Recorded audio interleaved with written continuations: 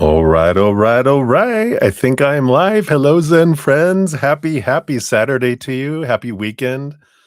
Hope you guys are having a blast and enjoying the wonderful energies that are flowing through. As always, I'm excited to get into the readings tonight. Before we do that, though, let us bring in some beautiful love energy with the singing bowl. But first, we'll come back to the moment. We'll get out of the future, get out of the past, get out of the chaos energy of the outside world, come into our little bubble of love that's right inside of us by taking a big deep breath in, holding for as long as you feel comfortable, and slow exhale out, coming back to the moment. And then we'll bring in the singing bowl. So if you'd like to join me, let's do that. So big deep breath in. Here we go.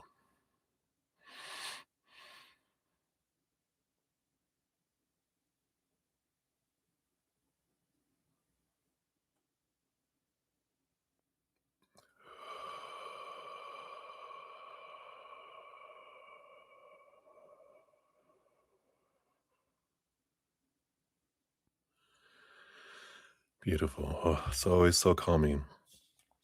And then I will hit the singing bowl 3 times as we let that love energy just flow out of us into our minds and all our thoughts and our stories, into our heart, of all of our emotions, to our physical bodies, into all our joints and muscles and blood and cells, just every piece of our physical body, and then into our energetic self, which represents in our physical bodies our spiritual chakras, our meridians, power meridians, and of course our auras, filling us up first, like a singing bowl, filling us up and then flowing out to the world, letting it do what it wants to do out there to help raise the vibration of the planet. Because we know certainly the world can always use more love out there, right?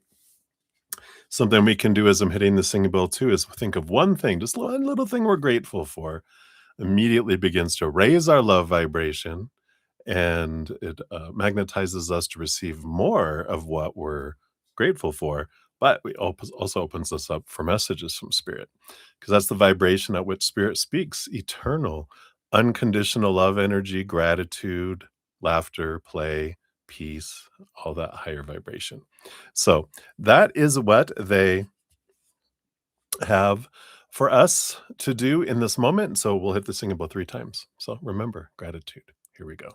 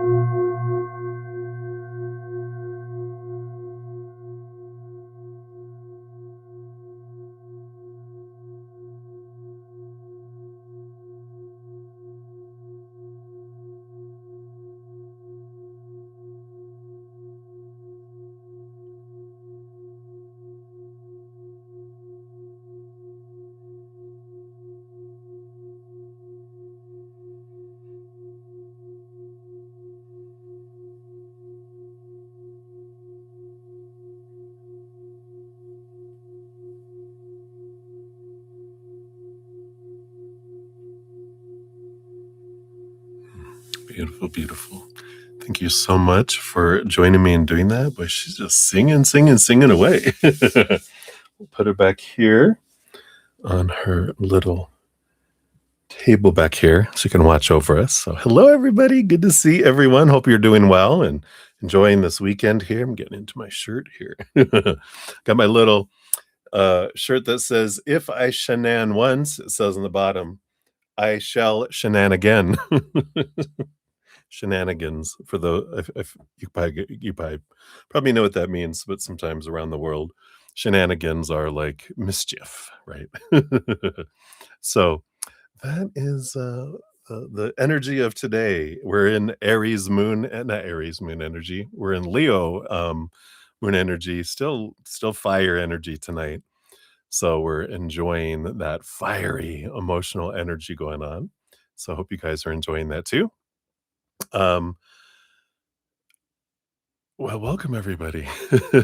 And I'm distracted. I don't know why, but I do want to thank you guys for being here. And if you're new to my channel or new to these readings, I'm your brother Z, and we're here to spill the tea. So, welcome. We got a great group of Zen friends with huge honkin' hearts and beautiful, beautiful senses of humor. So, welcome. There's always room for more Zen friends. It's a safe space. We try to keep it high vibration, full of love and support. So, welcome, welcome. If you're wanting to know how the whole process works, it's all down there in the description area of the video. But free readings are first come, first serve. Generally, 1 to 2 cards for those. Just put your question out there, and you know, if you don't know what you want to ask or don't want to put your business out there, you can ask for a general reading. Spirit knows, and we'll see what they have here for you. If anyone makes a donation, I do honor that energy exchange. I do step out of the free readings, dive deeper into those, meaning we pull more cards, we spill more tea for those, and you also get a fortune cookie, which is an oracle card of some kind to round out your reading. If you want to make a donation, you can use the super chat at the bottom or in the description area of the video. I do have my Venmo, Cash App, PayPal, Square, and Google Pay is new. I did look into Apple Pay. Unfortunately, I do not have an Apple phone. Back in the day, I did, and I had an iPad too. But you need those or an Apple Watch. Those three things I think you have to have in order for me to be able to get to my Apple Pay funds and to see stuff. So since I don't have those, at least currently, um, I don't have access to Apple Pay. So I did look into it though, and we'll see. It's still on my list. We'll see. You never know. Maybe I'll upgrade to an Apple phone when mine dies. But that'll be I just got a year ago, so it's gonna last for a while. All right. So anyway, um, all that said, what else? Oh, and I don't have any set dollar amounts for donations. Whatever you give from your heart. I know, how rude, right? Deb, Deb, hey, Deb, Deb. How dare I? Oh, oh, when you live off of donations, you stop buying expensive because iPhones are more expensive than, you know, the other ones that I got. You start being more aware of your spending. But anyway, what was I gonna say? Oh, yeah, I don't have any set amount for my donations. Whatever you give from your heart, I definitely appreciate, and I know you're giving what you can. I know everyone's cost of living and money varies from person to person, right? So I do honor whatever you give, and I know that not everyone always is in a place to be able to donate and help out. Britizzi's food, a budget. That's why I do try to get to free readings every session, 2.5 hours in. If I've not gotten to the, any free readings, I will step out of donations and complete 30 minutes of free readings, and then I go back, I always finish out all donations in each session, and then after I'm done with those, then I do go back, usually I have the energy and the time to, complete out as many, if not all, of the free readings too. At the end of each session, I do post a pinned comment listing all the readings completed with timestamps too. So all that is available after the stream is over. You can just go back and look and go, oh, there's my name, and click on the timestamp, takes you right to your reading. It's really, really fancy. So that is the skinny on that. I do offer personal readings. If you think these go deep, personal readings, I do recorded readings and live sessions too. They go really deep. Um, and what else? Oh, and energetic hedges, I do those too. All that information's down in the description box. And, because again, I know not everyone can afford those things, every full moon and new moon, I have a giveaway, where I pull one winner to win a 30-minute personal recorded reading, or if you prefer one of my energetic hedges, you can do that too. Oh, and then here's the link. I'm all blabbing. And here is the link for the one coming up this Tuesday, Wednesday. Oh yeah, it's gonna be, we're gonna have the full moon. It will be at its fullest during our session on Wednesday night, so we'll probably do some sort of, ritual for that time as well. Um, but if you wanna get into the drawing, that's what I was talking about here, just click on that link, it'll tell you how to get into there. I'll pull a winner in the morning sometime and then post a video announcing the winner. So every couple weeks, because that's when we have new moons and full moons. Also, I do post another video before each new moon and full moon, talking about how to make the most of that energy. New moons, we have new moon wishes and new moon intentions.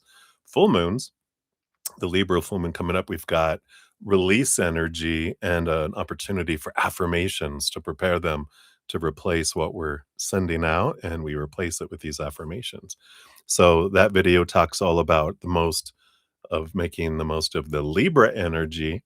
I also created a separate video that goes deep, deep, deep into the full moon, making the most of the full moon energy. I also have one making the most of the new moon energy. It's the basics, because those are like the we really get into release ceremonies and all that kind of stuff in it. And I didn't want to repeat it every single time, for those of you that do watch those videos, because then it's like, again, how do you fast forward past the stuff? And rather than doing that, I just created two separate videos, and the basic one is will always be out there if you ever need to reference it. I know. I just try to make it easier. I try to do the little things to make your life a little easier. And mine too. All right. And then every 2 weeks I do have a podcast that comes out called The Easier Path. And this last one was called, what is it? Dun, dun, Faded Love. That's usually it was Tainted Love back in the 80s, but Faded Love talks about faded love, twin flames, soul partners, soul mates. What does all that mean from spirit's perspective through my experience with them anyway, what they shared with me, and hints on how to make those relationships an easier path instead of a harder one. So be sure to check that out. And if you want to catch up on any of the other ones, the playlist for all this stuff is down in the description area of the video and also on my main page of my YouTube channel at the very top. I'm talking very fast. I think it's this fire energy. Anyway, very excited tonight, obviously. I did go work out too, and I went for a long walk. So probably I'm also very full of dolphins or endorphins, one of the two. But I'm bunks. See, you guys are in trouble tonight. I'm in a hyper mood. Um, but those are the main things there. So, I like thanks for listening to all that. I like to make sure everyone's aware of all the free things that are available, all the helps, because that's why we create them, so that we can have an easier path in our life instead of a harder one, if we wish, for that, right? So, that's the skinny, skinny bodini. Let's do some shout outs. I'm gonna get my, um, lists all up to date here, and we will get into it. So, thank you guys so much for being here. So grateful. So we do have Deb in the house. Yeah, that moon in Leo. Yup, yup, yup. And we got Brave and hey, Debbie. And we got Deb and Debbie and Jojo. And yeah, we got the trio from the old praying mantis. Hey guys, good to see you. I do see your donation, Debbie. I do have you on the list here. Yeah, absolutely. And me, hey me, good to see you. Been sending you energy each morning during my little morning meditation, so hopefully you're feeling the love energy coming in, and Sudeshini too, been sending, there, so we've got that. Ah, Lauren, hey, Lauren, good to see you. Hello, hello. Good to see you too. Just did it again. Oops, call me Brittany, right? Yeah, Sudeshini, hey, I'm glad you're here. You have felt it as well. Good. I'm so glad. So glad, so glad. All right, so we've got all the shout outs going on here.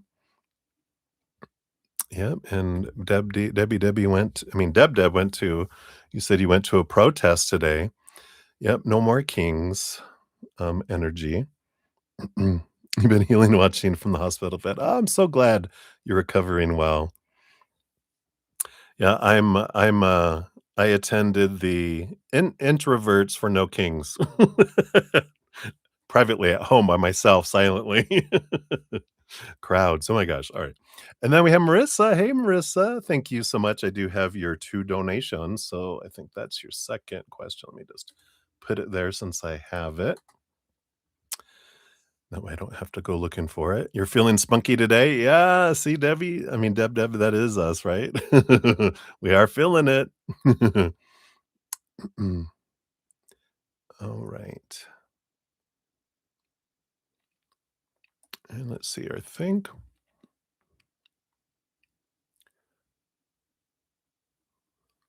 well, this all might be part of the same one here.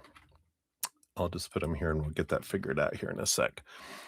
And then Lauren, thank you so much for your donation. I see that came through the Cash App. So thank you for that. And we'll get you on the list here too for the donations. Good to see you. And Olivier Vagara, hello, my friend. Good to see you. We'll get you on the free list here. Boom, boom. And then here's the other thing here. Oh, okay, I see. I hear you, Marissa, I hear you. We'll dive into that there for you too. Yeah, I see you're explaining the reason for your now you do have 2 donations that came through, so I'm not sure if you're aware of that, and if you did one by accident, if you wanna save the one for a follow-up or later, you can do that too. Okay, so I haven't gotten that far up in here if you have another question up there. And then we've got Ashish Balkaran. Hello, hello. Got you here. We'll get you on the free list. Boom, boom. And I got this. I got that one. All right. And there's Brave Fan. Got yours on the list here. Okay, we got there. And Blueberry. I think I have Blueberry. I'm actually drinking wait. Wild Mountain I think it's Wild Mountain blueberry coffee flavor. So, again, I thought of you, Blueberry. I was like, "Oh, Blueberry's gonna like this." And we got thru Bobby in the house. I got you on the free list here too. And Leslie, shout out to you. Hello, hello, from earlier. I'm having a fantastic day. Cheers to you. Hope you're doing well if you're watching here. If not, even if you're not watching, you can have a good day too. We got Jojo here. I got your donation. We got you on the list here. Sudashini, thank you for your donation. And we got you on the donation list here too. I'm so glad your surgery was successful and you're healing nicely. Yay, yay, yay. And we have Sudashna as well. So we got you on the donation list here. And then we do have Kritika. We've got you up here. You'll be the first on the free readings when we get there. So I think that is everyone here. Damn. No, you're drinking cocoa with oat milk. Oh, wow. How nice. Little hot cocoa. Is it still cold over there? It snowed yesterday. So we were 80 degrees on, let's see, on Thursday, right? And then yesterday we dropped down into the 30s with snow and cloudy day and everything. And then today we got up into the mid 70s again. So whoosh, whoosh, whoosh, whoosh. That's how we go. That's how we play weather here in Colorado. You never know what you're going to have each day, especially around this time. It's sunny, but like you're in an open fridge because the light's on in the fridge. Sounds like Missouri weather. Yeah. Yeah, you can have like all seasons in a day, right? You just never know. All right. Let's see here.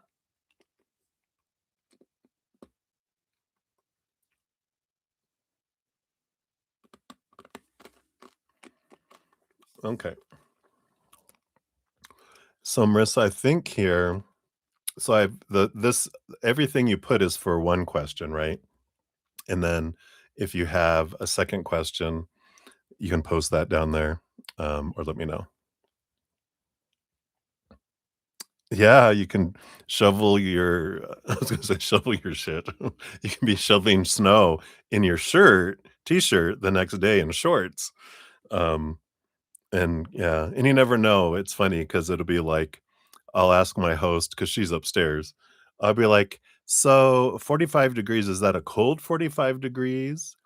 Or is it a warm 45 degrees? Because it could be either. You can step outside and it feels cold, or you can step outside and it feels warm. It's just the altitude, I think, gets into that too. So it's funny. Very, very interesting. All right. So no second question yet. Okay, gotcha. So I'll leave that open for whenever you want to do that tonight or in the future or follow up or whatever you want to do. We have it noted here. All right.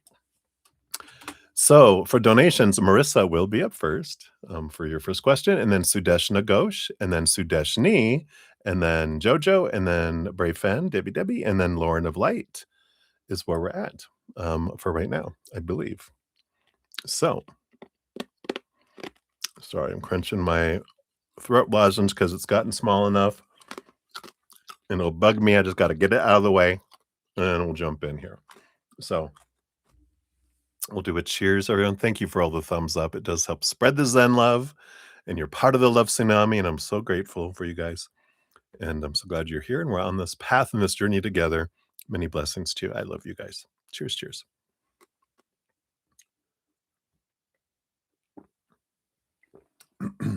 All right. So we are going to continue to use the Pastel Dreams Tarot this evening because they got really fiery wand cards in here. So we're going to do that. And we will continue for donations. For first donations, you get an Oracle of the Radiant Sun is your fortune cookie this eve. And if there's a second donation during the session, then you get one of these Angel Wisdom Oracle for your fortune cookie.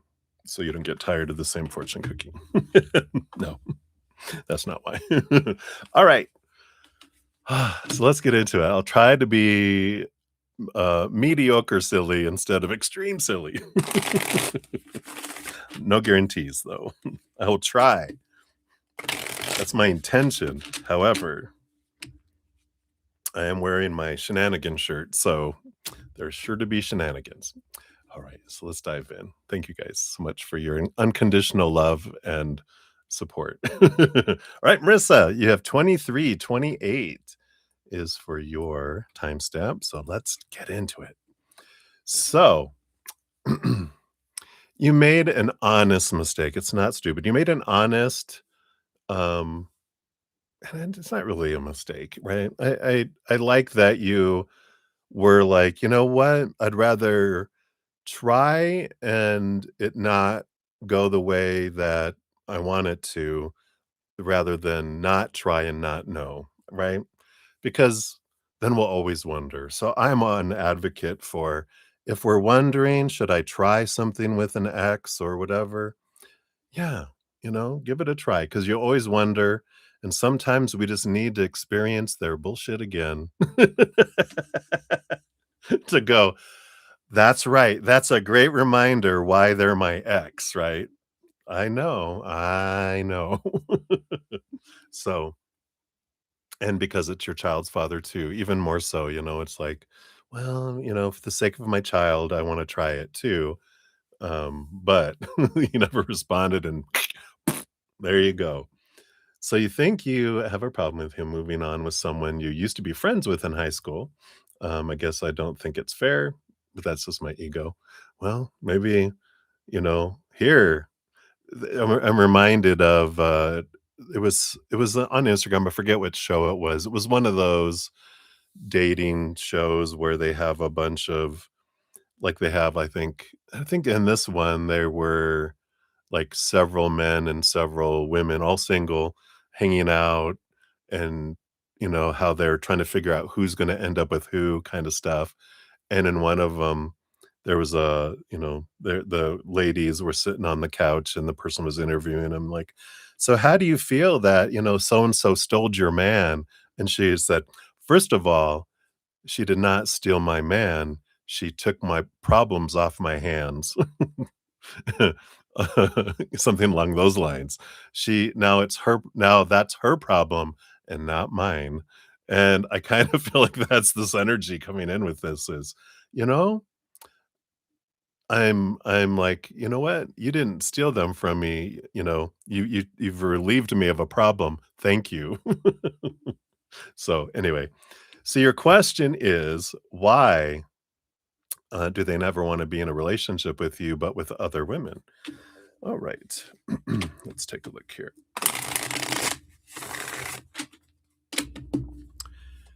So, what can we know about their intentions or what's behind these like the cycle that they have, right? All right. We'll take a look. We have like one card, two card, three card. There's a progression of something here. And I'm getting this like uh, even before I dive into the cards here, it's like there's this energy I'm feeling of um the relationships I have with others are there's no pressure around it, and I don't have, like, intentions to be with them forever.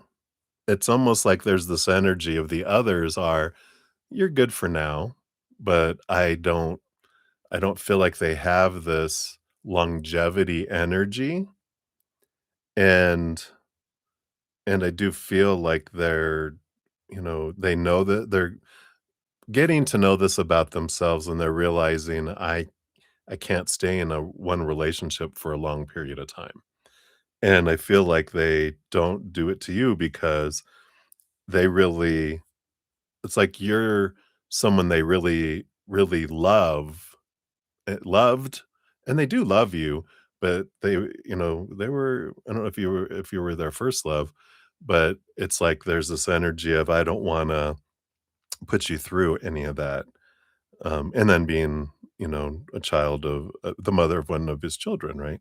That he's like, I, um, I don't want to do you wrong in a way. This energy that's below the surface here. Let's see what you have. One card from below the surface here. Yeah, you have the Leo energy, strength card energy,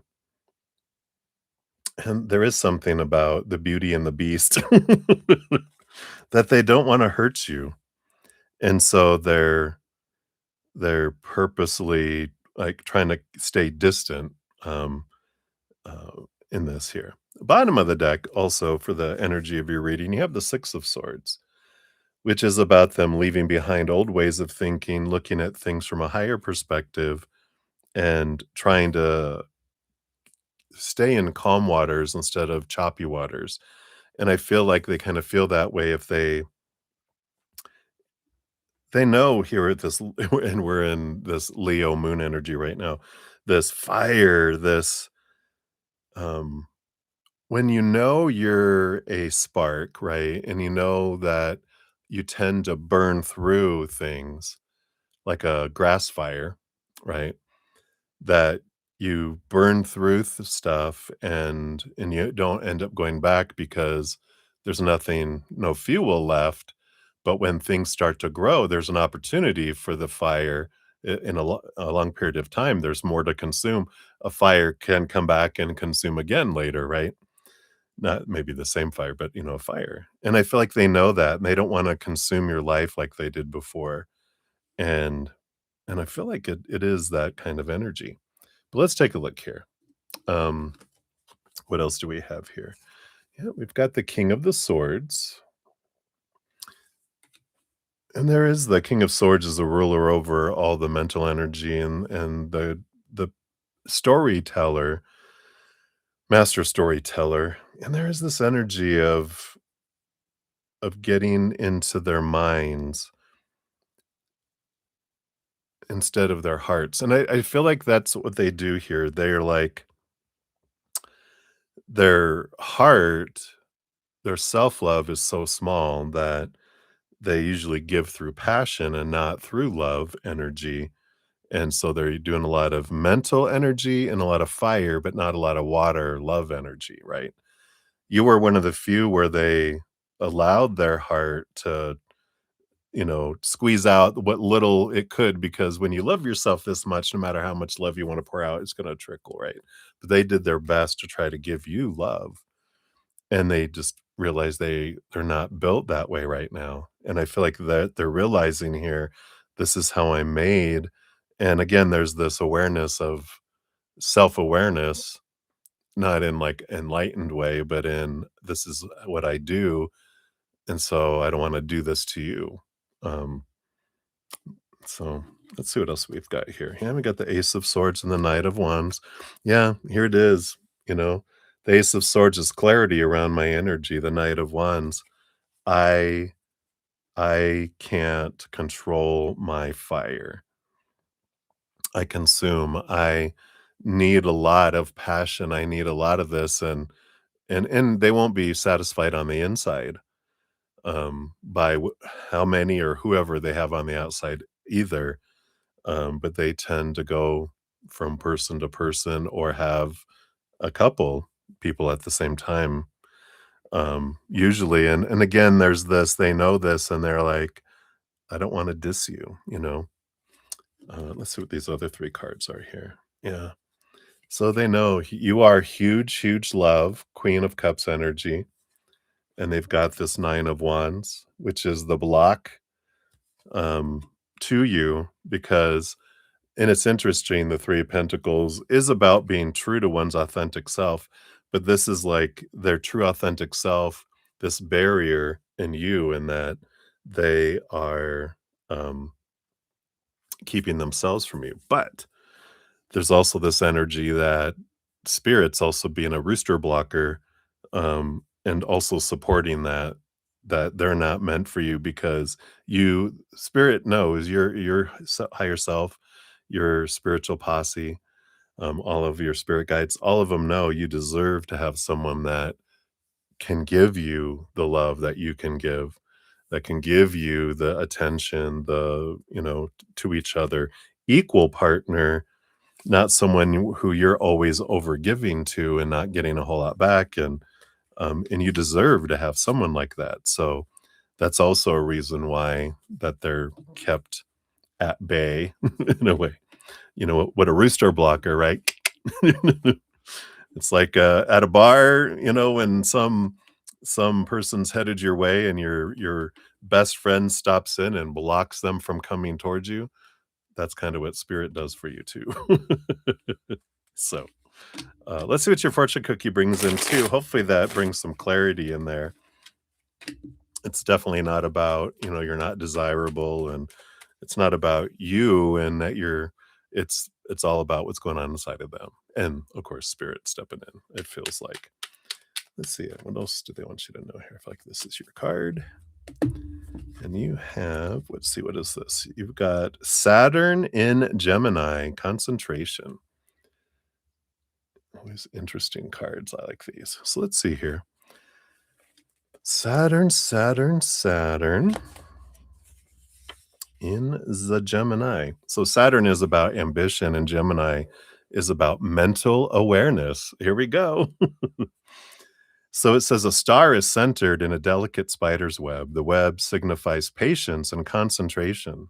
Above, an imp cavorts astride a pair of tightly closed lips, while seven swords dance dangerously around him. So this Saturn in Gemini energy shows a capacity for good, disciplined thinking and reasoning. And with Saturn, the desire to achieve is foremost, and the Gemini talents combine to find quick and appropriate answers. The need to appear to be right, or to be the right person in every ambitious situation, can sometimes lead to bluff and name dropping. Practical and systematic, this Saturn Gemini energy is persistent in solving tricky problems. When it comes to looking after their own matters, clarity in contracts and agreements are of importance, for they need to know precisely where they stand. Interesting energy, right? They often have a talent for mathematics and science and the painstaking attitude that goes with this kind of activity. Most of the information they require is geared to their career and ambition. Technical books and biographies of the famous are likely to be more important on their shelves than fiction. So, looking for facts right now, right? Negatively, or on the lower vibration side, this energy combination, although basically resourceful and flexible, tends to be over suspicious, hypercritical, and twitchy. In a reading, this card suggests a situation full of distractions and unnecessary complications. Only by keeping conscientiously to the essence of the matter will the questioner arrive at a successful conclusion. Because Gemini rules the third house, the card can indicate strain in the questioner's relationship with siblings, even as well. Events that surround this is talking one's way into an important job, using much concentrated research to achieve something, long conscientious study, ignoring someone's deliberate distractions.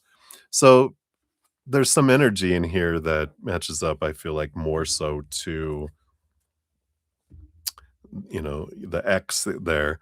Um, but whatever resonates for you too. But I just feel like that's that mental energy that they're in and they're trying to figure things out, needing to be the center of attention, that Leo energy coming into. So hopefully that helps, my dear.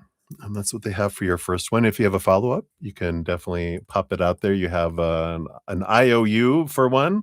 So whenever you put it up, I will make you next on the readings. I'll prioritize you since it was made up first. So cheers to you, my dear. Hang in there. Hopefully that brings clarity that you were looking for. Cheers, cheers. All right. Let me do a couple more quick shout outs here. We'll get back into the readings. So, Sudeshni, thank you for your additional donation here. Get you on the list here. Oh, just a gift. Oh, thank you so much. So, there's not a reading request. It says gift for Bretta. So, thank you so much for that. I'll give that a love and a like right here. Thank you so much. I'm so grateful. I don't often just get gifts just because. So thank you. All right. Let's see. I think I've got all these up here already. Yep. So before that, so me. All right. Thank you, Marissa. So we'll go to yours, second one next. So me, you are on the warpath, it looks like.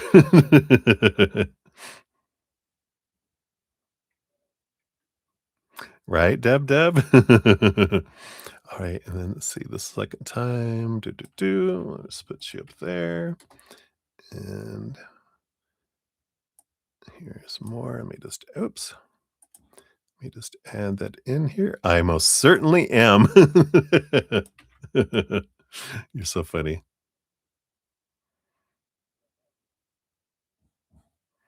Oh, yeah, I get you. I get you.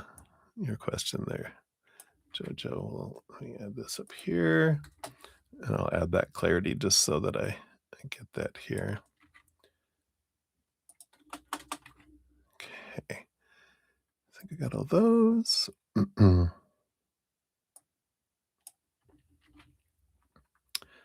All right.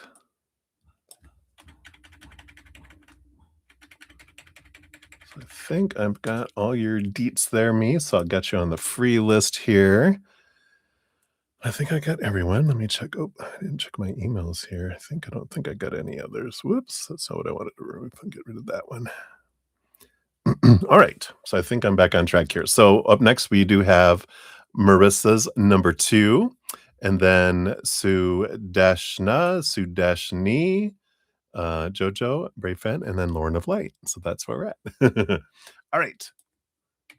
So, Marissa, thank you so much for your second donation. We got 4004 is your time stamp. Look at that. Whoosh, whoosh. And what does Spirit want you to know for this month of April? What we got here? What do we have going on? All right, thank you. Yeah, I definitely feel like you're in this important change time of your life where you're letting a lot of stuff go that doesn't serve you so you can move into yeah, the the path that you're wanting to kind of head into in your life, something more about you. And then here on the bottom of the deck, we've got the King of Wands. And the King of Wands is all about, it's like emperor energy too, where you're clearing the throne room of all the noise so that you can be still and know where your heart wants to go, what it wants to do, putting a plan together and taking action toward it.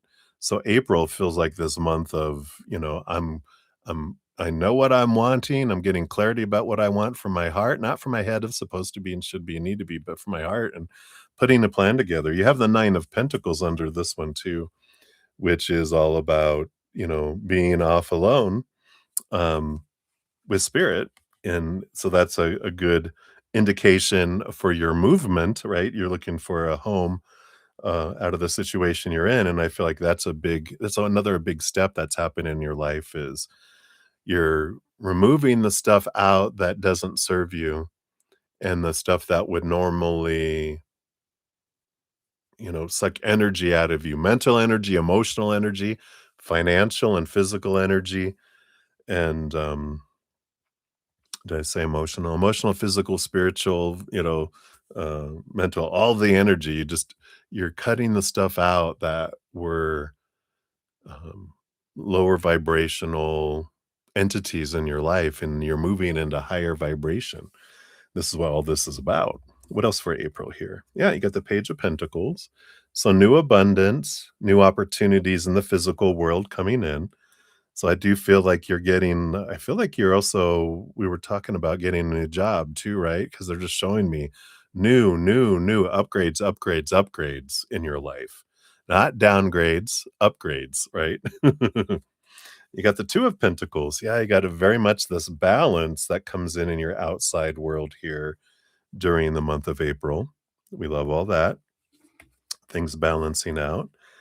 Oh my gosh, you just it just goes and goes.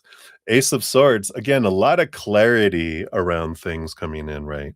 You're you're seeing things from a higher perspective, from a different perspective, realizing that all the stuff that people did wasn't about you. This was an expression of their fears.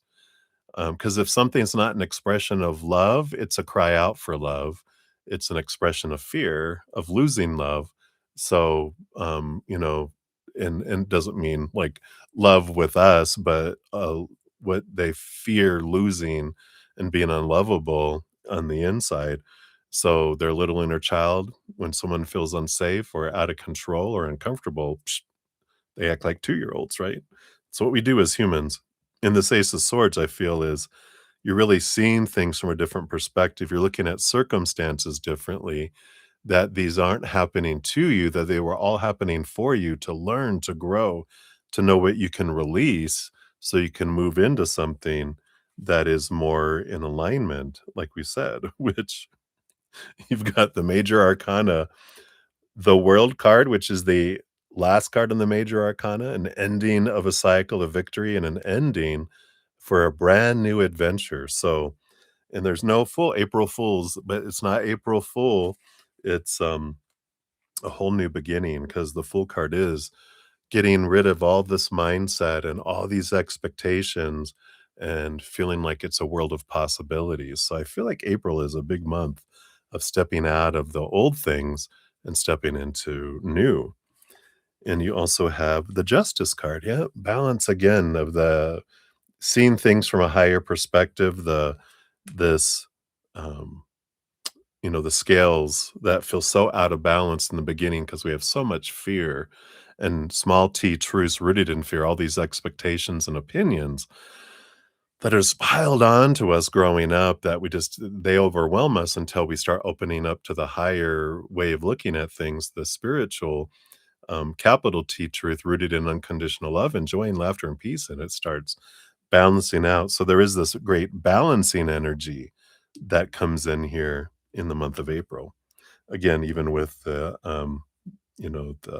Two of Pentacles, all this balancing energy. You do have the Lovers card here, which does not mean a relationship in this case in April, because this is a time for you. This is, I feel like, um, along with the Leo energy, because the Leo energy is your human self connecting with your higher self, and they're bringing this back up because this is like you're learning to have this relationship with you, because you're the love you've been looking for all your life. When you try to look it out here, it's gonna fall short, and it can't give you what you find on the inside. Doesn't mean that once you fill up with love on the inside, you don't want love on the outside world. You just don't need it. We're not so desperate for it. We're filling up with this great love, and someone we meet is above and beyond extra. But I do feel like, they do have that here as an indication too, that you do have love in the future, someone that will match up. But right now it's about you getting this new job, getting into this new home, um, you know, finding your self-love, and then you draw in someone that can match that energy instead of, doing what we've always did and ending up with who we always end up with. And we're like, we don't want to end up with that kind of unfaithful, someone that can't give you love because they don't have love for themselves. You're finding your self-love more and more, and then you'll draw in someone that has their own self-love, that they don't need to sneak around and be with other people and feel like all this passion with all these people is what makes them feel like they're something. It's like, nope, not gonna happen. So let's see what your other fortune cookie brings in here. Yeah, I like it. Here's the leaving. You're like, "Bye." It says, your affirmation is, "I'm happy to be free of the problems of the past and welcome new experiences." You can't make it up. That's exactly what we're talking about. It says, "When we get into a rut, when we find ourselves going down the same worn out path, when life seems to be passing us, we need to have the courage to leave things and people which no longer serve us behind. Let the angels guide you to a new beginning." Shut up. So there you go. That's April for you in a nutshell. So I love that for you, Marissa. So hang in there, my dear. I'm glad you tried, because now I can leave that behind, because I deserve someone that responds to me, first of all, right? So I like it. So many, many blessings to you. And thank you again for your dual donations. So we get a couple more shout outs here. We got Cat Mia in the house. Hello, meow meow. Good to see you. Get you on the free list here. And we've got Leslie. Hello, hello. Good to see you. And we'll get you on the free list here as well. You're very welcome, Marissa. Boom, boom. I feel like you're ready to step into a new. It's like Stella's got her groove back. I think that was the movie. Someone got their groove back. So cheers to you, and cheers everybody. Thank you so much for being here. Thanks for all the thumbs up too. Help spread the Zen love, and it's a way you can help my channel for free, which is a great price. Helps us get in front of other people too. So cheers. Thank you so much. All right. So up next we got Sudeshna. So Sudeshna, here is your timestamp. And so for Priya Bada, I'm probably totally murdering that. We're just going to say your aunt, because you say your aunt will have a cyst operation on April 1st. Will the operation go well? Will she be okay? Anything else? It's interesting. April 1st is the full moon in Libra. the balancing energy. Let's take a look here. So, of course, okay, yeah, I know, disclaimer. I love it. Thank you. So, you know the disclaimer down in the description area. All right. So, based on current energies, will the operation go well? Okay, thank you. And will she be okay? Whoops, thank you. And anything else you guys need to know or that they would like you to know? Right to those. I feel like we want this one too. And this one here. Okay. All right.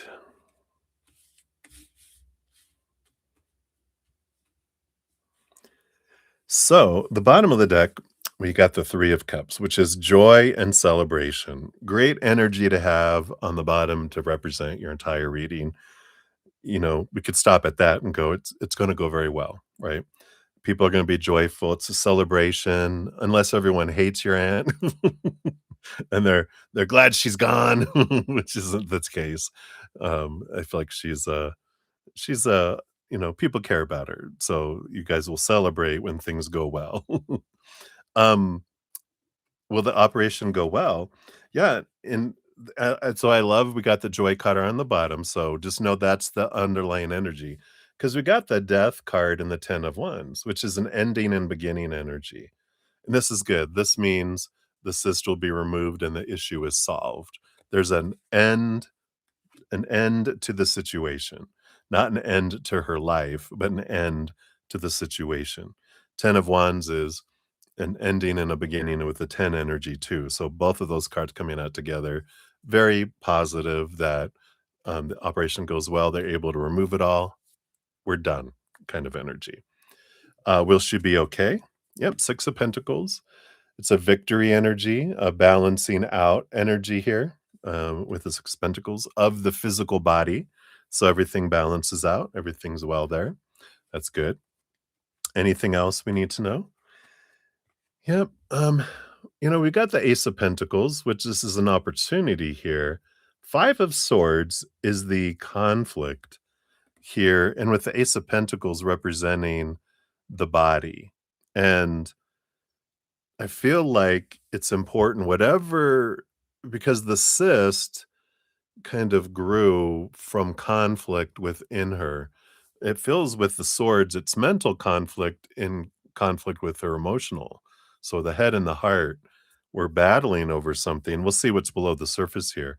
So I feel like they want to know here that, that's you got rid of the symptom, but the root of the issue is that there's a conflict within her that created this. And so, you know, I would definitely look into that here. Let me just see. We got our little, the book. Let's see here if it has cysts in here real quick.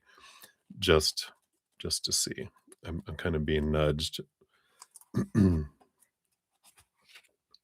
So we'll see here. Yeah, so cysts. Um, and if this resonates for her or for you, or about her, if it's what you experience seeing her, but it's the emotional cause is running the old painful movie. Nursing hurts. It's a false growth. Um, and the affirmation, if you want to give her an affirmation, if she's open to it, is the movies, of my mind are beautiful because I choose to make them so. I love me. Wow. So there is that, the rehearsing of pain below the surface that is the cause of the cyst. And if she doesn't deal with that, then another one or something else will grow back, right?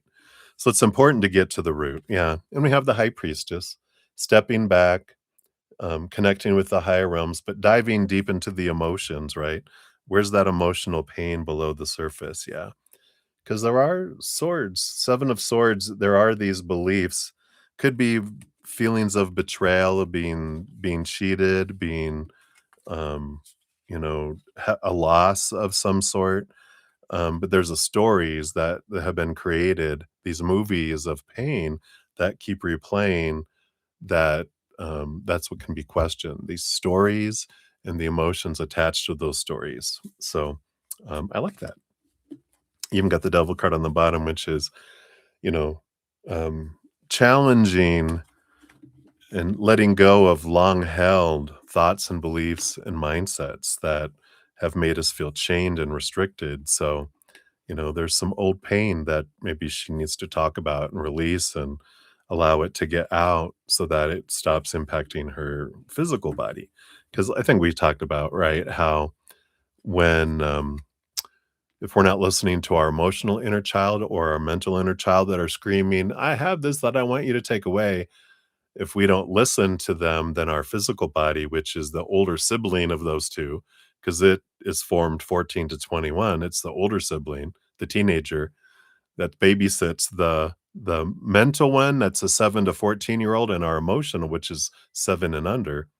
And all three of them, um, they love each other, right? And so if you're not listening to the mental and emotional, the physical body goes, I'll get their attention. Here's a cyst, or here's a pain, or here's or whatever, right? It's amazing how it works that way. But all right, let's see here what your fortune cookie is around this too from the Oracle of the Radiant Sun. 52 card pickup. Well, I guess all of those will not be in the readings tonight. They will make their appearance tomorrow because I'm not going to get under the desk to grab all those. We still have plenty left. That's one way to weed out the cards, Spirit. You guys probably didn't hear it. It was like, there's probably a good 15 cards down there. All right. Everything's falling into place. And we've got Mars in Gemini with decision. So let's take a look here and see what this kind of energy this brings in here.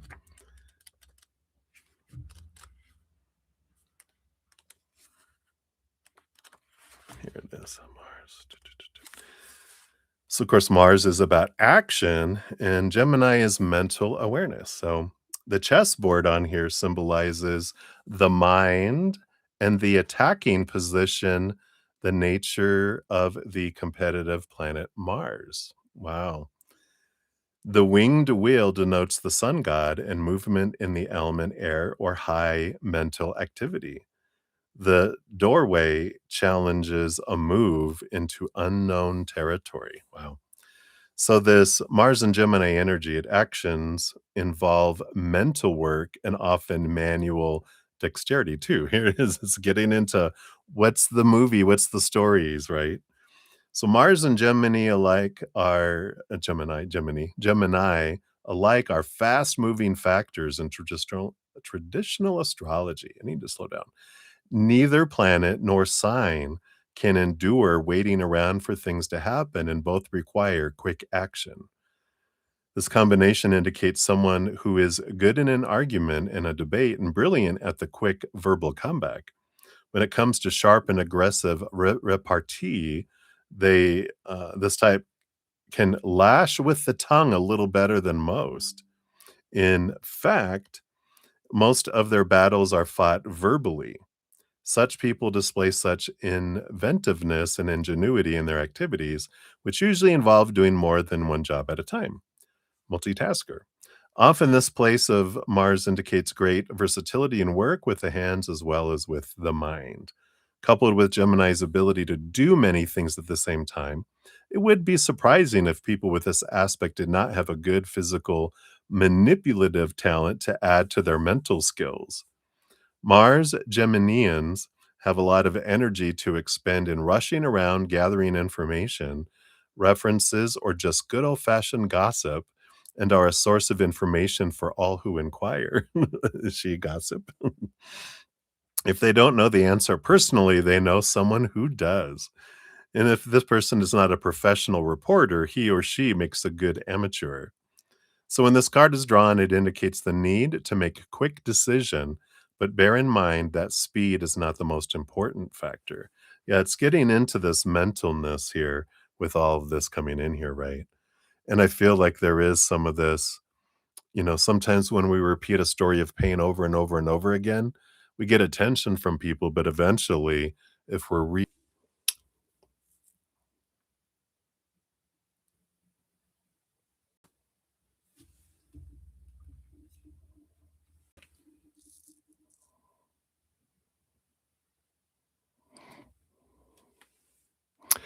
All right.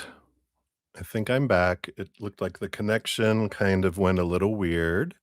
Hopefully, everything is good here. Let me let me refresh the chat here just to make sure.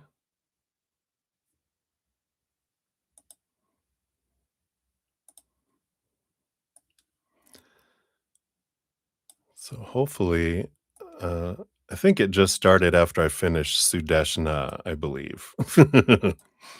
So I didn't start Sudeshni, I didn't start you yet because I looked up and I saw the little error.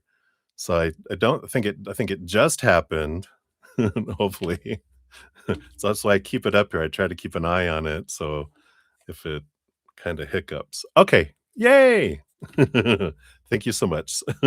Now I feel good, so we'll move on then. So Sudeshni, we're at 103:06.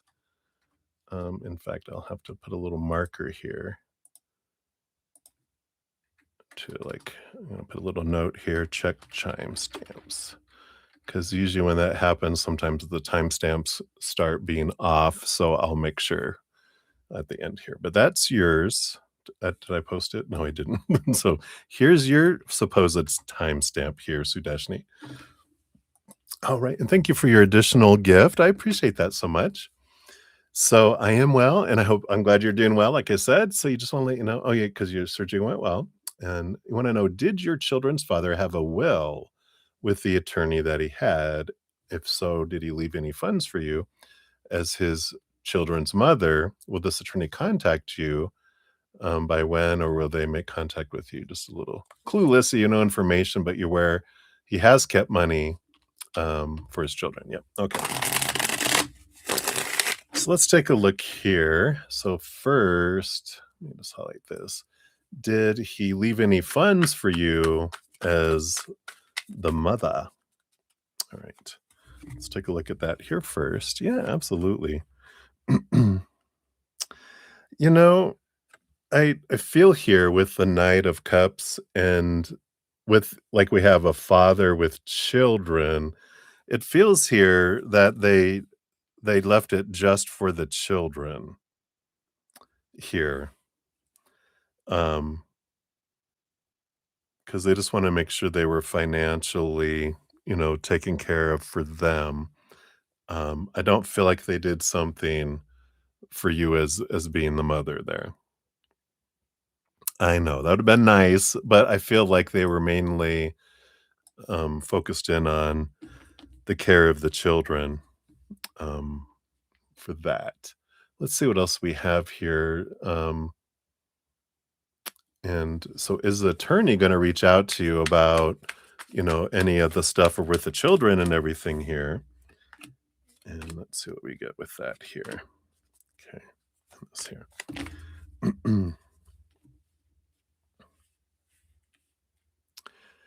The bottom of the deck, I mean, we've got the Lovers card, and we've got the World card here, and we've got the Eight of Cups here too, which has all this energy of, that, the relationship, they felt the relationship was ended and all that kind of energy that's there. So but the children were, like I said, that's just reinforcing what I was just kind of talking about with that there. We have the Justice card. So that is the, lawyers and attorneys and that kind of stuff underneath it all. So I do feel like you're gonna hear from someone that was just on the bottom of the deck, which I hadn't looked at yet. Yeah, you got the Page of Pentacles. I feel like they didn't leave you specific funds, but I feel like that they left something. It's like the way I feel like it's organized is they have a certain amount of money that you can get into through the attorney for the children if they have a need before they're old enough, before they get the other funds. Does that make sense? So, it's not for you, but it feels like there's, like, a little nest egg of some sort that's for an emergency, like, if they wanna go to college. There's, like he has I feel like he spelled it out. It has to be something, you know, that according to the will of them, um, in the will, for their will, and that the whoever is the one that's, um managing the, the funds or managing the I'm trying to think of the word, I can't think of it, but it's a legal term of some sort. But they're managing it, that they're the ones that will decide and approve it or not. It has to go through the gatekeeper, right? But I feel like there is gonna be something extra there. Yeah, because they were with the emperor. They still Does this resonate? The executor, thank you. Yes, yes, yes.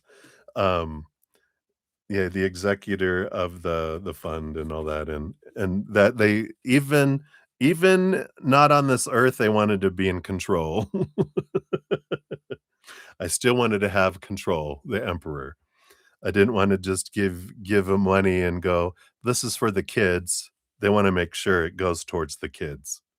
And they're like, "Wow, little control, are we? Controller." "Yes, dictator." Yeah. I feel like it's gonna be very soon with the Eight of Wands. That's a fast-moving energy when they'll be reaching out to you.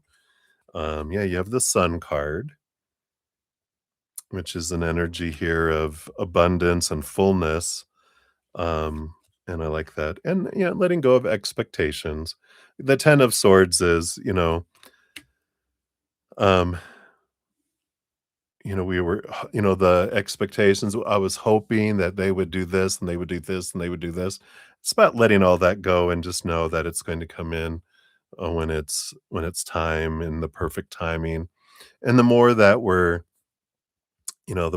grateful for what they did do, that they did live up to their word and they did put money away for the children, and you're like, "Thank you. I'm grateful for that, and I'm grateful that they're gonna have it at the perfect timing when they need it in their life," um, and that puts a lot of relief in you that your children are gonna be, have support, as well, and so that's good. I like that energy coming in there. Um, Let me see if they'll give me a timing here at all. It's very fast with the Eight of Wands, but let me pull just a timing card real quick, and we'll see what comes in with that, and then we'll get you your fortune cookie too. Let me just put all these cards back in different spots. I like to put them all in different areas, so it's like a mini shuffle. Let's see here. We're gonna look at I feel like the rivals, so we'll use this deck here. I've got my little system set up over here for timing cards. All right. So, how can we know when will this attorney or executor reach out? All right. Yeah, it seems like far away here. Because well, I mean, first we got on Monday, so could be like it doesn't say on a Monday, it says on Monday. So I wonder if, here on the 31st or 30th, yeah, 30th, if, day after tomorrow, it's Monday, you hear from them. Because there was something about the sun and summer I heard, um, and I feel like because that's June 20th, it's really not as far away. Well, it is about a little over 3 months away. There's something about in summer of the 10 of Pentacles coming in here, and it could be that's the first quarter of when there's something that is available, and because the 10 of Pentacles is about abundance, inheritance. Isn't that funny? So it is like inheritance comes in. This says September 12th to September 22nd, which would be the fall equinox, the fall. So I feel like there's and it could be this makes so much sense suddenly to me. Sometimes I'm the slow one in this relationship that, it's like if they get something, an initial thing now, like you'll get notification of like March 30th, and then summer is like June 30th, 3 months, right? And then it's like every 3 months, there might be something that has like a quarterly communication of earnings and dividends or something along those lines. And he's 18 in October. Wow. So, and that could be when they get but I feel like there's something about notification on Monday because it's like every 3 months, it's a quarterly statement. It's an earnings statement that you get, that tells the deets on it. So interesting. So there we go. So let's see what your fortune cookie brings in here too from the Oracle of the Radiant Sun. So it feels like maybe something's mailed out, or maybe you get it in the mail. It's like, here's a statement. This is what's going on. You're like, whoa, what is this? And it has an explanation letter or something. Um, so let's take a look here. Wow, you got the sun in Libra, harmony. Look, the sun again. The sun, the sun, the sun. And maybe the sun, S-O-N, right? Y- y- yeah, I feel like he does have a will. Um, he definitely has a will. And I feel like that's when the attorney reaches out, I feel like it's gonna come through the mail, rather than a phone call or whatever. They're gonna send out notification of, this is what's gonna happen but I don't feel like because you're not mentioned in the will, but the children are, that they'll be reaching out for something to do with that kind of energy. Um, but they definitely had a will that put this into action, and I don't so I feel like they didn't have to have a reading of the will or, do something like that because they have an executor over the funds that's the person, right? Yeah. So I feel like there'll be like just a request because I don't feel like it's urgent because it's like there's not an immediate need for funds, or like the funds aren't immediately available, at least these other ones. And I feel like that first nest egg one isn't available until the summer. It's like it has to be 3 months after the money's been moved into the investment. And so all this stuff is being set up first. So there's a lot of hoopla. But the sun is fortune. Libra is a sense of justice and beauty, has a beautiful figure sitting on a mound and looking up to the heavens. There they go. Hey, thanks for leaving money. The birds represent spiritual harmony and the transient link between spiritual heaven and material earth.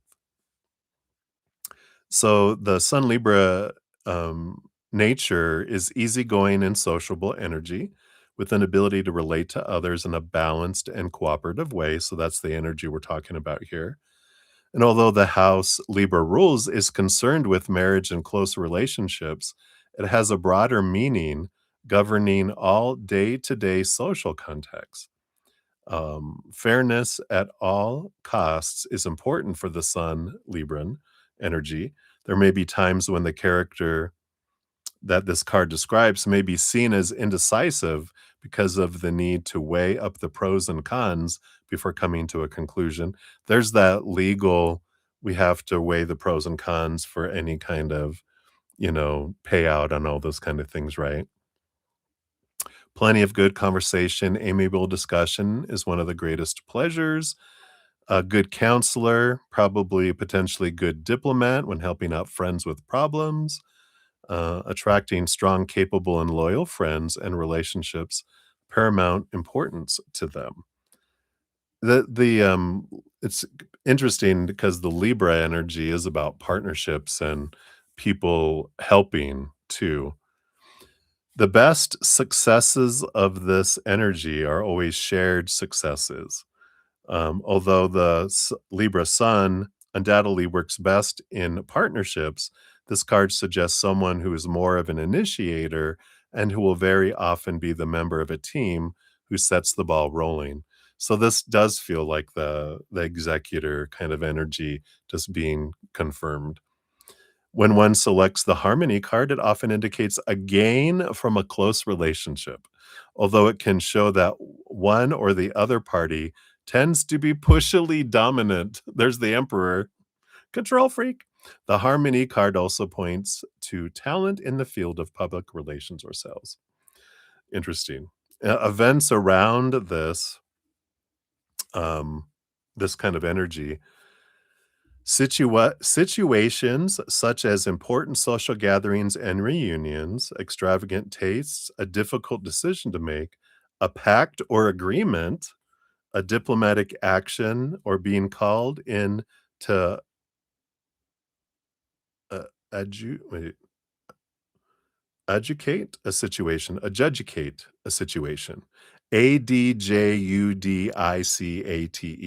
adjudicate, or to judge a situation, right? So isn't that funny how this is oh, you're the one likes you're the emperor? Well, I feel like they kinda had a little bit of control freak in them because they wanted to have everything, you know, um I need someone to be the gatekeeper and blah, blah, blah. So that's where the controlling, energy came in there. But it does feel like all this, um, again, the Libra energy of the Justice card coming in, it just hit me because that's what we were having. That Libra card is the Justice card is the Libra energy. So that is someone coming in.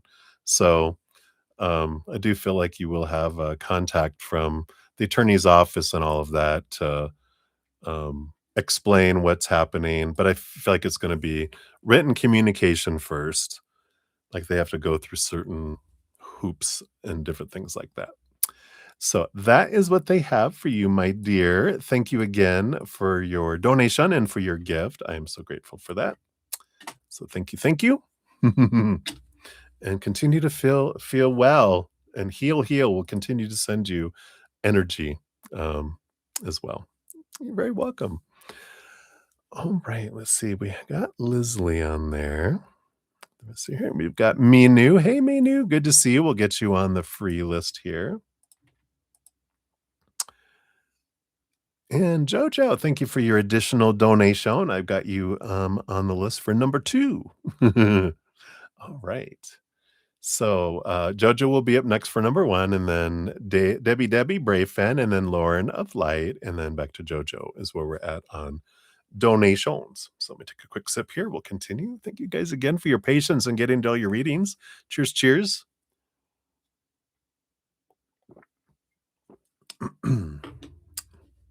That blueberry coffee is good. Yum, yum. Okay. So, Jojo, we have 12026 is for yours. There is your first one. And this was between the two. Is your soul, if your soul were one of the or the other, is it more of a cat or more of a dog soul? Let's take a look here. It's funny, in one of a novel I wrote, there's a character in it called Dat, DAT, and it's a dog cat. It's an alien world, an off-world, story. Oh, someone has a dog soul, right? Um, but they were a combination of a dog and a cat. That's what they just gave me, the Dat. You're a Dat. Kind of, you're an off-world combo of the 2. Let's see what they say here. You're a little of both. It's like Donnie and Marie if you ever were when I was younger, they had a Donnie and Marie Osmond show, and, and they was it, Marie was a little bit country and Donnie was a little bit rock and roll. That's what they were showing me in my head. Too funny there. I don't think it's available, anywhere anymore. I kind of took it out of publication, I believe. I'll have to double check here. I'll find out if I have it somewhere. I might be able to I don't know if I still have it on Amazon, but I'll make a note here, and I'll follow up on that. Let's see here, JoJo. Was called Journey to the High Temple. So we'll have to take a look. All right. Yeah.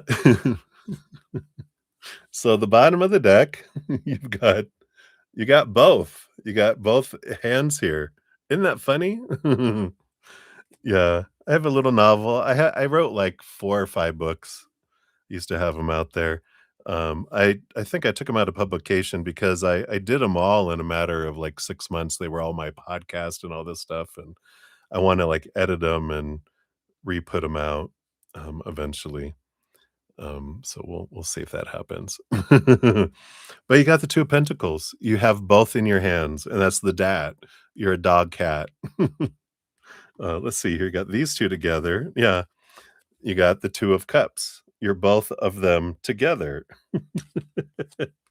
with the 4 of Pentacles. Let's see, do they have, things in here too? Yeah, and you got the 4 of Pentacles.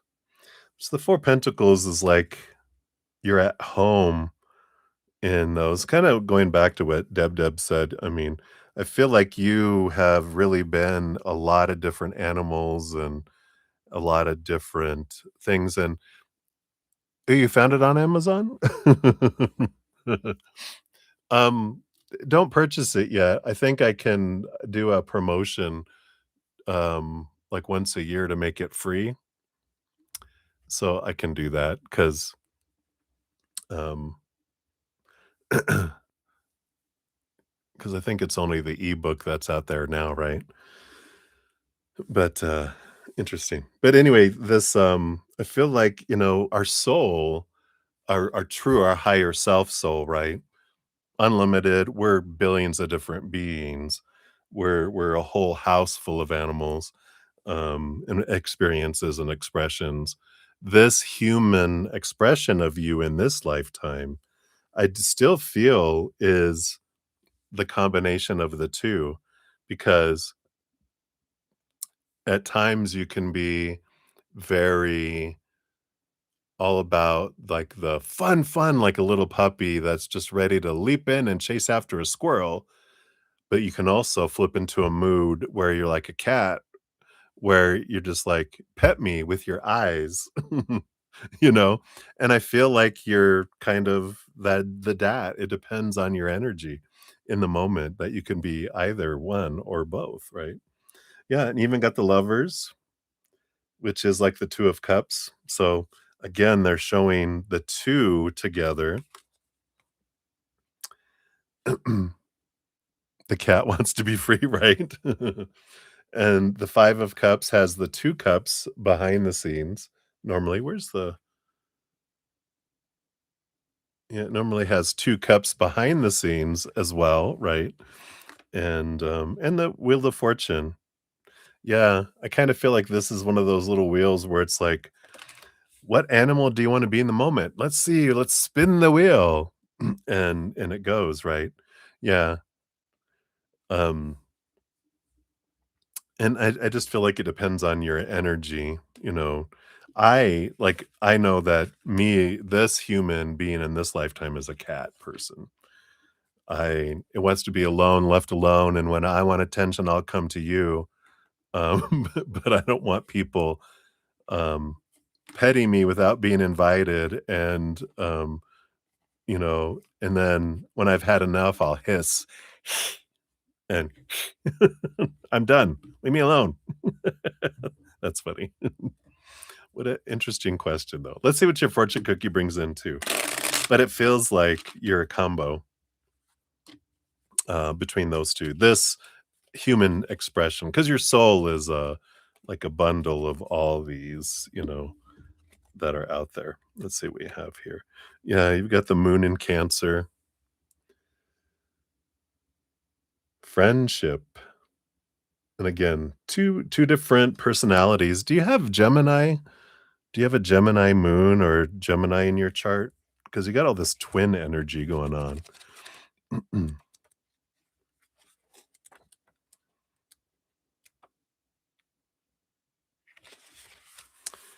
Yeah, because moon is security and the Cancer is nurturing attachment.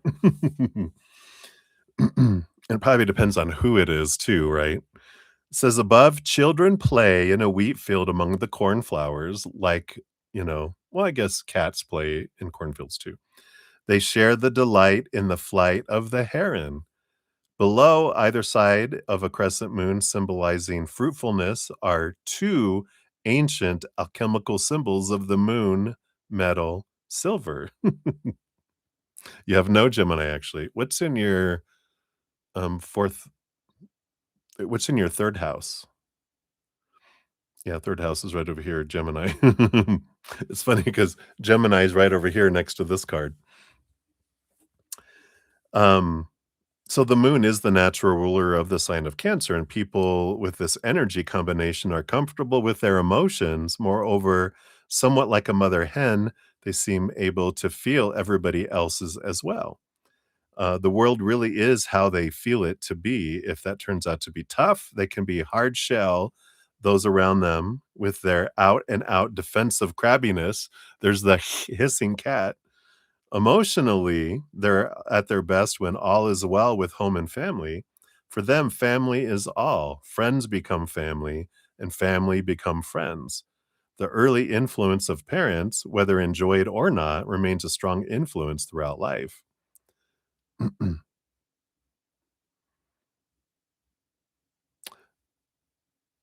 Well, actually, the fourth house is Cancer because I'm on the fourth here right now.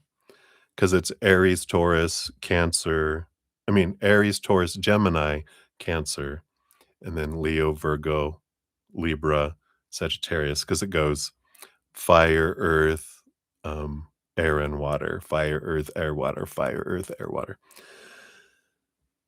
Just information. But this position of the moon also shows the potential for becoming a good cook or at least a lover of good food. Yay, yum yum. Um, and that's the basic chart because in your chart it can be different because everyone's birth chart, it changes the houses depending on when you're born. Like my third house is Aries because I have Capricorn rising, Aquarius, Sun, Pisces, and then it starts over in Aries. So my third house in my birth chart is Aries, but in the master chart, the house is ruled by that. Astrology lesson for free in this moment. Okay. However, upset emotions can cause digestive troubles that will reverse this indication, focusing concentration instead on nurturing the family or hacking up a fur ball like a cat. So when this card occurs in a reading, it indicates a shrewd business ability if the questioner dares launch out on his or her own. Often, when the friendship card occurs, it highlights an almost psychic sensitivity to the thoughts and feelings of others, very cat energy, or dogs too. The person asking the question may be called upon in the future to act as a shoulder to cry on for a close friend or family member. And that's where I feel dogs tend to be more the comforters, usually. They'll come over and lay by people, wag their tail, you know, really try to do it. When cats are in the mood, they can also come over and purr to help heal people, but I feel like they're more the ones that are, you know, if a cat comes and pays attention to you, you're like, feel honored. Anyway, events that surround this energy, situations such as important family gatherings, celebrations of anniversaries, inheritance of heirlooms, genealogy, distant relations, moving house, sharing a friend or family member's problems. But I feel like that's just showing the different energies that, kinda come into it, right? Yeah. So, and again, I feel like it depends on the mood, you know? I feel like you're kind of like a little bit in between in between those, because I feel like you go through cycles of, this Leo fire energy, and then it's like, "Alright, I've had enough, I've burnt out, I need time alone, don't touch me," you know? And then, "Alright, I'm back, rah, rah, rah," it's like the up and down cycles, that you go through, it feels. But so I like that question. You always ask these wonderful, fun questions. So thank you for that. And we'll circle back around for number 2 here in a momentito. All right. And we have Maria in the house. Hey, Maria. Good to see you. We'll get you on the free list here. And I did get a PayPal come through. Is that you? It sure is. So thank you. We'll put you. Oops. Did another one just come through? Yeah, I just got 2 from you. I was like, I thought I'd just look at it, because it was, when you look at an email, it's, not highlighted anymore, and then there was another highlighted one, so thank you, I got your 2. You be Oh, today in the bus, you were with Paloma, of course, people were like, "Oh my god." Oh, dog. You basically hissed at them. I like it. All right. So we'll circle back for number 2 here in a moment. So thank you again. Cheers, everybody. So much love.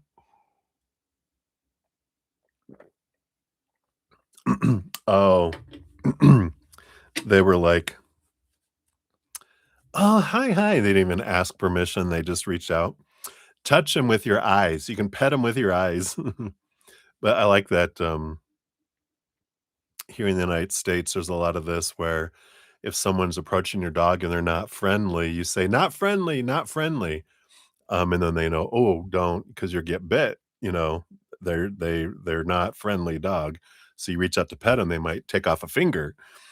And there was this little thing on Instagram where people were saying, um, "Not friendly, not friendly." Like, "Well, your dog looks so happy." "No, me, I'm not friendly, not friendly." "The dog will love you, but I don't want you to be petting my dog." Anyway, so I love that. There you go. All right, so Brave Finn, Debbie, you're up 134.22. So let's take a look here. Boom, boom. There's your timestamp, and I think, yep, here we are. Oh yeah, I got rid of the other donations up atop. So it saved yours, which is good. I can give that a love and a like here. Let's see, did it?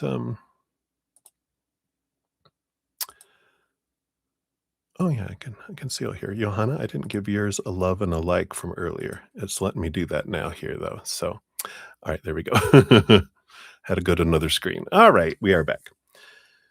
So Debbie, let's take a look here.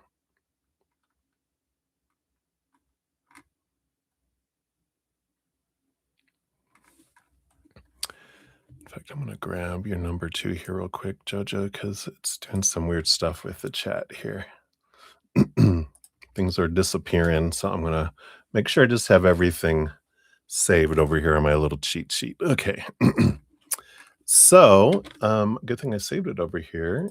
You wanted to know what name or names are your spirit guides? All right. And what do they want you to know today?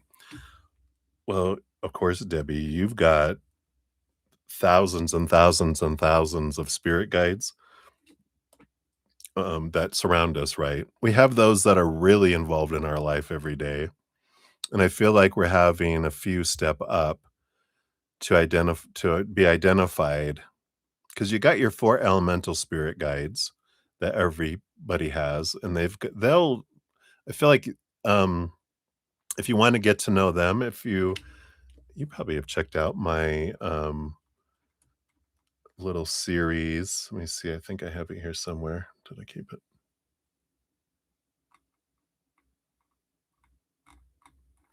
I think it's further up here. It was my monthly quest podcast last year on getting to know your spirit guides, your elemental spirit guides. So check that one out to get to know them because they are telling me that they want that to be a personal experience between the 6 of you. So really 5. One's your guardian angel too.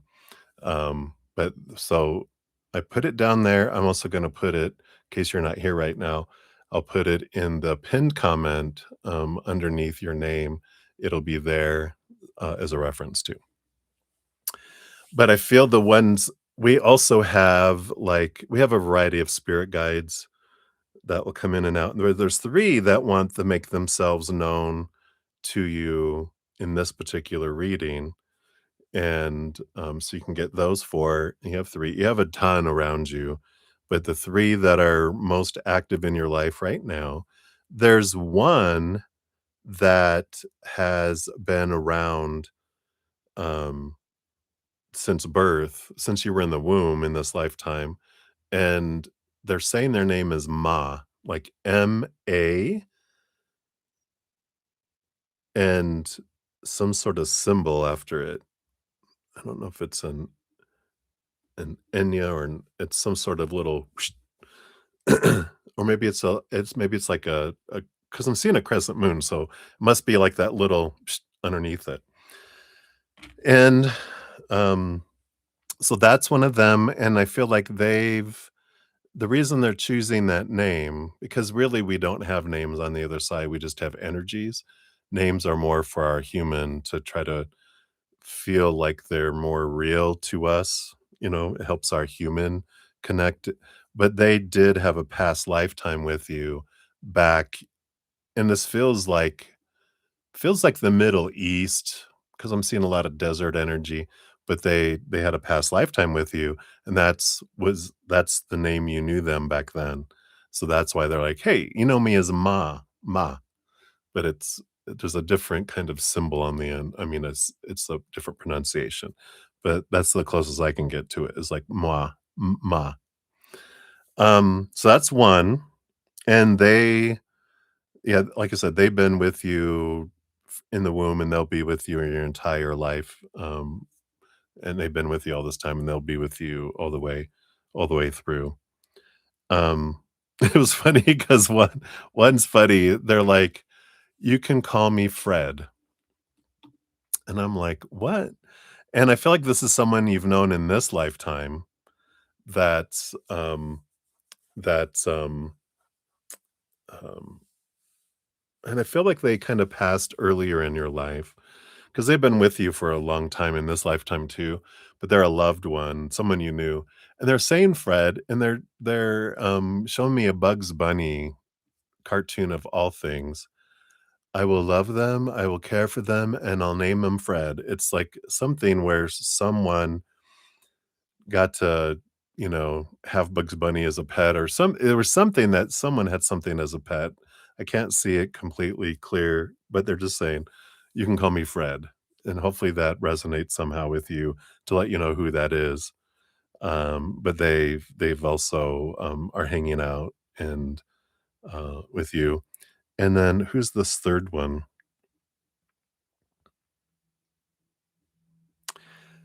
This 3rd one is it's funny because they 'cause they're giving me this weird spelling with X's and Z's and all this kind of stuff in it, and they're like it's like Quetzalcoatl, how that it's such a name spelled out, and they're like, "It doesn't matter. Just call me Z," because it's the way they're spelling it. I'm like, "How would you even pronounce that?" It's like, "Does it did it?" It's like this long of a name, and they're just like, "Yeah."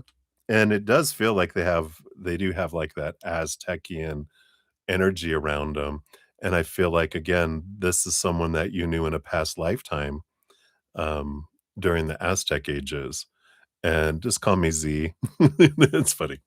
So, those are 3, and I feel like because there's 2 past lifetimes and 1 in this lifetime energies, so they are more, um I mean, they've had human experiences. Some of our spirit guides haven't had any Some of them chose not to be humans. Like, well, you'll find out with your elemental spirit guides. Sometimes they are, sometimes they aren't. Sometimes they're part of collectives. Sometimes they're part of, you know, uh, again, like past lives and different things. So it'd be interesting. What a journey and adventure! It's a quest to get to know our all the many spirit guides that we have. But we do have a multitude. Um, whenever I connect with my when I sit and I meditate and I connect with all of the spiritual realm, I just feel like I'm in the middle of like a stadium, a huge, huge stadium, and people are just surrounding me and they just go for as far as the eye can see. And that's the thousands and thousands of people that support us from the other side. We're definitely part of huge collectives of amazing, eternal, unconditional loving beings. So it's not like we have like 3 or 4 or 5 spirit guides, we have tons. There's ones that are more active in our life than not as well. So, fun, what a great question. We learned so much. All right. So, and what do they want you to know today? Introduce now they're showing me the Mickey Mouse Club. Annette. And all those ones when they had the Mickey Mouse Club, you remember. All right. What do they have coming in here? What do they want you to know today? The bottom of the deck, you do have the 9 of Wands energy. Underneath that, more fire. 7 of Wands energy. Beneath that, more fire. The 4 of Wands energy. These are great energies to be the underlying flow underneath your reading, because the 7 of Wands is about this encouragement to be true to your authentic self. Don't dim your light. Be like the sun, shine bright. Um, and, the 4 of Wands is joy, celebration, and a joyful event too. The 9 of Wands is perseverance and stepping into your power, stepping through something that's been a block for a while. And I like this. I feel like you've really been stepping into who you are and letting a lot of stuff go, focusing your energy and really taking time to focus on who is it. And yeah, ever since your Hedge, right, where you felt like I've let a lot of stuff go and there was this freedom. I feel like there's this block and there's just this energy that's flowing now for you. You also have the 6 of Pentacles as the first card. These others were on the bottom of the deck, but this one with the 6 of Pentacles represents this balancing energy in the physical world. And I feel like you've really been looking at the overgiver energy that's been inside of you like your entire life, right? That you've really been learning to balance that and realize that I don't have to overgive to people. I can, give what I want. I can fill up and people get my overflow. My definition of my worth isn't connected to how much I can give to others. I'm going to give to myself. I'm going to fill up and people get the overflow. I like that. You also have the hangman. Yeah, a lot of transformation energy. You definitely been seeing things from a different perspective. And it's a cocoon. It's the caterpillar in the cocoon, letting pieces of ourself go away to become the butterfly and to, part of the transformation energy that's here. So really letting go of a lot of that, a lot of that, what is not you. And I like that, it's what we were talking about, right? Yeah, and then you have the King of Wands, more fire. And this is the King of Wands is all about getting out of our heads, clearing the throne room of a lot of noise and a lot of opinion, and deciding what we want in our heart, making a plan, putting action behind it, not what our mind says we're supposed to do and should do and need to do, blah, blah, blah, right?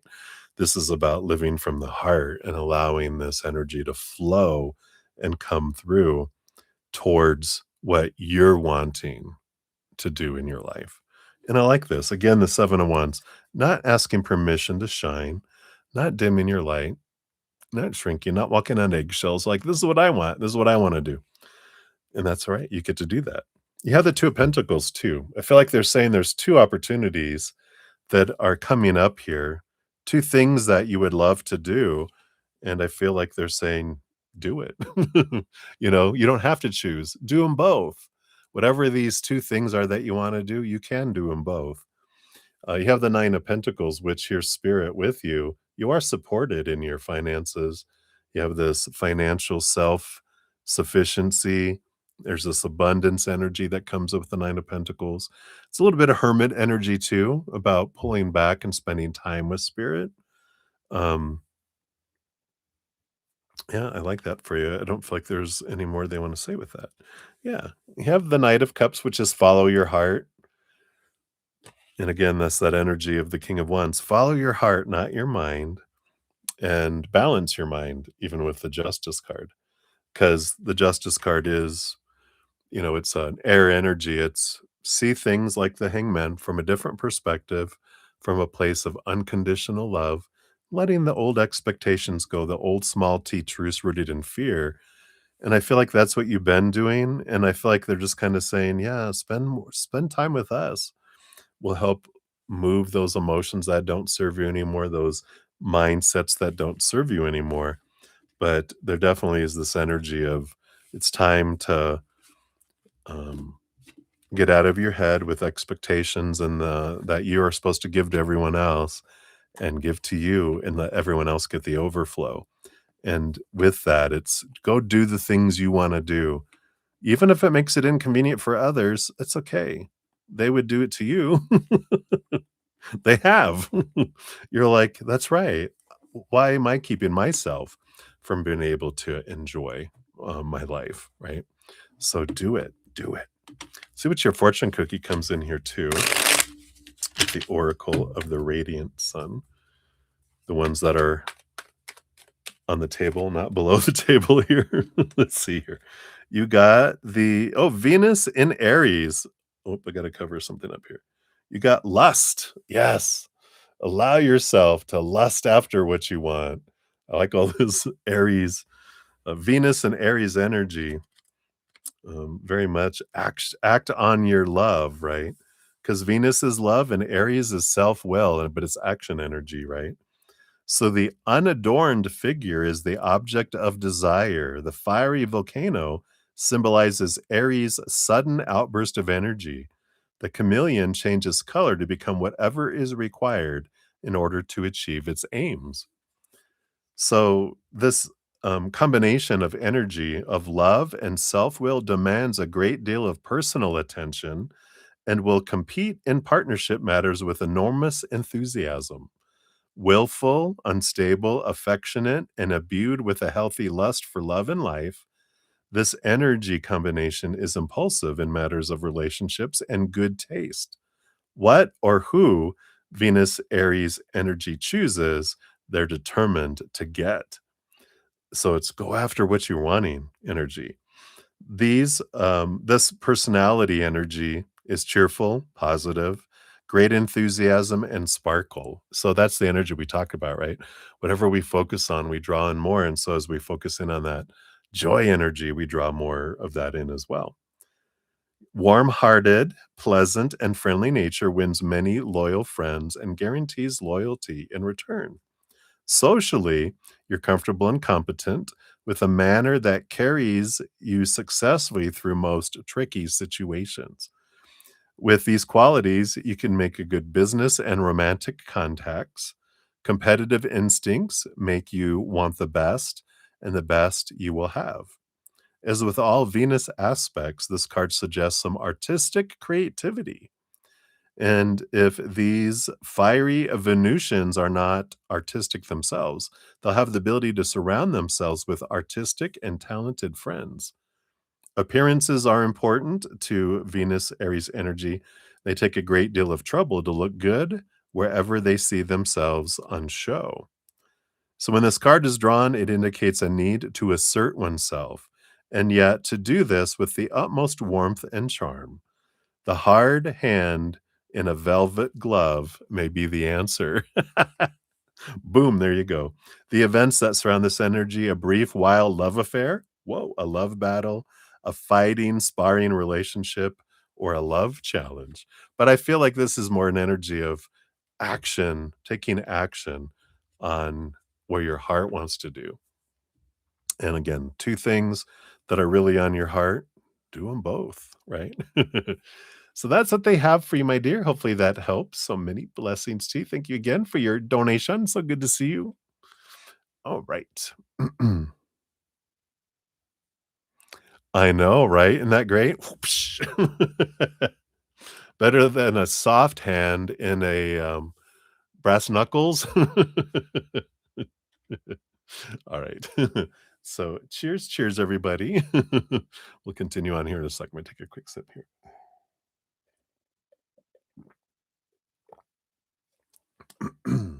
All right.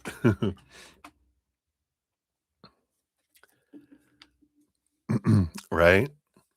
A hard hand in a velvet glove. So it's about having boundaries and having self-love, and again, it's like that I'm going to be a chalice. I'm gonna fill up with love, and people get to get the overflow.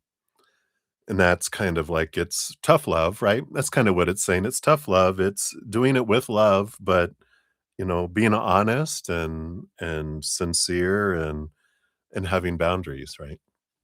So I love that too, right? All right. So Lauren, you are up. So 152.52. Look at that. Perfect timing. Unleashing the fire of truth. All right. So thank you for your donation via Zcash app. So grateful. And looks like you have 3 questions. Let me split these out. So I'll do it this way.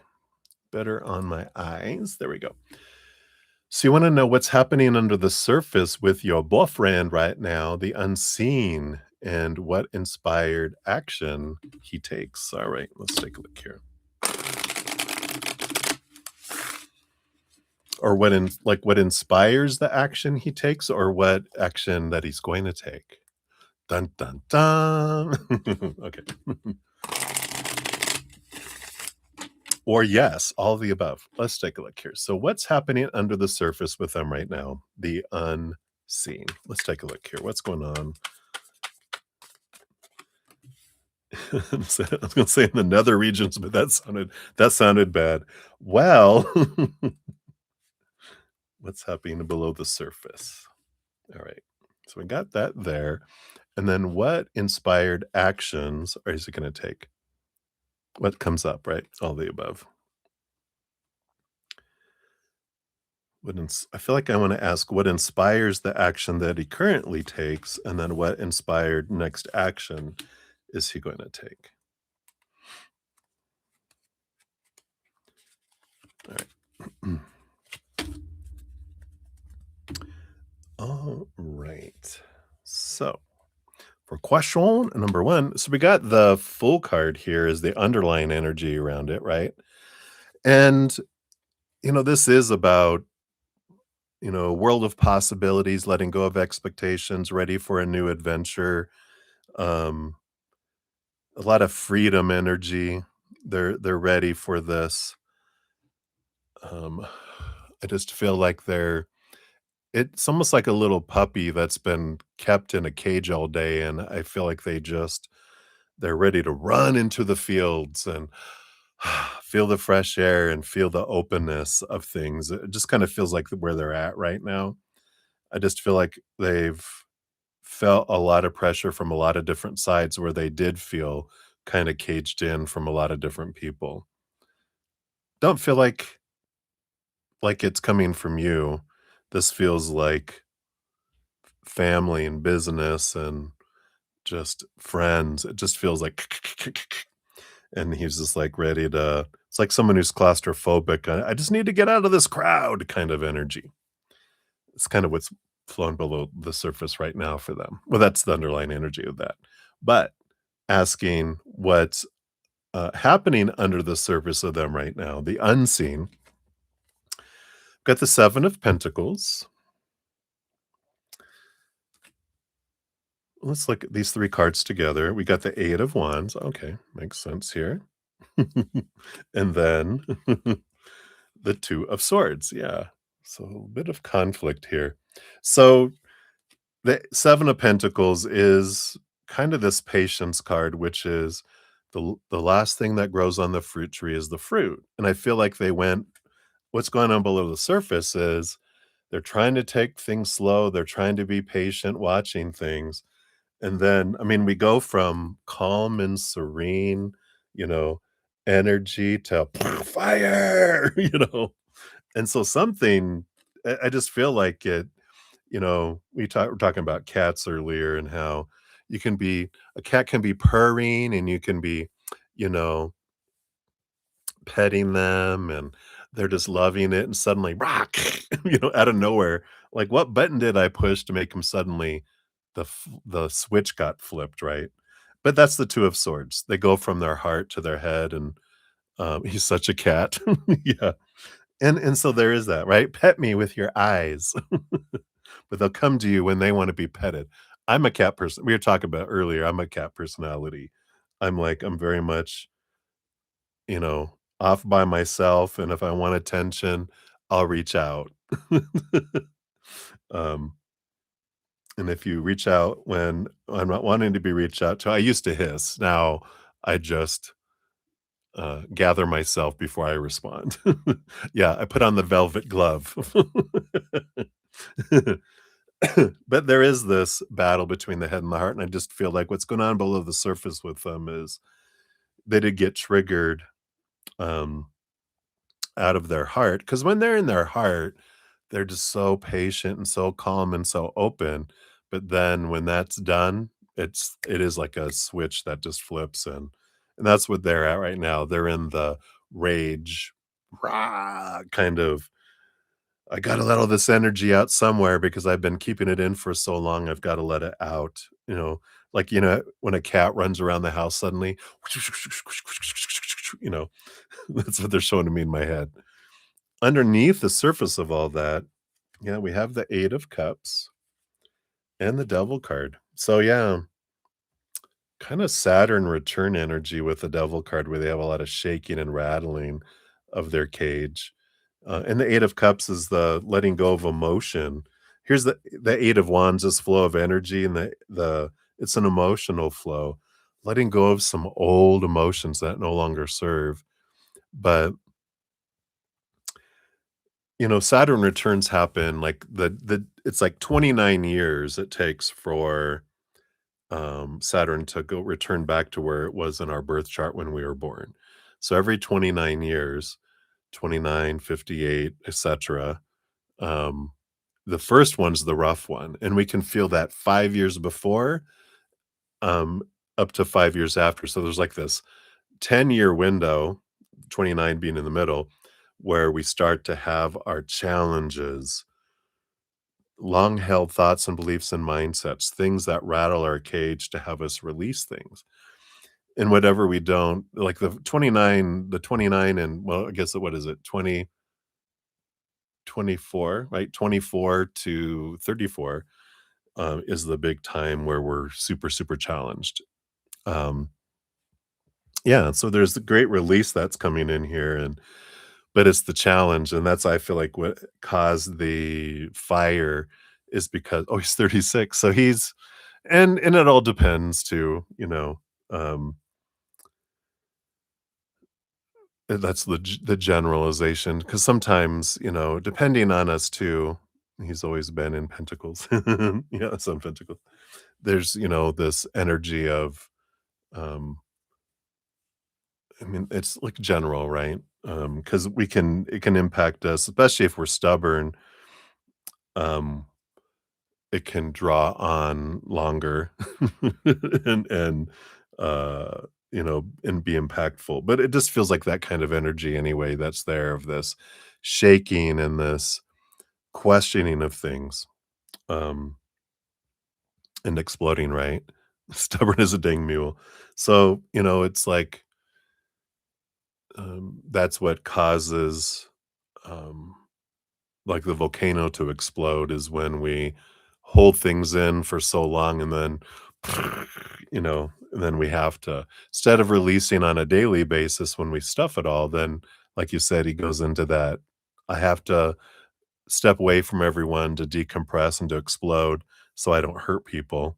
It's like a werewolf, I know I'm gonna turn into a wolf, so I gotta go chain myself up in a cage away from everyone so I don't hurt anyone. So they pull away so that they don't hurt people. They're not hurting themselves, but they're doing release, mental with the devil card and emotional release is what's going on with them right now, questioning a lot of old emotions, old thoughts and beliefs. Um, so what has inspired him to take actions in the past? You know, you got the fire, the Queen of Wands energy, and the Judgment card. It's an interesting combo because the Judgment card is about, you know, this pulling our higher self pulls us towards stuff. And the Queen of Wands is even um, very connected to spirit. It's more intuition and gut. And it's funny because you would, on the surface, you would think that they're so like, you know, um, um, logical and I have to do this and da da da da da da da.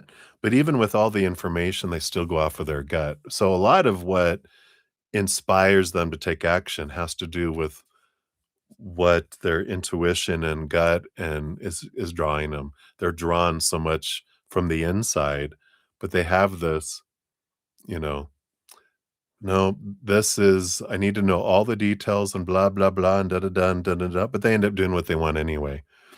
But they do it to make themselves and I feel like this is the expectations because they feel I need to be able to tell everyone, "I did my research. I looked into this, I know it." "Well, then why are you doing that?" "'Cause that's what my gut's telling me to do." And you're just like, "What?" But that's funny that it's coming in that way, but so his inspired actions truly are inspired by gut instinct, and sometimes, though, it is reactionary, right?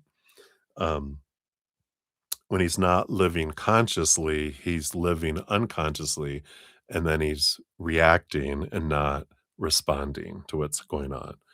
So they're telling me here with that the Two of Swords, when he's in his heart and he's in that calm space, he's following his gut and his instincts. When he's in his mind and he's going into fight or flight mode, then that's when he's going off of reactions. And that's why it's like split personalities because it's heart and head. They act completely different.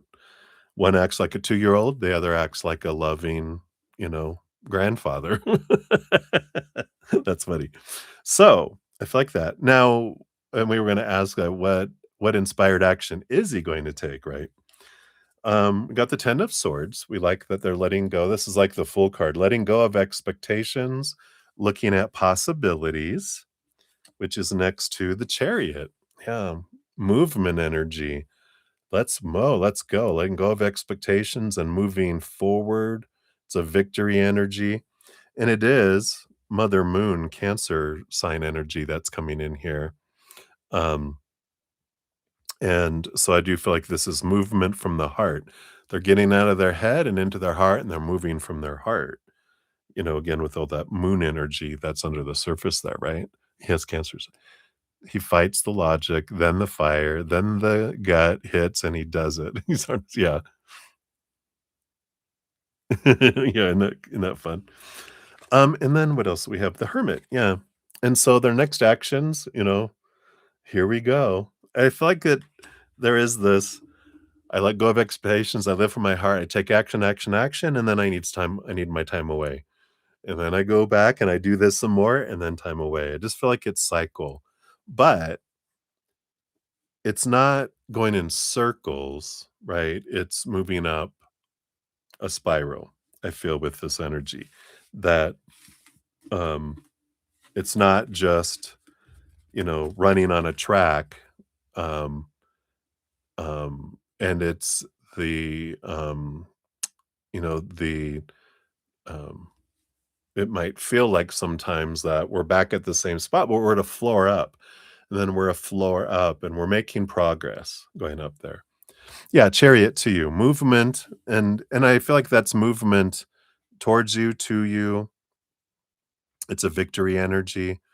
And the chariot, I feel, rules over all 4 nights, so it's physically, emotionally, mentally, spiritually, if you want to look at it that way, energetically.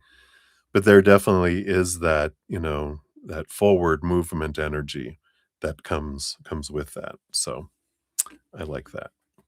We'll see what your fortune cookie brings in here. Well, we'll do the fortune cookie. Yeah, let's do the fortune cookie for this one. We just get one per donation, so we'll do the big oracle, and then because of the size of your donation too, I'm going to give you a one of these angel wisdom to round out yours. But I feel like we also want to pull this for more information on them.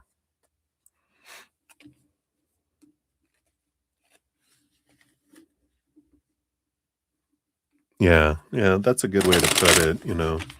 That they're because he's peeling away the stuff that's not him. He's burning away the stuff that's not him, and he's being more true to his authentic self, and then because of that authentic expression of himself too. All right, so let's see here. So from the Oracle of the Radiant Sun, yeah, we got the Sun in Gemini. Talk about the split personality energy coming in, right? Versatility. So let's take a look here. Because, of course, the Sun is fortune and the Gemini is mental awareness. He calls you his son. Oh, I love that. So a talented acrobatic figure walks on his hands in order to impress. On the horizon are the symbol of the sun and the alchemical sign for gold. The star, the star above is another ancient symbol for the sun, which is, of course, a star. So I'll show it to you again now that I read all that. In case you want to take a screenshot of it at any time, you can have it here. But I like that. All that sun energy. So the Sun Gemini energy, its drive is communication, and this card indicates a mind that is quick to catch on to things and has little difficulty in expressing new ideas clearly. This card occurs when there's a need to be a jack of all trades, and the full gamut of one's talents will be used to the full. It indicates a need for mental and emotional flexibility and versatility in order to secure a positive result. Freedom of action and movement are essential with this energy, and they can suffer frustration in life as a result of unwelcome ties placed on them by others. Oh my gosh, that's like we were talking about the cage, right? The inevitable nerviness this produces means that they can waste a lot of energy running in every direction at once. The negative side or lower vibration energy of this energy combo is the danger of becoming intellectually arrogant, almost forcing ideas and unwanted information onto other people. So when this card appears in a reading, it makes a change of job likely, or perhaps the Gemini characteristic of being able to work on two tasks at once. Words in this situation are important, serving as a strong framework for the question. The versatility card can also indicate a time to open the mind to movement, physical and mental. Contact with brothers, sisters, and neighbors is indicated, and many journeys may be required in relation to the question. Interesting. Events that surround this energy of this card: a social gathering, impressing other people, a need for a quick decision, an important conversation, reliable information, and some contact with the media. Ooh, okay. Whatever resonates from those, of course. So, so that is for question number one. And then for number two, we got what's the unseen power play that you do next in your career? Ooh, how fun. Oh, nice. There's movement. Let me take a quick sip here.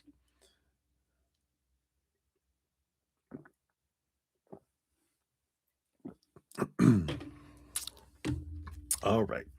So, what is the unseen power play next for your career? Okay.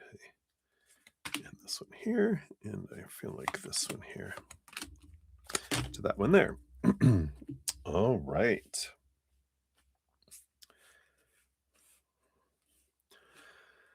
It's bottom of the deck. It's interesting because you got the five of wands, and the five of wands.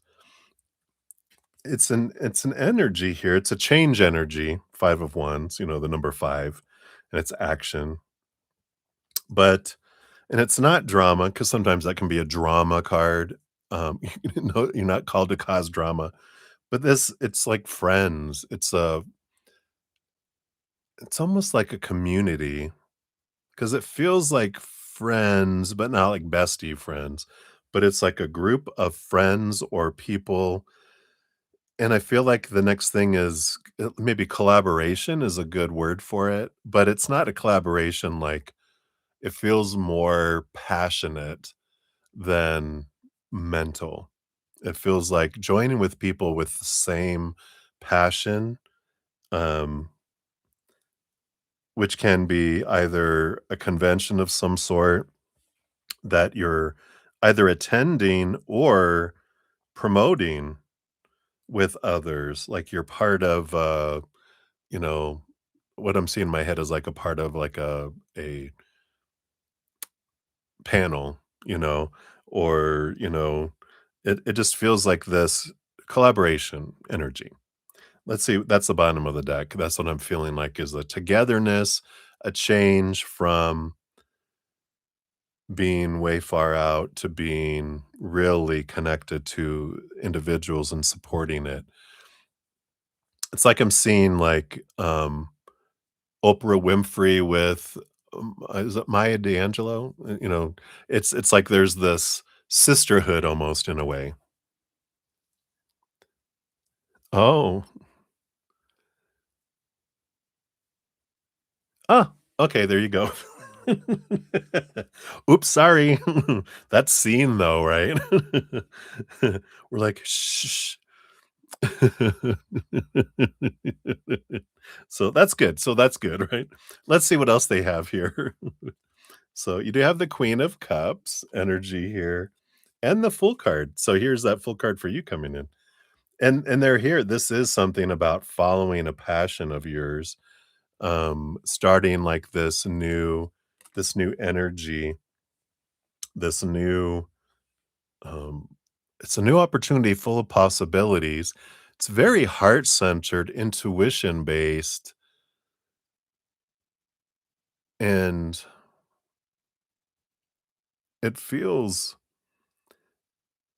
it almost feels like very community facing because they're showing me like Mother Teresa and about helping others and showing up at soup kitchens and not necessarily that it's the energy of that of a new opportunity of helping and it's like it's not the intention all be seen when I do it, but it's because of the energy that you're putting out from your heart, it creates other possibilities. So there's this giving energy of donating time or money, but more donating time, um, and your expertise helping like a nonprofit or doing something like that kind of energy, right? So, I like that. Oh, it's a car come back. I saw something moving past the window, but it was my host returning in her car. I was like, It's a werewolf." No. So, I like that kind of the giving is what allows stuff to come to you. And that's there. And then we have 5 cards here. So, here's the 5 of wands. I feel like there's these 5 things, and I feel like it almost feels like it's funny because of these cards on the back. They have flower. There's like 5 of them, and they are stacked like this, and it almost looks like a flower, it's the stem and then the flower. So the base of it, you have the 8 of cups. So there is leaving relationships that don't serve anymore, business relationships, right? And emotions around business that don't serve you anymore. So there is this knowing what is important to leave behind so that you can invest your emotional energy in other things. So it's about being aware of what kind of partnerships or connections don't serve you anymore so that you have more emotional energy to invest in your passion projects. Yeah, because then you have the 10 of cups. That fills you up. It brings you joy, allows you to fill up and overflow. Like we said, with you have the Queen of Cups. So this is saying, this is related to that. And that's the basis. The root of it is I I can't do 5,000 things. So I'm letting some stuff go that even though I'm like, I really wish that would work better or that this thing would grow, but it's not. I'm going to it's like if they're showing me like a flower that's dead, it's like just chunk it out, dump out the dirt, use the pot to plant something new. Are you killing plants, Lauren? Yeah, and you have the Page of Swords, which is about a heightened way, new communication coming in. Um, and I feel like you're gonna be getting some news, some clarity coming in around what this kind of passion project is. I feel like and it feels as if you are in something in the circles that you're running that you do become aware of there's an opportunity to, do this energy, do that. You've been busted. You're behind. Yeah. You're like, I better go see if my plants need watering. But no, this is figurative, of course. But I feel like you're gonna learn about this through the circles that you're in. And you're just gonna become aware of someone like saying, "Oh, there's this," like the example we were saying before. There's this nonprofit that could really use some help and they would really blah blah blah. And you're like, "Hey, I can help with that," kind of thing. "I can help with this piece," you have to do it all. "I can help with that piece," and they're like, "Oh, really?" And you're like, "Yeah, I like that." Yeah, Queen of Pentacles, because you have the ability, Mother Nature, Mother Nurture. You have this harvest, you have this birthing energy, you have the ability to help, and it is like mothering, nurturing, mentoring in a way, um, someone, uh, to help them with their nonprofit, um, because you believe in what they're doing, of course. Yeah, and you have the 9 of Wands. I feel like you help get them past a barrier that they haven't been able to get beyond, and I feel like, you're able to assist with that and help them move forward. So that's interesting that that's the power play. It's to give from your heart, and that's what allows it to this blossom that happens here. Um But again, reinforce that the stuff that you're working on right now is very supported with that. Then you got these 3 cards, you got the Knight of Wands, yeah, you got this movement energy. This is the year of the Fire Horse, so there's a lot of action, you have a lot of, movement that's been able to, kick in here, and underneath that, you have the King of Cups, so you had the Queen of Cups before, the this helps bring in a balance. Because sometimes and this is a good reminder for us all, right? Sometimes we'll get so into the mind. The mind does such a great job at drawing us into the supposed to be and should be and need to be and have to be and must be that, we forget our why and then we get stressed out and when we go back to no, this is my dream. I don't need to fear all this and sometimes we'll start taking on a bunch of stuff that's not in alignment with our true north. And we just need a nice little nudge every now and then again, or even put it on your calendar. Make it your mid month, end of month, beginning of month kind of ritual that you're like, all right, what's my why? Where am I investing my energy? Um, is everything I'm doing supporting my dream, or is something siphoning off energy from my dream that's not important to me, and I can do some course correction. That's kind of this energy I feel a little bit coming in because the balancing of the head and the heart instead of the head kind of taking over and the heart's going, "What about me?" So I like this. And all this heart energy, right? And your last card for this one is the 4 of Cups, the emotional stability, but it also helps with emotional stagnancy that comes in here too. You've been reflecting that for 2 days. Well, great. Yeah. Make it part of your monthly, to bring back, to come back, to come back, to come back, right? Because the 4 of Cups is sometimes we do feel like we're stagnant, and that's because um, our emotional energy is being poured, is leaking off into other things instead of into our dream. And then we're like, oh, that's why I'm feeling stagnant because it's like, why aren't we moving? Oh, someone's siphoning the gas out of the car. We ran out of gas. So it's like, oh, that's right. So I like that.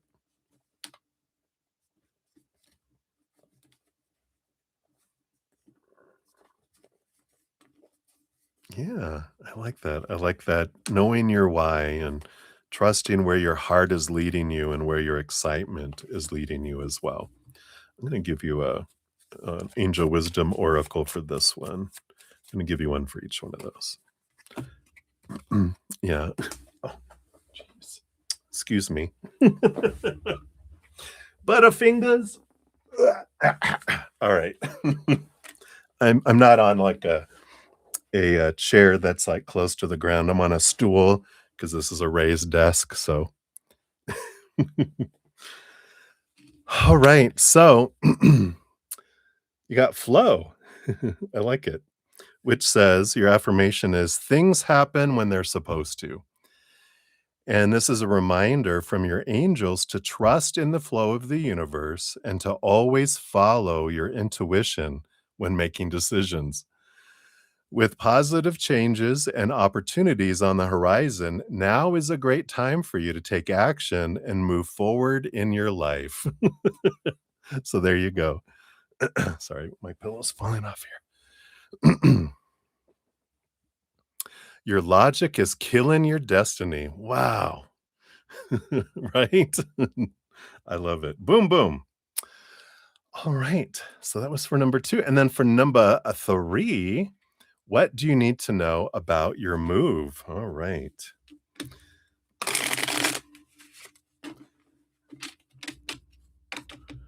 What do you need to know about your move? Okay. Got that. You got that. You got this. You got this. Okay, did you want that? It's interesting. They went to the card on the bottom of the deck. Usually I look at the bottom of the deck and I'm like, well, I'm going to look at it anyway. They're like, no, because the bottom of the deck, a card will change, which is the overall energy for your move on the bottom. So we're excited to see what that is, right? Okay. So you got the 10 of swords. Let go of the expectations, right? Of your move. And that's such a wonderful thing because I know the organizer, right? You have your list. This is exactly how things have to happen, and we're gonna do this and this and this and this and this. And when we have those expectations, when we have this, psh, that's when we have disappointment, right? Expectations equal disappointment. Expectations suck the life out of things because we build all this up and we're in the negative trying to get up to 0, and then once we're at 0, then we get to have success after that. When we, you know, get the basics going, this is kind of what I wanna do, and I'm gonna go with again, like the flow, right? Go with the flow of things, and I know this needs to happen, like, if this is when the truck's gonna come or when I need to pick up the truck, and then you go and then it's not ready, and then God, I have to be on a schedule. We can get a little bit tyrannical instead of when we're like, "Hey, what's going on?" And they're like, "Oh god, we're so sorry. The truck's not ready yet," or "It's gonna arrive on this date," or whatever. "Oh, okay, no problem." You know? What can we do about this? And when we're easy and breezy, then everyone is. Like when I went to the gym today, and I do this red light stuff to help with physical body and stuff, and the machine, it wasn't working, and this, and it took him time to get it working. And after I got out of it, the guy was so apologetic. Goes, "I'm so sorry that it took so long." And I go, "Oh, no worries, not at all." And he was like, "Wow, thanks for being so understanding." I go, "Well, apologies are nice, but I go, money speaks." And he just cracked up, because I was like joking with him. And it's like the difference that we can make in our own lives when we go with the flow instead of going, it's like I have I'm German, Russian, a bunch of other stuff, but I have my surname's German, so I can be very, "We will start at this time, and by this time we have to have this done, and we'll be here, and I gotta leave at this time to get here by here and do this," and then you're stressed, and your stress leaks out on everyone else. And I feel like this is like, yeah, we know what we need to do, but we're gonna be cool about it. We're gonna flow with it, right?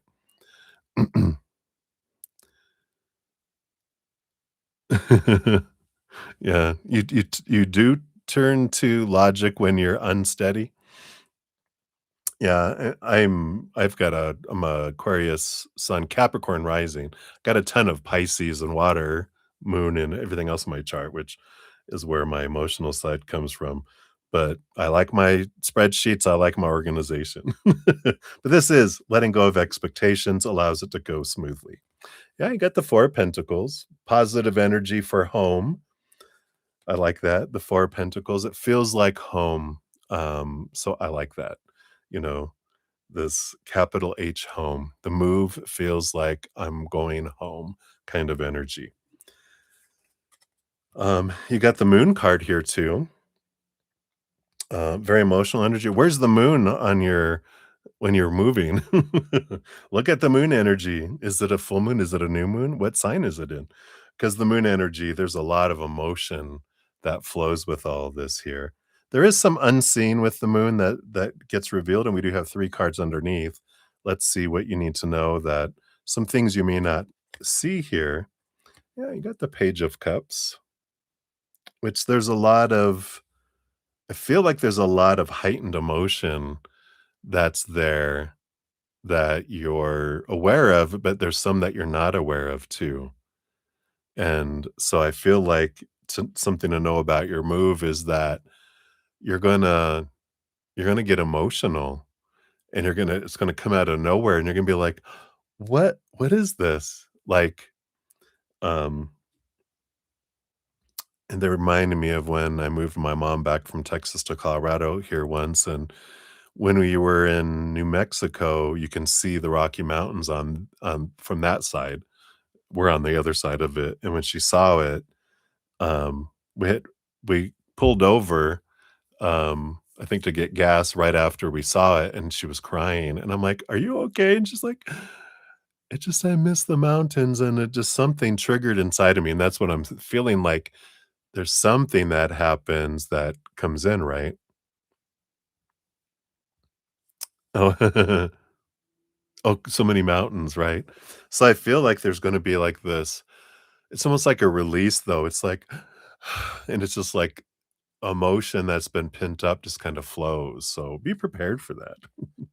Yeah, I feel like it's gonna happen fast. The Knight of Wands, it just feels like, um, it's gonna fly by. It's like it's gonna happen so fast too, that suddenly here it is, and you're feeling like, um, I don't know, it just feels like time sped up, and, um for something that feels like it's been taking forever, suddenly it feels like, "Whoa," kind of energy. But it is the year of the fire horse again coming in here for you.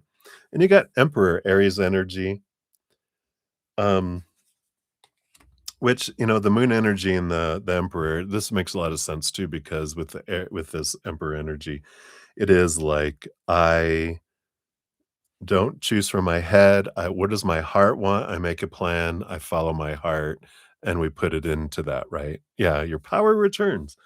And it's like, I'm not I get to ask for what I want. Um, I'm not, someone isn't becoming my life. I'm not becoming their life. W I have my dream in my life, and they have their dream in their life, and I'm sharing my life with someone, but they're not becoming my life, right? And I like that energy and vice versa too, because it's like Cleopatra and Mark Antony, right? I think is who it was that, Cleopatra was like, "I'm the queen of Egypt. I'm not giving you my country, and you're Caesar of Rome. I don't expect you to give me your country. We're gonna be we're empires that border one another, and we have trade agreements, right? And we, but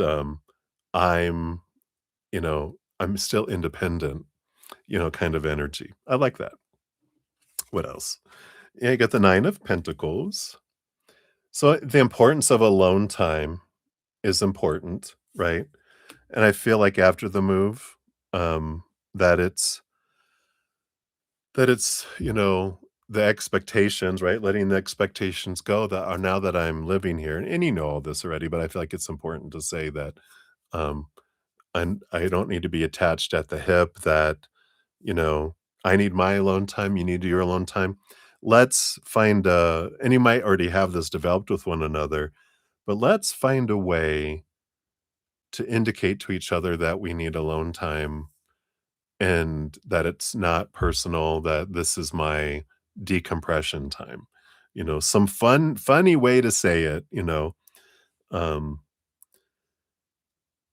I gotta go try on my clown shoes. What does that mean? It's like I I gotta go fill my shoes. I've gotta go be me, you know? Whatever it is, you think of something that you guys communicate and go, when you need time, all you need to do is say this, and I know that this isn't because you're mad at me, you're not upset with me and all this. It means that you're overwhelmed by everything in the world, and this is what you say when you need that alone time. And you can do that for, however, um, and it's for 24 hours.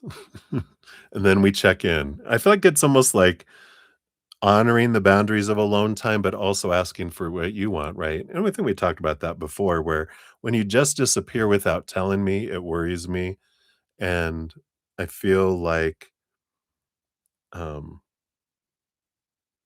what would help me know that you love me and care about me is letting me know when you're going to do that and allowing me to check in.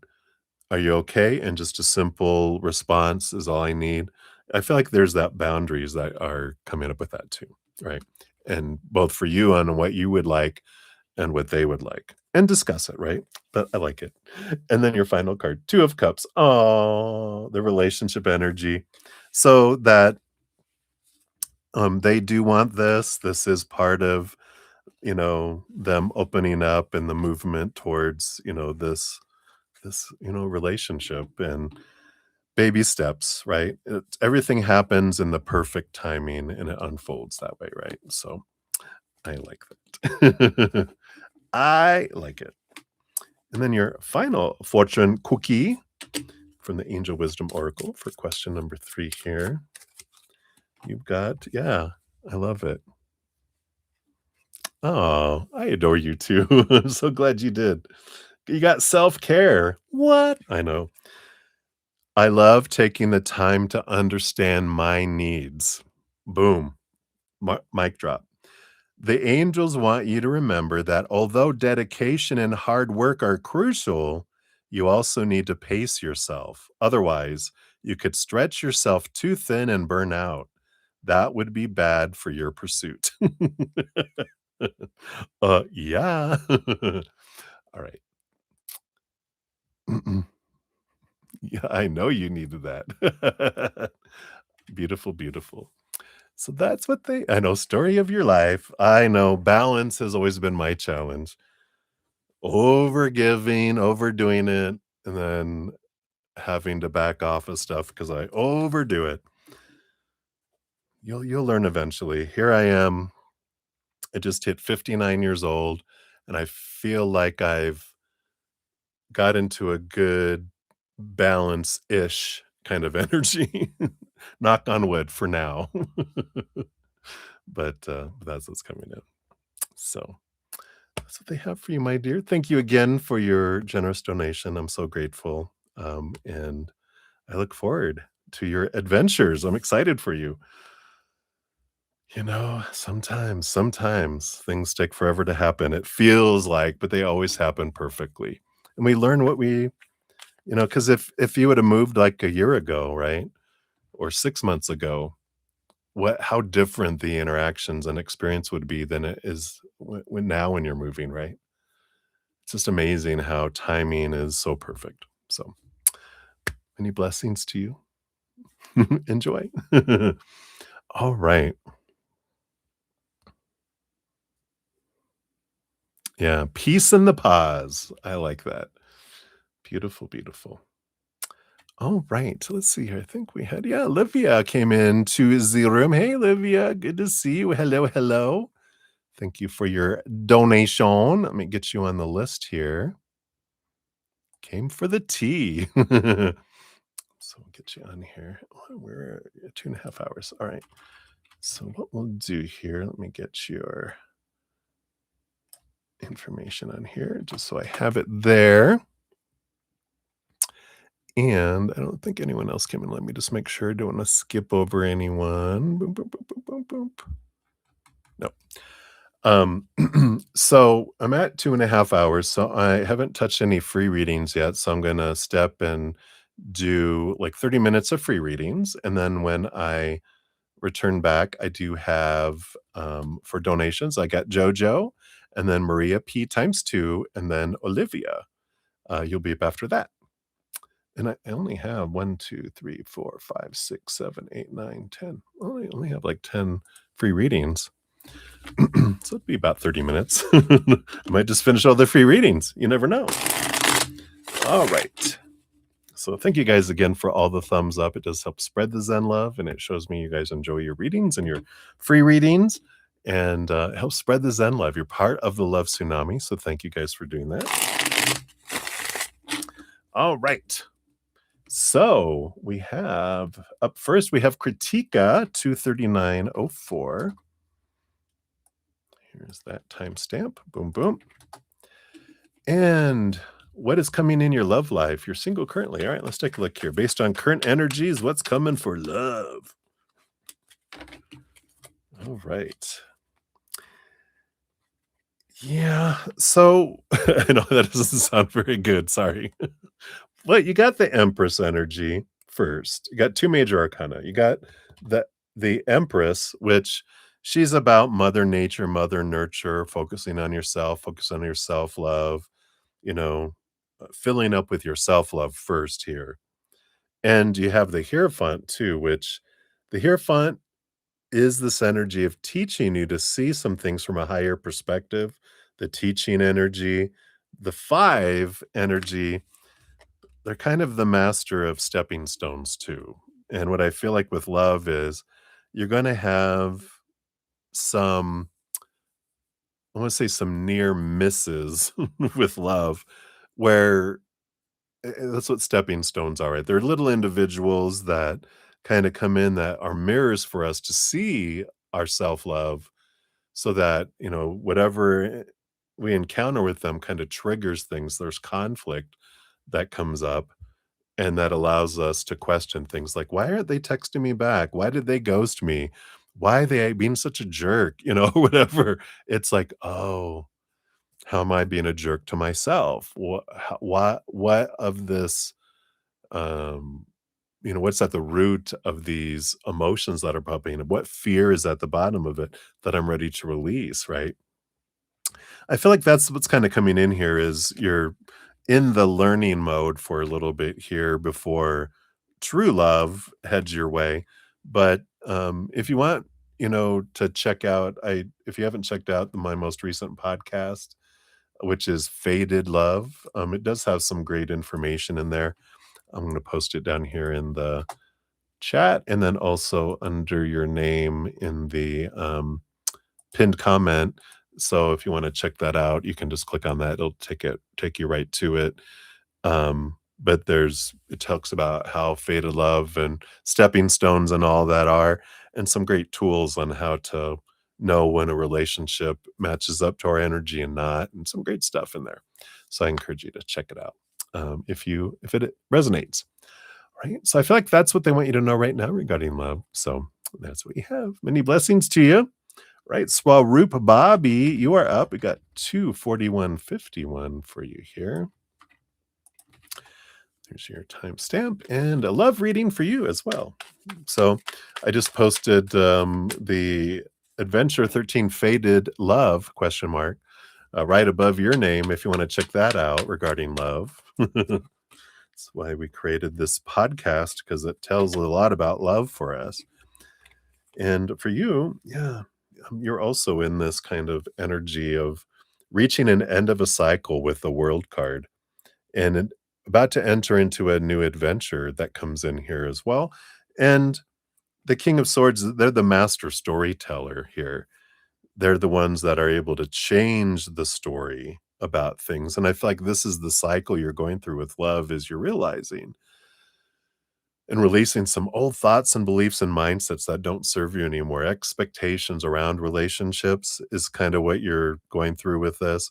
A lot of the mental work of relationships is what you're letting go of, so you can see a world of possibilities instead of, because expectations are what suck the life out of relationships. And the less of those we have, the more quickly we move into abundance of relationship from feeling like we're in the negative. So there's this great transformational energy that comes in here. And I feel like that's really what we're focusing in on with the love energy right now. I really encourage you to check out that podcast, because I feel like there's a lot of energy and a lot of um, um, wisdom in there that will help you with the releasing of these, and giving you different perspectives, your ability to look at things and create different stories about relationships instead of the old stories you've been told all your life. So I like that for you. And that's what they have for you, Swaroop. So many blessings to you. All right. And then Blueberry, you're up 24404. Look at those fours. I had some beautiful mountain blueberry, mountain wild blueberry coffee. I thought of you. Very good. Oops, I got the wrong one there. Did it twice. Grabbed the wrong one. Hold on. Remove that. My mouse went the wrong direction at the last second and grabbed Swaroop's again. There you go. There's yours. So a general reading about your spirit guides. All right. Hey, Wendy. Good to see you. I'll grab yours in a sec here. All right. So what about your spirit guides do they want you to know here? Well, you got this 4 energy here. The Emperor, Major Arcana number 4, and the 4 of Swords as well. And all those 4s that you got. So 4 energy definitely is here. And I feel like one of the big things, because 4 is a number of stability. Think of like a giant table with 4 huge legs. Very solid table. Very solid foundation. And I feel like there's 4 spirit guides. Oh, your elemental spirit guides. I actually shared that a little earlier. And I'll put the playlist out here. If anyone's interested in learning about the elemental spirit guides, I have a playlist for this monthly quest I did. It was the quest of the elements. I'll also put it, if you're not here right now, I'll put it here under your timestamp in the pinned comment. But I feel like it's the 4. They're talking about the 4 elements that every human is given every lifetime, 4 spirit guides. Actually 5, but the 5th one is our ethereal spirit guide, which is our guardian angel. And they're always with us. They've been with us since we performed into a soul. So that they will be with us forever. But the 4 elemental spirit guides can be different every human life, that we, encounter. Every one of our lives can be different. And we have, of course, we have an air elemental spirit guide that helps us with our mindset and our mental, which the 4 of swords here, I feel like the first one I would check into if you want to do them out of order is your air elemental spirit guide because they help you with your mindsets and your belief systems. And then of course you have a water elemental spirit guide that helps you with your emotions. You have your um, earth elemental spirit guide, which helps you with your physical body. They're kind of like the supervisors that help organize our experiences around those things. And then fire elemental spirit guide, which really interacts with they all interact with each other. And I talk about that in that podcast series, but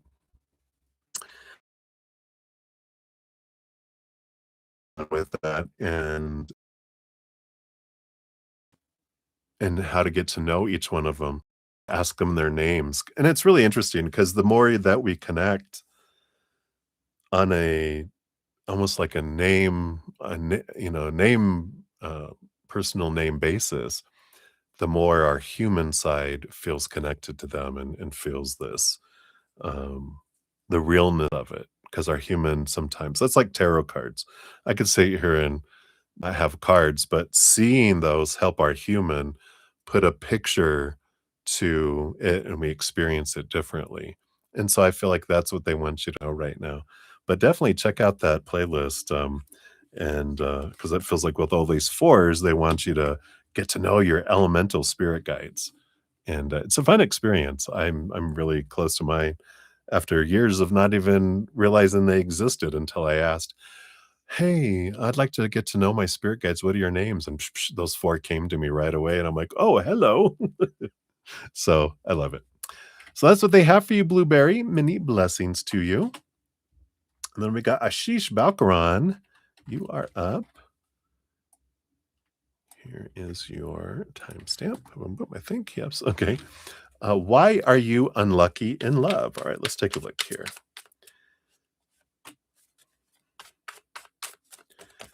What the spirit wants you to know. And anyone that's been asking about love, I'm talking about my most recent podcast called Faded Love question mark. It talks a lot about love and about relationships and making it an easier path. It's like an hour long one. I posted it up a couple above you under the Healing Tarots one. It's the Easier Path Adventure 13. So if you haven't checked that out, I really encourage you to check it out. That'll give you some good perspective on things. What do they want you to know here? So you've got the strength card, fire, Leo energy, very courageous, very strong. You have the 7 of Wands, which is also a very fiery energy. And it's a card like the sun, which Leo is ruled by the sun, which is what the strength card energy is. And I usually look at the 7 of Wands as like the sun does not ask permission to shine. You shine bright. You are yourself. You don't dim, like I say, don't dim your light. You don't need to defend who you are. And I feel like you're not, what Spirit's saying is that it's not that you're unlucky in love. You're learning about what you want and what you don't want. And they're actually saying you've actually been very lucky in love to have people show you who they are up front rather than later down the road when you're married and you have children and everything and then they're being a jerk. And you're like, What is this surprise?" I feel like you're so lucky in that you're not ending up with people who are not meant for you, like, for long term, but you are learning you have a lot of, what are called stepping stones, and we talk a lot about that in the podcast, which I really encourage you to look at again. Um, but it's you're coming across these perfect mirrors showing you what you wanna see about yourself until you see it, and it's not that you're unlucky, it's just you're perfectly experiencing those situations to bring up those things in you, the triggers, by how they treat you, what they say and don't say, what they do and don't do. When those triggers come up, that's for you to be able to um, let go, get to the root and transform and leave those things behind so that you don't take them into a long-term relationship. Can you hear me wheezing? So sorry. Let me get a throat lozenge here. But I feel like that when we change it and we realize every relationship we have is for us in some way, somehow, there's always a gift in it for us, even when we can't see it in the moment, but we can trust that it is. And again, really, I would check out that podcast. It's episode 13, Faded Love. I have it pinned a couple above you in the pinned comments, so check that out. Right. So that's what they have for you, my dear. Hopefully that helps. If not, we can ask more questions, of course. So many blessings to you. All right, Olivier Vagara, you are up. Hello, hello. I know I rolled that R. Can't help it. There's your timestamp. And you want to know Leo's energies or interest towards you, please. All right, let's take a look here. Energies, interests towards you. So their energies towards you, yeah, you got the King of Cups. They do see you here as someone that's, it's like this. It's a great balance between head and heart. It's a very compatible energy from their standpoint, right? So their energies towards you is like, wow, you're like, I just feel like you'd be so compatible for me, just in your how you express your emotions and how you have a great mind and you're able to communicate your emotions and you're not so emotionally centered that you're emotionally unstable. You're not so much in your head that you don't know what an emotion is. You're like this great balance, and I just feel like you're such a great fit. I feel like that's the energy that they have. Their interest towards you, well, we do have the Two of Cups, so that makes sense that they really are drawn here to you, and um, that they are interested to see how this might unfold, and if there can be relationship energy here, I feel is where it's at. So if you're interested in it, well, there you go. If you're not, you're like, at least you're aware, and you'll take your precautions, right? But I like that for you. It definitely does feel like that kind of energy, you know, um, that they see it that way, and so that's from their perspective. So there you go. Hopefully that helps, Olivier. That's what they have. So many blessings to you. We don't have time here. All right. Then we have me, 25421. Not me. I won't do readings for myself on here. That would be so selfish. This is for my friend me. So that's right. You're about to launch several lawsuits over different issues. Will they work out in your favor? You must sue to get your fence fixed. You were injured in your recent hospital stay, and this was the second time with similar injury in healthcare. Oh, how fun! Okay, you despise people who sue, but these are justifiable. Well, most people believe that. Everyone believes they're justifiable from their own perspective, their own opinions too. Even if we don't agree on it, right? They do. So let's take a look here. So you've got one, two, three, um, three lawsuits at least. So overall, will they work in your favor? Well, that'll be the bottom of the deck, they say. So I'm going to pull three cards for these ones you mentioned: one, and two, and three. Bottom of the deck. Overall, really has a lot to do here with you on how successful they'll be. Because underneath that, you have the 10 of Wands too, which has to do where you're investing your energy is what determines the outcomes. So, and we'll look at these other three cards here in a sec, but because whatever we focus on is what we draw towards us. So if I go about things from a place of which anger and is rooted in fear. It's one of the fight or flight energies that comes in, right? So there's this, if I'm doing it out of anger and justice and revenge or whatever other reasons why we do lawsuits, just not saying these are the reason you are, but if we go about this with lower vibration, then we push it further away because we're in lack energy. I need this to happen. I want this to happen. I fear I won't get retribution. All that energy is lack and lower vibration, which actually takes the tide and makes it difficult for things to come toward us. When we kind of change our energy around our life and we try to focus on as many things as we can that we're grateful for in our lives, just in general, doesn't have to be around those situations yet. Just what am I grateful for? And as I'm having gratitude towards the creator and I'm going, I feel like I need to sue to get this, and I need to sue to get that. I need to sue to get that. So this is the process I feel I need to do to get, reimbursed and get what, that'll help me recover from all these things. And I'm giving it to you, and you're going to bring it in the best way, the perfect way for me. And then you go into gratitude, that energy opens up to draw things in, whereas if I'm going around it the other, I'm pushing it away, making it hard for resolution to come in, right? Okay. So, for number 1, the fence, yep, the 8 of cups. There is some but this is letting go of emotions and relationships that don't serve. So again, possibilities. I feel like with that, it's letting go of the emotion around it, the lower vibration, "Rah," um, helps it come in for you. And I feel like that's one of the big emotional things, that's coming in here. So the when we release and we make it not personal that they were doing it, people were just acting stupid, when when people are doing things, it's not to us.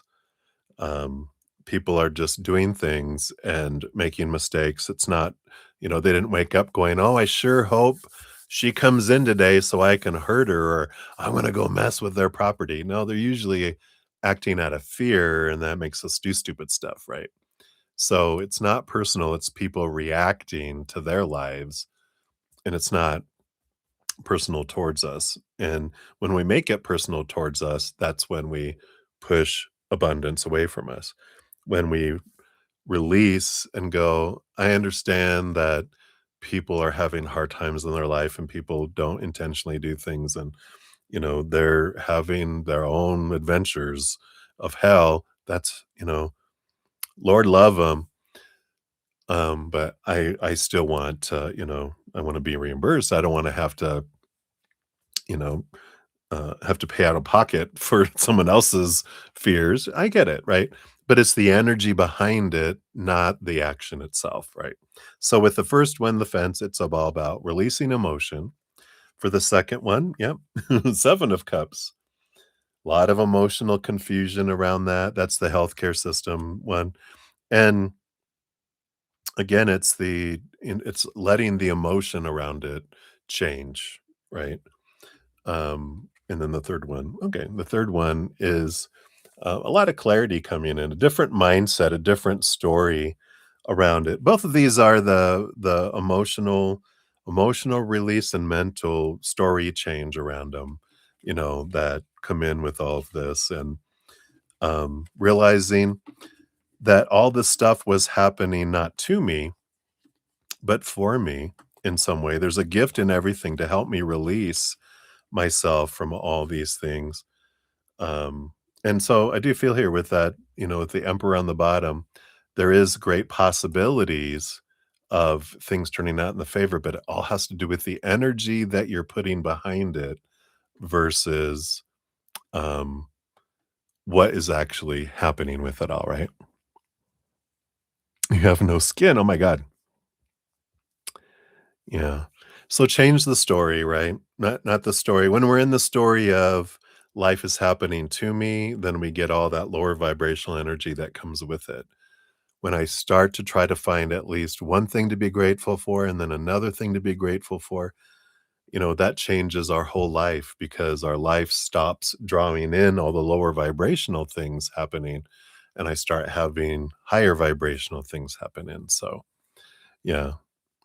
So, um, hang in there, my dear. But that's the message they have for you, which is an important thing to realize. Um, it's never too late to learn that, right?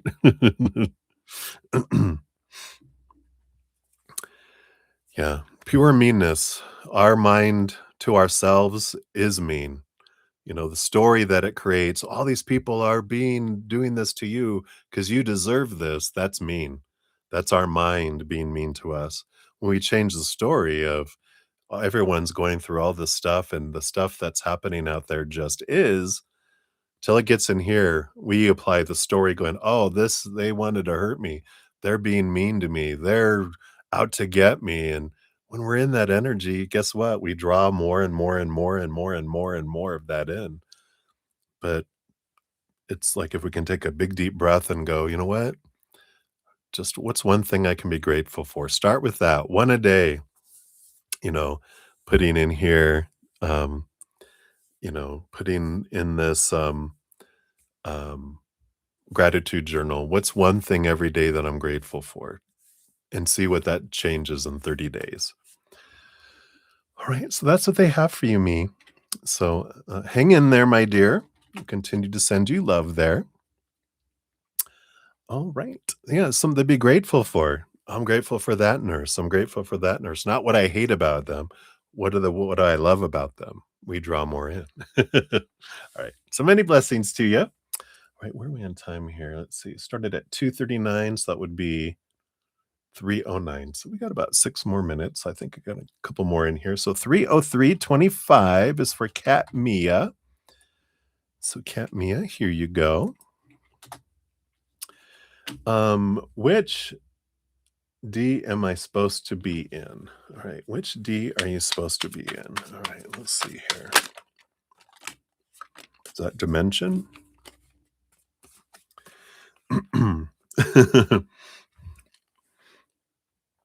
um, the 1 to 9. Isn't that the dimensions? Anywhere from 1 to 9. I like this because there's no supposed to. There's the adventure is ours. In fact, you're in all dimensions already. Your soul is having billions of different expressions of itself in a bunch of different dimensions, universes, frequencies, in different places across all expanses of creation. And there's new things being created all the time. And we're in them all. We're experiencing an expression somewhere, somehow, all over the place. And so you're in all dimensions already. This human is in the dimension it's supposed to be in, because it is where it's at. And when we have a supposed to, that's the story that we have from humans, right? That you better be in the dimension you're supposed to be in. You're failing, you're not being where you are. We're always in the perfect place at the perfect times, learning and growing, becoming aware of who we are. And we came here to experience, and every second we're experiencing. So we're always perfectly doing what we came down here to do. There's no grades, there's no supposed to or should or need to or have to from spirit's perspective. It's a world of possibilities. We're eternal beings, we're gonna experience it all at some point. So there's no wrong, there's no time, there's no crunch. You better do it by this time.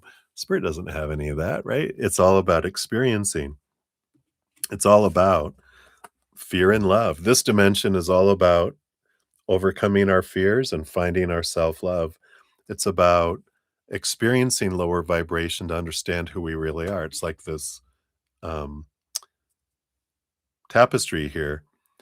If it was all white, we wouldn't well, if it was all beige, because it's beige. If it was all beige, we wouldn't see this design. If it was all black, we wouldn't see the designs. But the contrast helps us understand ourselves more because we're vibrating at all vibration frequencies and dimensions. So it helps us understand, you know, how, you know, who we are and how we are, right?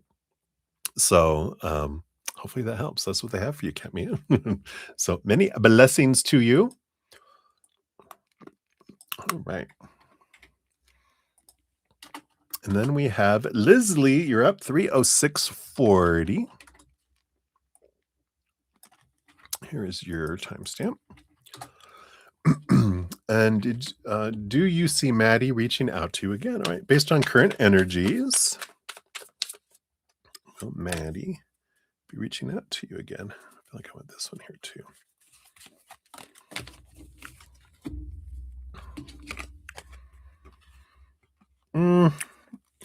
It doesn't feel like it here. You got the Eight of Cups and the Hanged Man. Eight of Cups is someone walking away from emotions and relationships that don't serve anymore and going into a cocoon to do some self-reflection and some transformation. So it feels here like they're going into this very big transformative time, and I feel like they're with this Eight of Cups, it is this energy of I need to step away to work on me. And so that's why I feel like it's not that, you've done something and now I'm never talking to you again. It feels more like how people it's not you, it's me. It really is. They're wanting to because I feel like they keep on having these repetitive cycles and they're just like, I'm just tired of doing and being who I always have, and I keep doing the same stuff, and I need to spend some time with myself so that I can know who I am and what I want and what I don't want, and that I'm not impacting other people. And it kind of feels like this energy of stepping back, and I feel like they're kind of disconnecting from a lot of people, kind of go on this hermity kind of individual sabbatical from friends, family, a lot of stuff to spend time working on themselves. So very limited contact with a lot of people. So right now the energy is I don't feel like they have intentions of contacting, but I don't feel like it's an impossibility after they go through their cocooning, depending on where they're at when they're on the other side of it, doing it. But I feel like right now, just feels like with what they're doing, they don't have intentions of contacting anyone um, until they've gone through this. And I feel like there's so many possibilities. They're like, maybe after this, but it's kind of like, man, there's so much that they have to decide and go through first before they do that. So hopefully that helps there, Leslie. Many blessings to you. All right. So I think we're at 30 minutes. So let me get here. So Wendy, let me get you on here to the free readings. And let me see.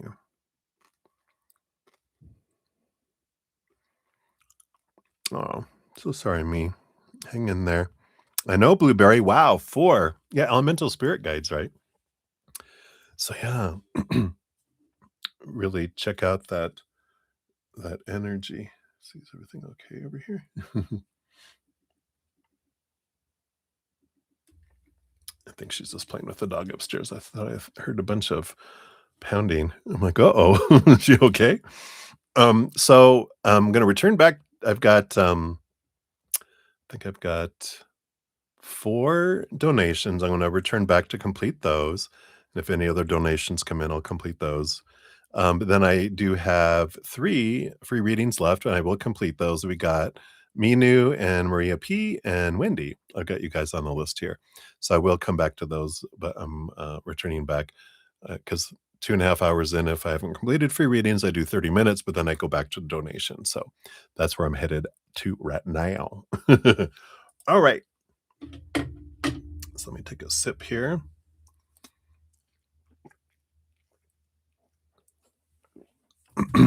All right.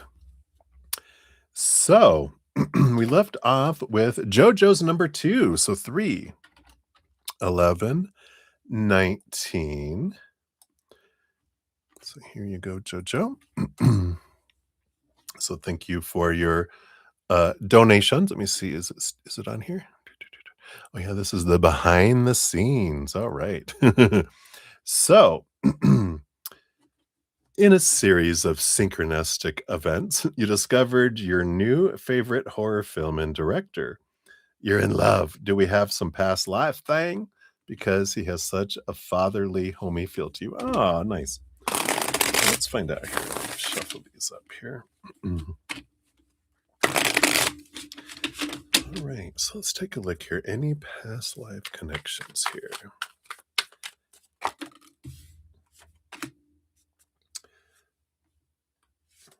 Those are together, and this one, and these two. All right. What do we have here? Yes. You got the 6 of cups on the bottom of the deck, which is one of my past life connection cards. So that would be a definite yes, yes, yes. Let's see what they're going to talk about here. We got the Ace of Pentacles.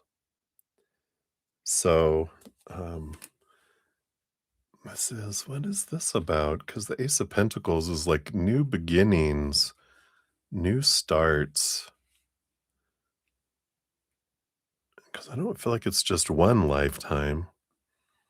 But I do feel here with the Ace of Pentacles, this is about one of the big repetitive cycles I feel like you guys really help each other with is the creation of new opportunities. And as well as looking at your worth differently, which helps bring new opportunities. And I feel like that's what you guys kind of do. When you guys are in a lifetime together, you do that. Sometimes you're their spirit guide, sometimes they're your spirit guide. Um, and I feel like this goes beyond more than just like being part of the creative collective. I feel like they've been in your life as past life people. Because we sometimes have the people that, oh yeah, part of the big boom, boom, boom that's there, right? So I like that. Let's see what else we have here. You got the Knight of Pentacles, the Five of Pentacles. Yeah. It's all about the quest of um, self-worth with the Knight of Pentacles, and the Five of Pentacles is overcoming the fear of abandonment, of not being enough, not having enough, being left behind, abandoned, left out in the cold, kind of energy. So I really like that energy here. Because I feel like that's what they're helping you with in this lifetime. Um, you know, through the and we'll see here if it's if there's connections in your paths to come, to get to know them in this lifetime. But I feel like a lot of this has to do with past lifetimes so far. Then you have these five cards. 1, 2, 3. Yeah, 5 cards in the middle. Let's see what these are. You got the Emperor. That would be that fatherly energy, the director energy coming in here. Got the Queen of Cups. So this emotional energy. Let's see what we have here. Maybe I feel like we're talking here, yeah, because you got the Knight of Wands. Here you've got like an Emperor, King, Queen, Knight. Are we gonna have a page? Nope, you have the Queen of Pentacles too.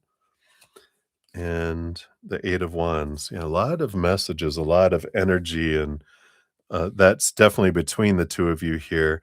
I feel like this is reflecting more on past life energy because I feel like they've been in positions of great authority in the past lives, and you were their queen in a couple of them. So there is some, even though it's a fatherly energy, um, I feel like, yeah, with all this passion energy, I feel like you guys did have past life passionate connections here.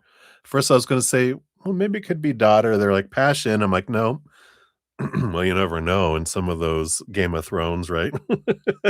But no, you weren't their daughter. I feel like you were in 2 lifetimes, you were, you know, like their queen, their wife, energy here. So I feel like there's that strong tie there. Yeah. We had the 7 of Swords, and I do feel like there was some betrayal in past lifetimes here. It's like you're really turning it into a story, right? There is this energy here about this, um, this Knight of Wands, this Knight of Passion. I feel like there might have been one of those, kind of fallen in love with a knight, and because the emperor was old, and, there was this betrayal energy that, kind of is there, from a past life, but I feel like it's just part of the story, part of the drama that they're bringing up with, with that kind of energy, coming in as well. So it's interesting. They're just giving you some tidbits on it. Yeah. Creativity, 3 of Pentacles, and the 10 of Wands. I do feel here, you know, with this creation and this, a lot of energy being brought into the creativity. I feel like there is this possibility, because we were going to ask, are you guys, uh, you know, uh, is there a possibility of you guys coming across each other's path? And I do feel like if you invest the energy, you could, like, you could end up attending, um, something that they're doing, but I feel like you would have to be the one that would desire it and initiate it. But it is within your spectrum of finding, them here. Um, I'm assuming they're still alive, and I feel like they're still alive. But I feel like there is this energy of being able, especially that creative energy with the 10 of Wands, is, to learn from them, about your creation of, your craft, kind of energy coming in. So I like that.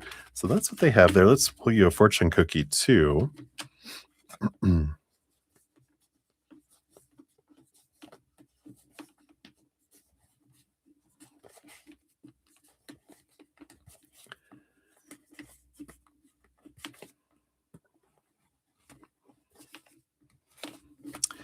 All right. So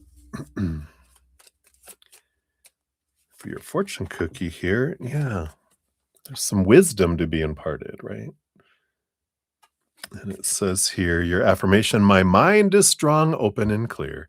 So the angels are letting you know that working on nurturing a deeper connection with your own divine power can help you to deal with changes and challenges with ease, and can ensure you become your own tower of wisdom and calming presence in your life. I like that.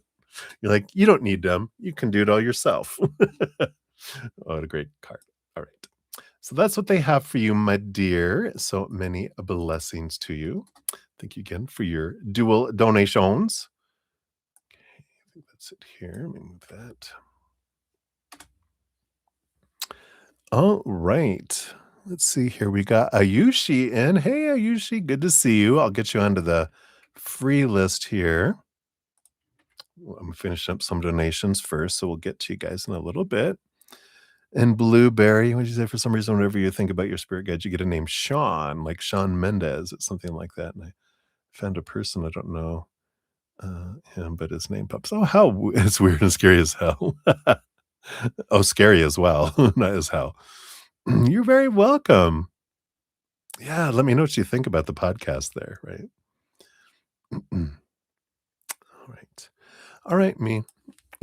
Thank you for all your information on all that. I'll send you, continue to send you love each day. And for, if you have surgery on Wednesday, we'll send that for you there. But I feel like with all the messages Spirit was giving you, it's important for you to breathe and kind of try to let go of the focusing on all the pain. I know it's hard when you're in it, focusing on all the lower vibration, and focus on gratitude, because that's going to change things. The more you focus on that lower vibration, the more you're bringing it in, instead of, you know, bringing in healing and transformation and things like that. So, a lot of awareness around that. So, the more you're sharing it with all of us, you're investing energy in the negative instead of the gratitude and higher vibration, right? So, please. All right. Maria P, you are up next. 32134. So, Maria, here is your first timestamp. Oh, let me get into here is your PayPal, your first one. So, thank you for that. And then, of course, circle back around. We still have your free reading to do in a little bit too. So, we'll eventually get to that after your second one here.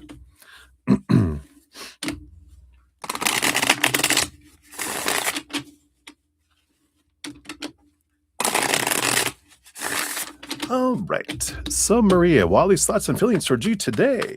Let's see what's going on here. Boom. What's coming toward us next week? How many times will we see each other next week?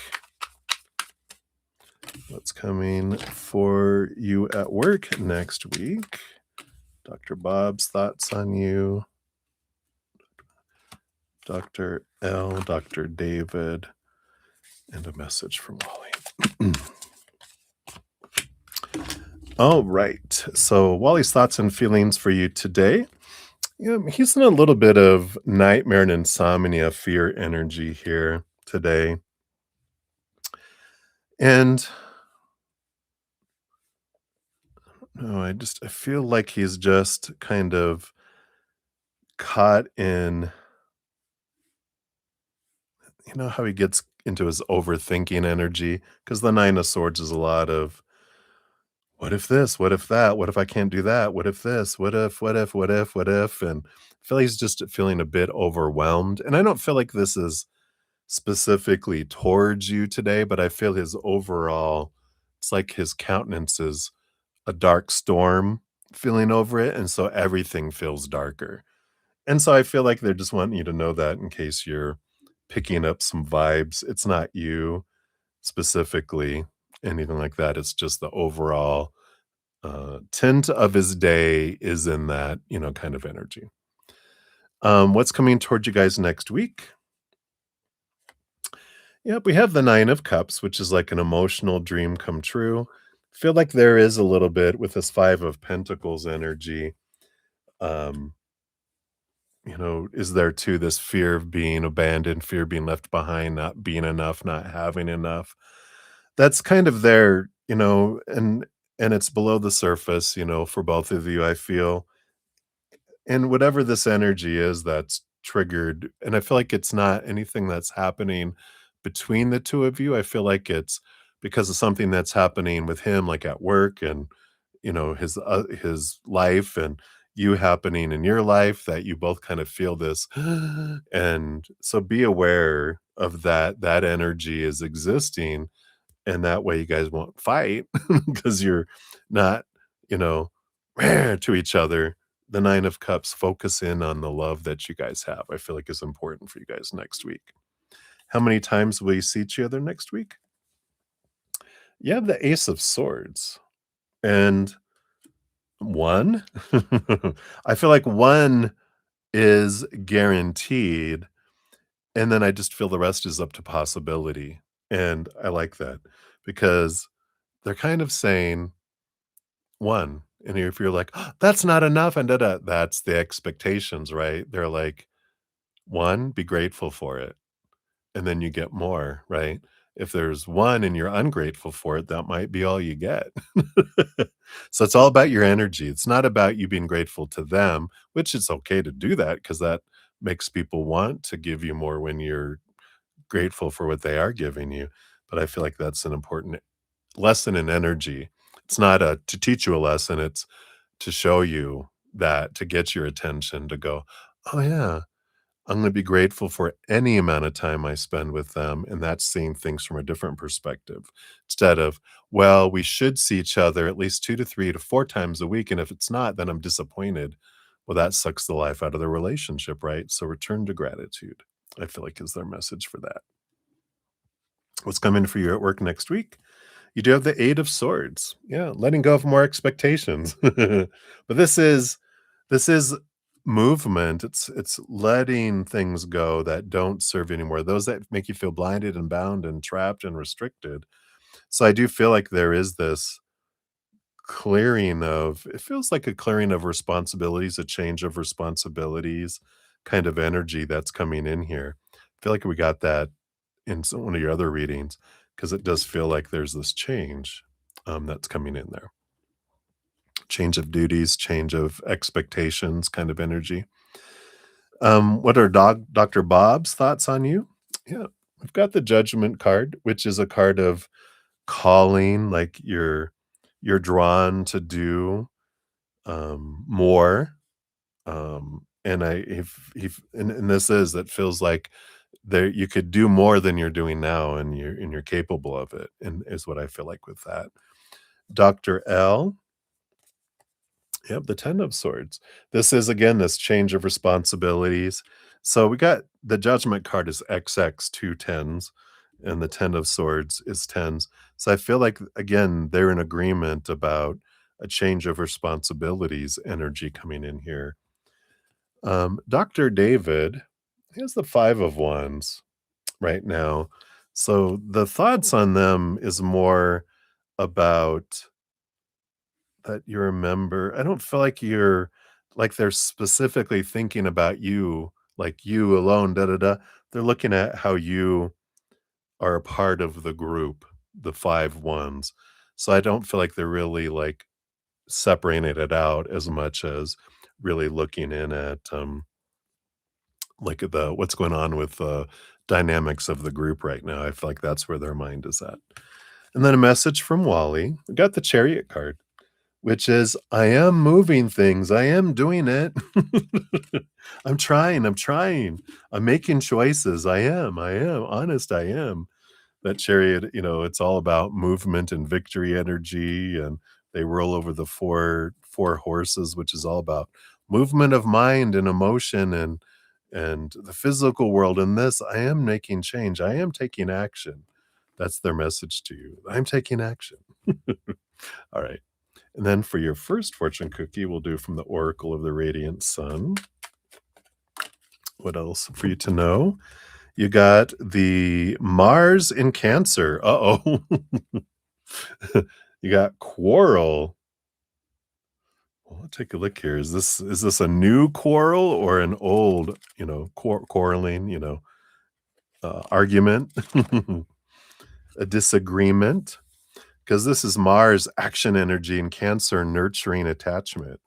So this does show two mounted figures squabble over a gold ring symbolizing betrothal.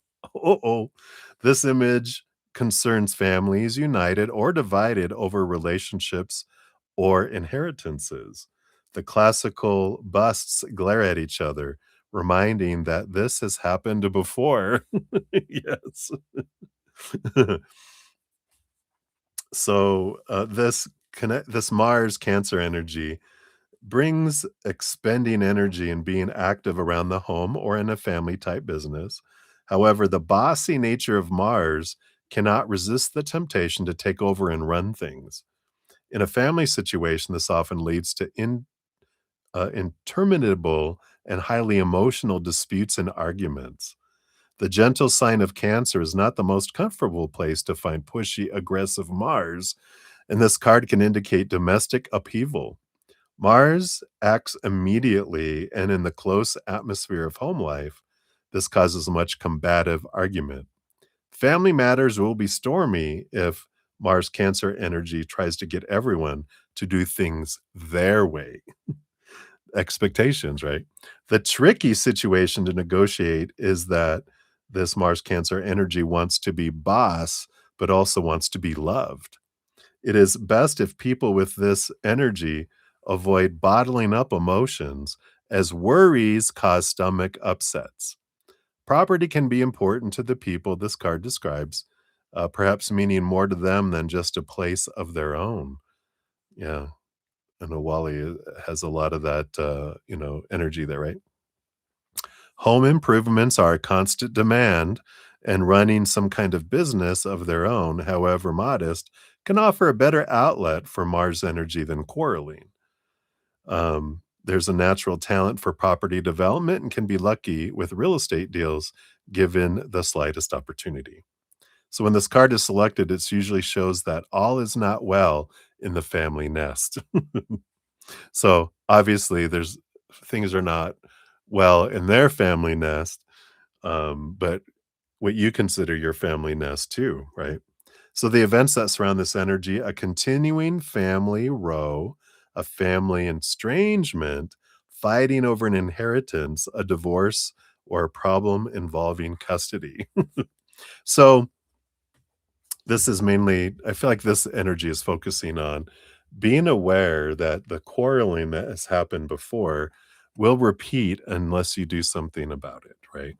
And like we were talking about with that Japanese ma energy pausing, and not arguing. I feel like that's being emphasized there. All right. So that's what they have for your first one, Maria. So many blessings to you. And we'll do your second one here in a sec. I just want to do a couple of shout outs here. We got Ravit. Hello, hello. We'll get you on the free list here. Boom, boom. And then Moonlight. Hey, good evening, morning to you. Thank you. I see your 2 donations. So I'll get you on the list here. And we will be to you here momentarily. Where we're at on donations, I got Maria P for number 2, and then Olivia, and then 2 for Moonlight. And then we will, excuse me, for free readings, I've got like 5 that we'll circle back and complete as well. All right, let me take another sip here, and we'll dive back in. Cheers, everybody.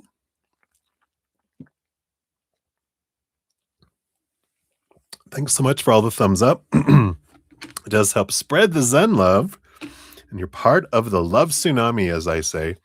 So thank you guys so much. I appreciate that. All right, Maria, number 2, 333, 27. There you are. Yep, I got it in there. And that's over here. I don't know why I was looking over there. So for your second one here, oh yeah, what's happening over at the dark side? Well, with that last card, I think there's some fire going on over there. Let's see here. What can we know about what's happening in the dark side? Time frame for him to make it more official with you. I feel like we're going to pull from here, from this timing deck.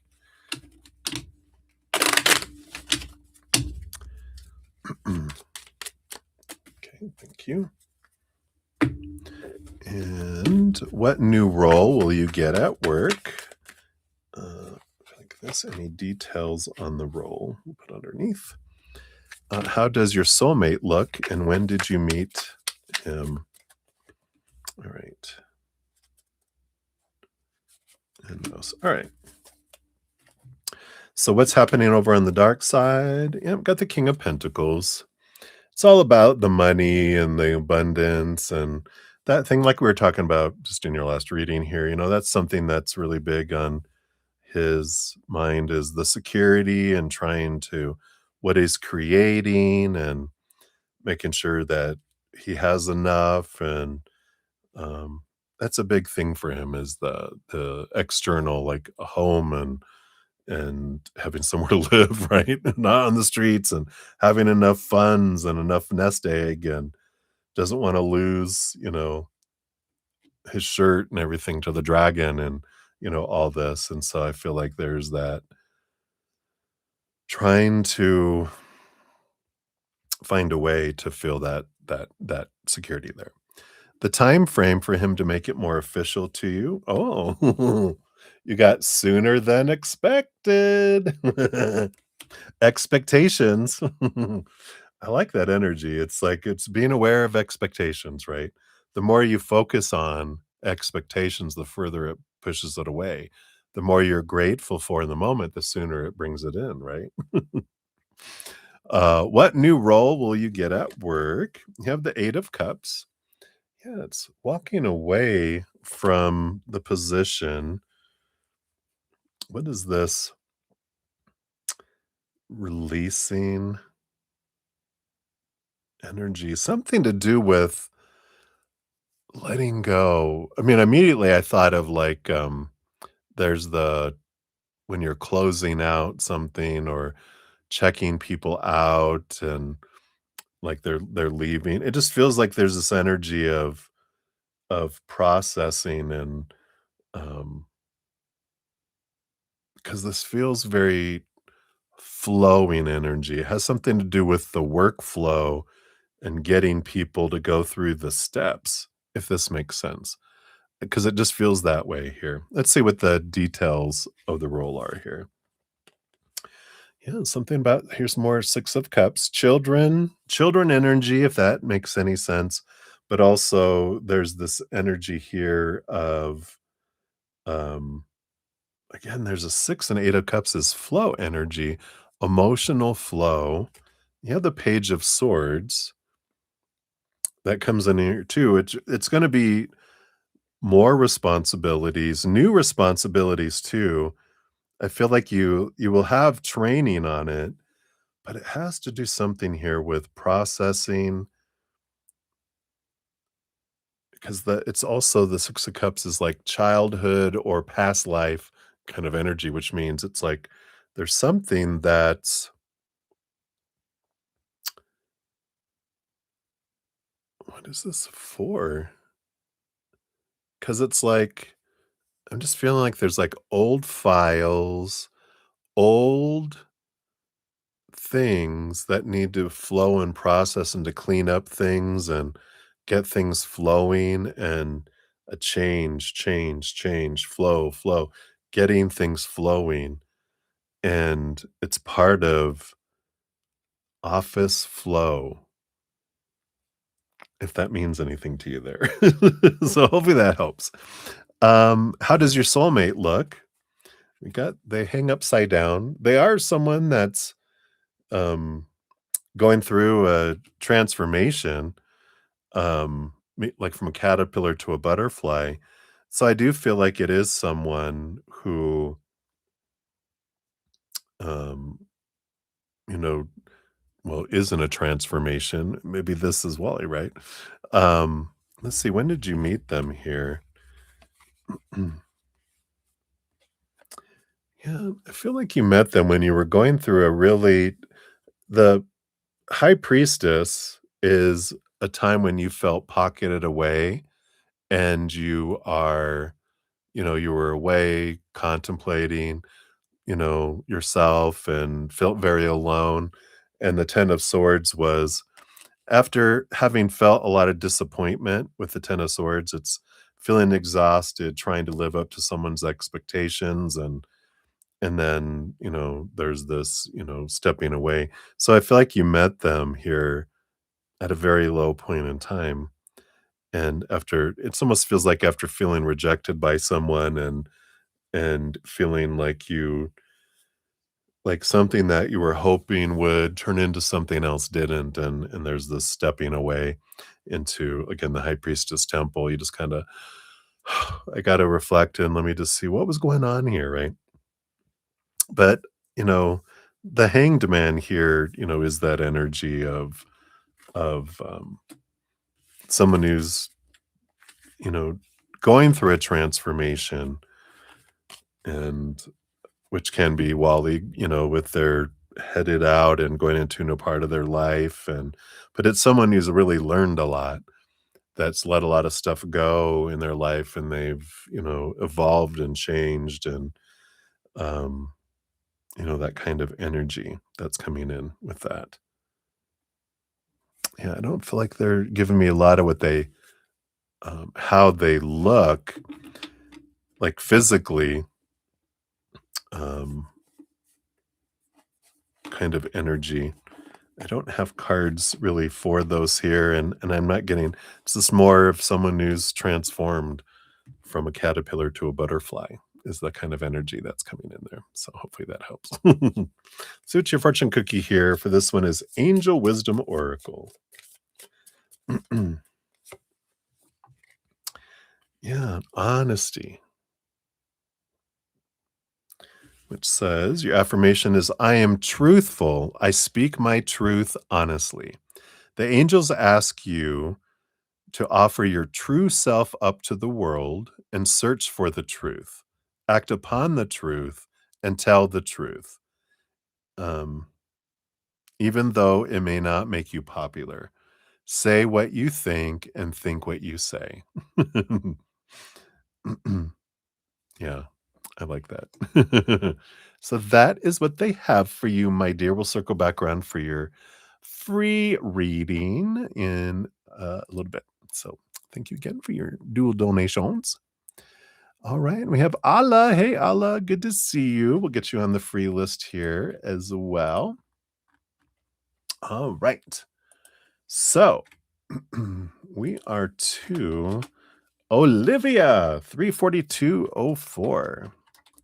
So Olivia, thank you for your donation. I think yours is still showing on the chat here. It is. And there's your little unboxing. So thank you for this sticker here. So you came here for the tea. Hello, hello. So you've been thinking about reaching out to an ex that you dated a couple of years ago for a few months. The relationship fizzed away due to schedules, family responsibilities, um, and their birthday is in a few weeks. Thus is why he's been on your mind. Big gulp tea read. Okay. Cheers, cheers.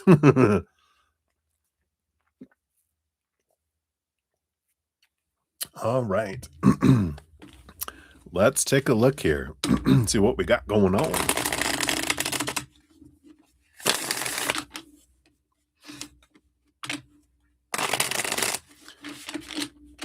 All right. So, first of all, are they seeing anyone right now? Okay, thank you. And let me just get some deets on that. There. All right. Um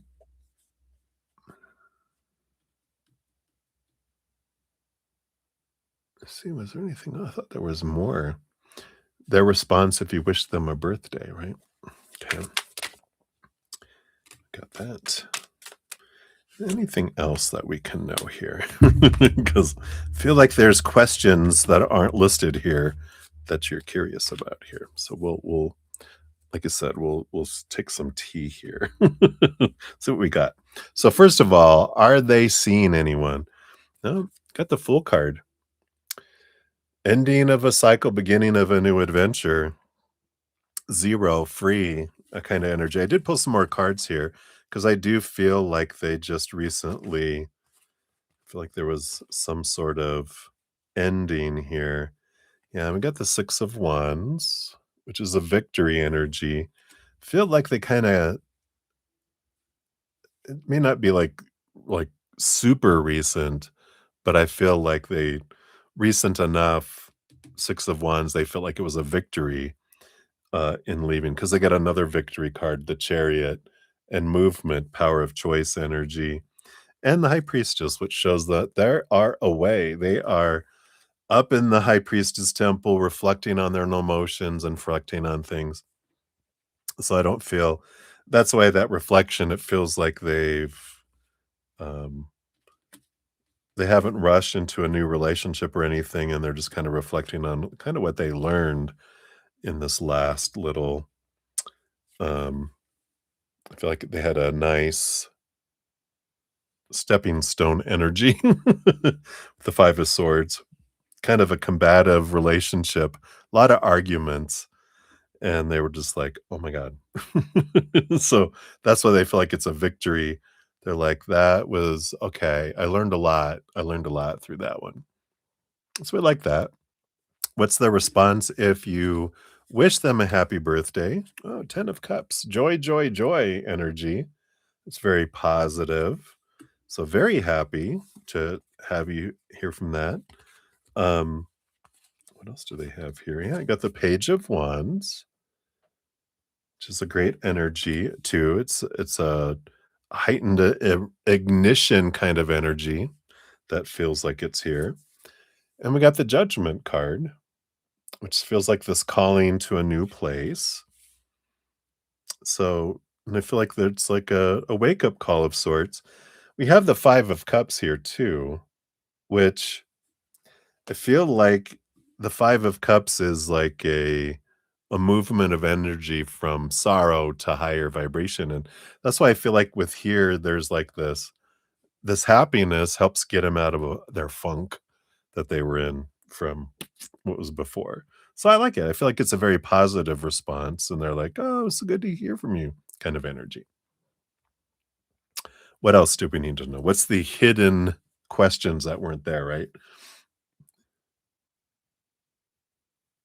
Yeah. All right. Let's see what else we got here. Yeah, I got the Six of Pentacles and the Nine of Swords. There is a little bit of um it's codependency awareness energy here. There are some fears around um this becoming an overgiver. And I feel like this is why this Five of Swords was this clashing, is because there was like this codependent kind of energy, and they're just like, I feel like they're a little shy of running into anything new yet because they're still kind of working through some of that conflict from the stepping stone. So I don't feel like they're gonna like want to leap into something new right away, which you wouldn't want to anyway. You don't want to be a rebounder. It's not that it was that far away. I mean, it wasn't like recent, like last week or a month ago, but it feels like maybe like around Christmas. Happy New Year, we're breaking up. Or I wish you'd have told me before I bought you a Christmas present. That's funny. But underneath that, yeah, we do have the Lovers card. So there is that possibility and that energy below the surface here, along with the Knight of Cups, movement of emotion. And we got the Nine to the 10 of Wands, which is getting past a barrier and moving into, you know, flow energy here. But I feel like it's once they're ready to move past that barrier with that Nine of Swords, the Nine of Wands, Nine of Swords energy, it's kind of like this. I'm still kind of hanging out alone a little bit, trying to look through things, but definitely that energy is there. Yeah. I've got the Ace of Swords. Both of you, both of you have new clarity around relationships and who you are, and but I do feel like there would be communication, like there'd be a conversation here with the Ace of Swords, like, "Hey, let's get together or chat about life, blah blah blah. Yeah, sounds great," kind of energy that comes in here. So I like that there. Is that deep enough? Is that enough tea? Let's see what your fortune cookie brings in here too, because those are um, a little longer here with the Oracle of the Radiant Sun. Let me just put these cards back in. But I like that there. Sorry, that was a lot of cards that are still putting back in here. I was like, all right, there we go. All right. I like putting them back in separately. It's like a little mini shuffle. All right. Like those were it. Let me shuffle these. Still have all those 15 cards down on the floor here. I'm so proud of myself. I normally wouldn't be able to, in the past, I would need to pick them up. Now I'm like, they'll be there. I'll pick them up when we're done. All right. Your fortune cookie, you've got Jupiter in Aries, Enterprise. Ooh. Talk to the hand. No, that's palmistry. So Jupiter in Aries. Because of course Jupiter is gain and Aries is self-will. So the hand diagram of the chiromancers shows the complete set of planetary qualities. Jupiter's nature in palmistry is to denote the achievement of enterprise and ambition, where full use is made of all talents available. The acorns are simply the seeds of potential. Ooh, ooh la la. Oh, Mine is still going on here, so I think we're okay. You might try going back and coming back in. So Jupiter in Aries energy is expansive drive to develop and improve life by taking on positions of leadership. Positive action, which so leadership is like, of course, taking the initiative, right? Positive action and an enjoyment of physically doing things are a necessary part of their makeup. Um, this energy might kind of encourage you to rush in where angels fear to tread, but all positive effort on their part is good for their well being. Yes, these types of energies are extremely impulsive, but with the beneficial planet Jupiter involved, they get more than their fair share of lucky breaks. Ooh. Optimistic and self assured socially, this energetic aspect is fortunate in sending out little signals of honest trustworthiness that make for plenty of popularity. They have the added quality of giving confidence to other people. The optimism of people this card describes is based on the belief that the harsh old world around them will support their buoyant enthusiasm, and of course, it does. They share this aspect with many actors, politicians, and religious or philosophical leaders. Jupiter is a buoyant influence and imparts to Aries the optimistic belief that all that one does will have a successful outcome. More often than not, with this combination in play, the result can be just that. When this card occurs in a reading, it signifies a successful consequence for ventures referred to in this question. The enterprise card suggests that a bold and enterprising approach will be needed to achieve a satisfactory result. Go forth boldly. Events surrounding this energy, setting up a business, working for a foreign organization, using personality to improve one's status, enacting ideas for long term success. So that looks good, Olivia. What a great card. Instead of talking to the hand, it's Jupiter positive energy bringing that in. So that is what they have for you, my dear. So go forth and conquer. Happy birthday to you. All right. So many blessings to you, my friend. Thank you again for your donation. All right. So Moonlight, we're down to the year two next. So cheers to you. Let me take a sip here real quick.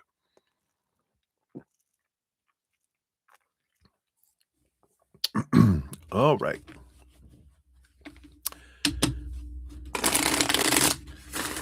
Let's get into your energy here, Moonlight. All right. So for question number one, 35419 is your first one here.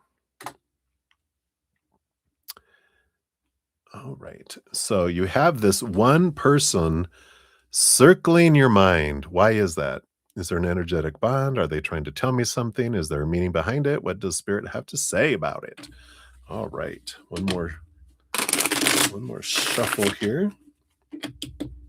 All right. So, is there an energetic bond? Are they trying to tell you something? Okay. Boom, boom. One card. Is there meaning behind it? Okay. And what does spirit have to say about it? Okay.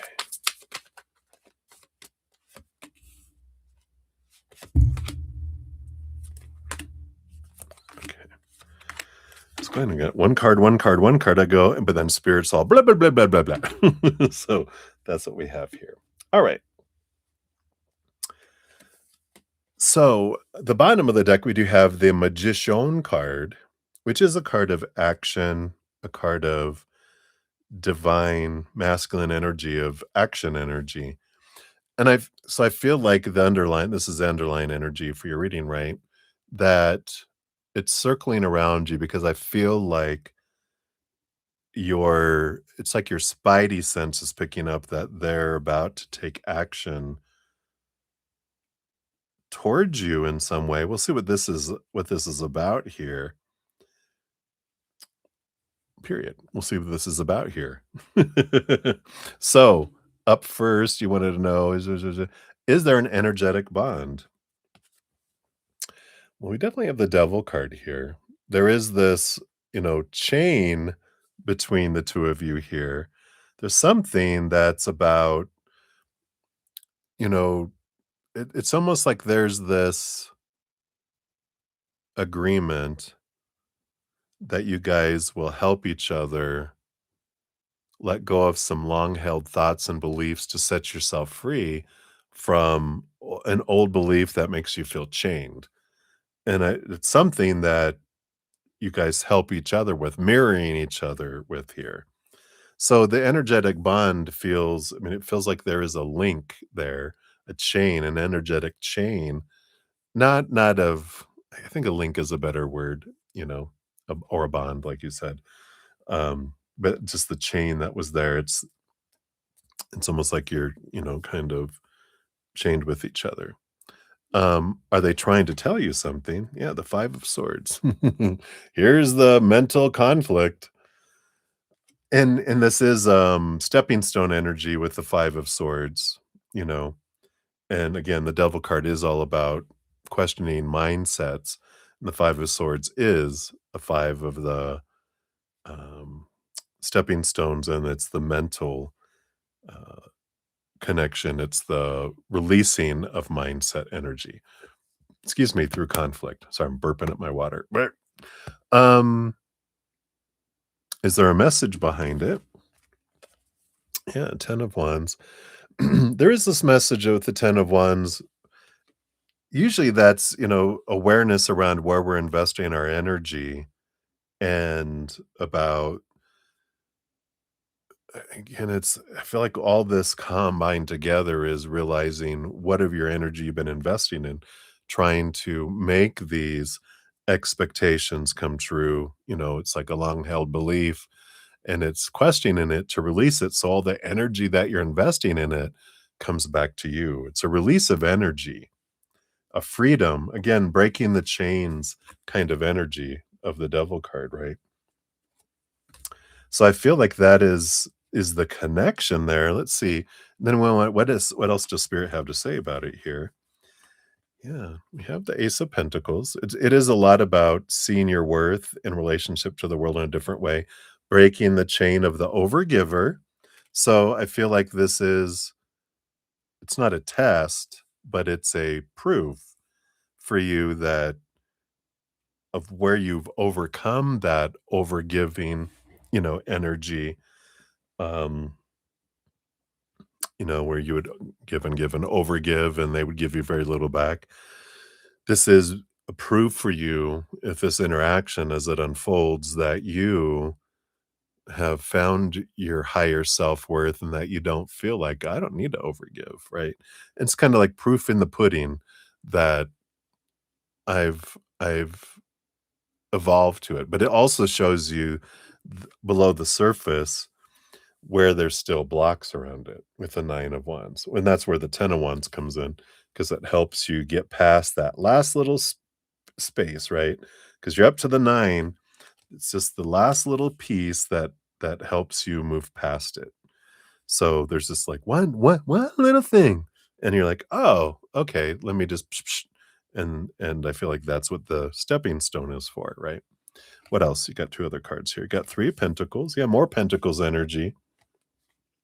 Being true to your authentic self and trusting that you know what your dream come true is and what is not, and not giving in, not, with the 3 of pentacles, I know what I want and who I am, and you're not it, you know? Underneath that, you have the Queen of Pentacles, yeah, Mother Nature, Mother Nurture, again, all this Pentacles energy. So I feel like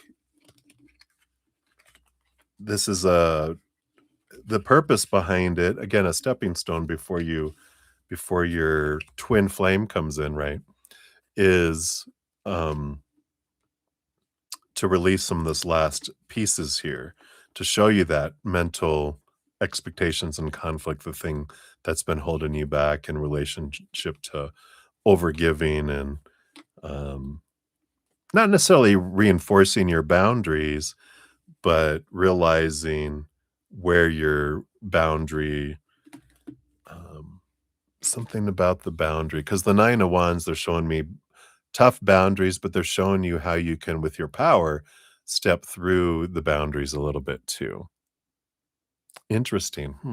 So hopefully that resonates. Let's see what your fortune cookie brings in for the Oracle of the Radiant Sun. That's what you'll get for this one. What else can you tell us about this connection? All right, this one here. Are you gonna get a moon card? Boom. Nope. You got Venus and Sagittarius though. Oh yeah. Flirtation. You, moonlight. You flirt. Let's take a look here. I'm just kidding. Mostly. Venus is love, Sagittarius optimism and adventure, right? So on this one, it shows a traveling minstrel serenades a beautiful young huntress.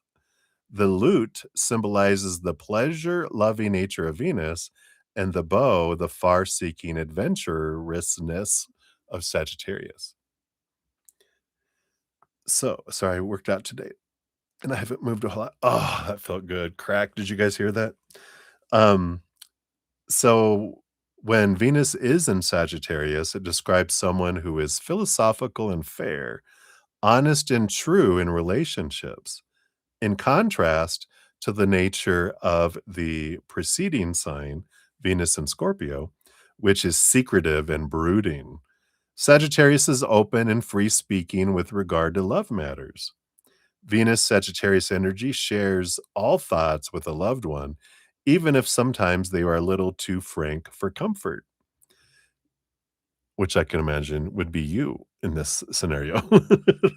Speaking the truth as they see it, they constantly have to be cautious that their honesty is not just too blunt. Venus Sagittarius energy is loyal, but needs plenty of freedom within a relationship and allow this to their partners too. Saying what they think makes for a great deal of flirtatious conversation, which titillates the Sagittarian love of adventure. Close relationships with people from abroad are indicated by this card, and people with this aspect are attracted to the learned or worldly wise. Is that person from a foreign country? In love, their ideals are high, and they might spend time trying to convert loved ones to their personal philosophy. Religious thought and action in the broadest sense could be prominent. There is, when this card is selected in a reading, a possibility of marriage or a relationship with someone from another country. Often this comes through a meeting at a university or other learning institution. And women who choose this card usually seek a heroic, adventurous kind of partner, a romantic Indiana Jones figure. Someone who wants to travel the world. Events that surround this energy: a foreign lover or holiday romance that blossoms, a marriage abroad, a light-hearted flirtation just for the adventure. Yeah, I feel like that's more it. All right. So hopefully that helps. That is what they have for your first one there, Moonlight. And we'll go on to your second one here in a moment. Hey, Ashvin, good to see you. Hello, hello. We'll get you on the donation list here as well. You're never flirting? Well, not yet. But with this foreign Indiana Jones, you just might. All right. And then for number 2, we're at 40523. There is your second time stamp. Let's get you in there. So, all right. So thank you for your additional donation, and will you soon figure out your purpose in life? Finding a new path? Will you be doing something completely new or bring something with you? Will you move to get there? All right. Let's take a look here.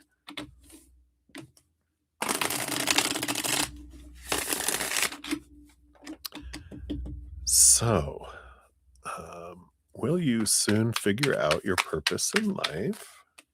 Okay. Will you find your new path? Okay. Will you be doing something completely different or bring something with you? Okay. And will you move to get there? Okay. All right.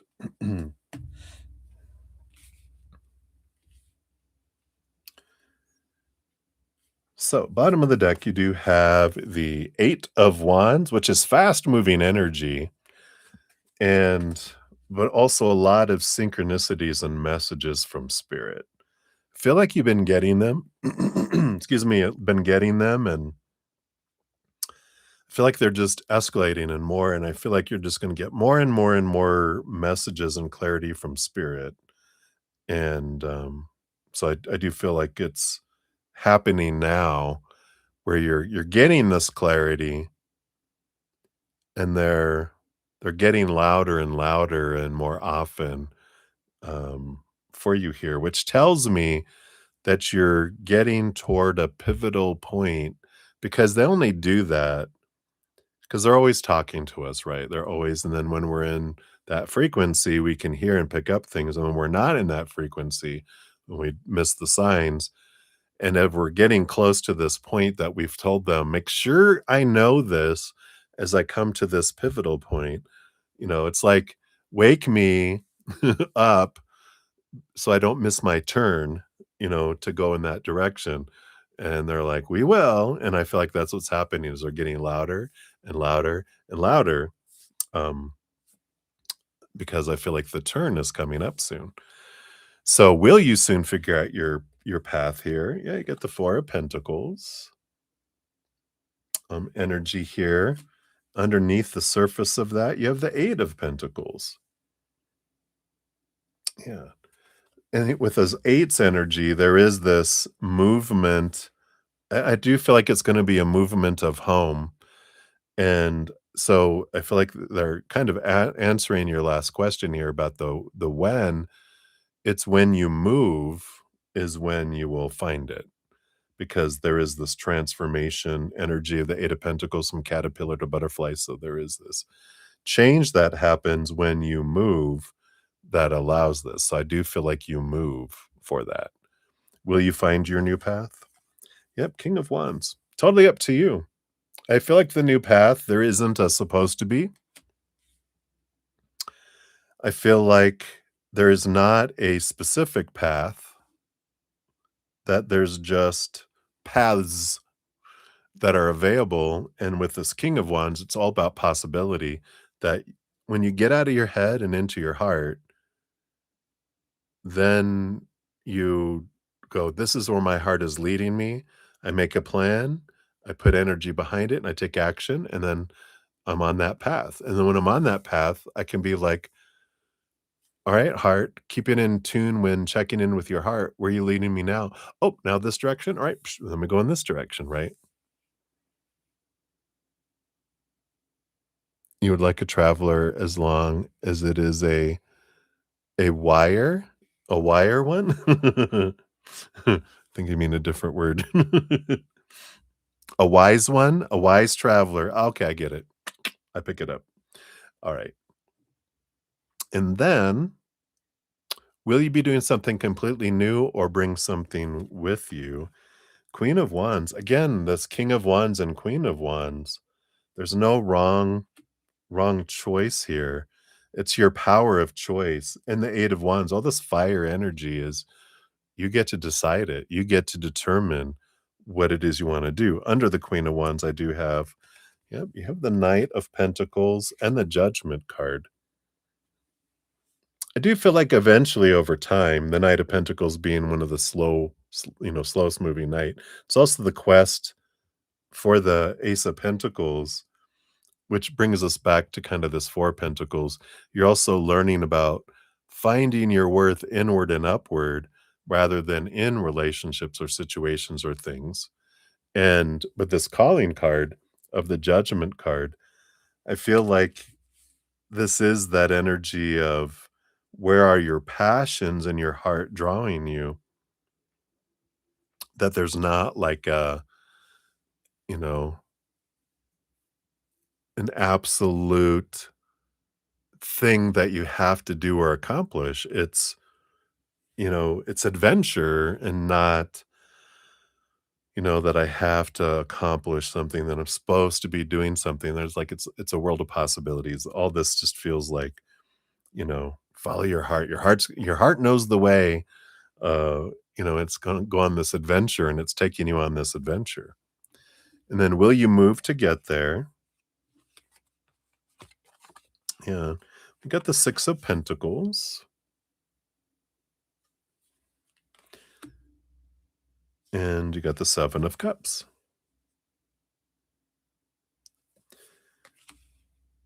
I know you got the Six of Pentacles in your last reading about codependent and realizing this.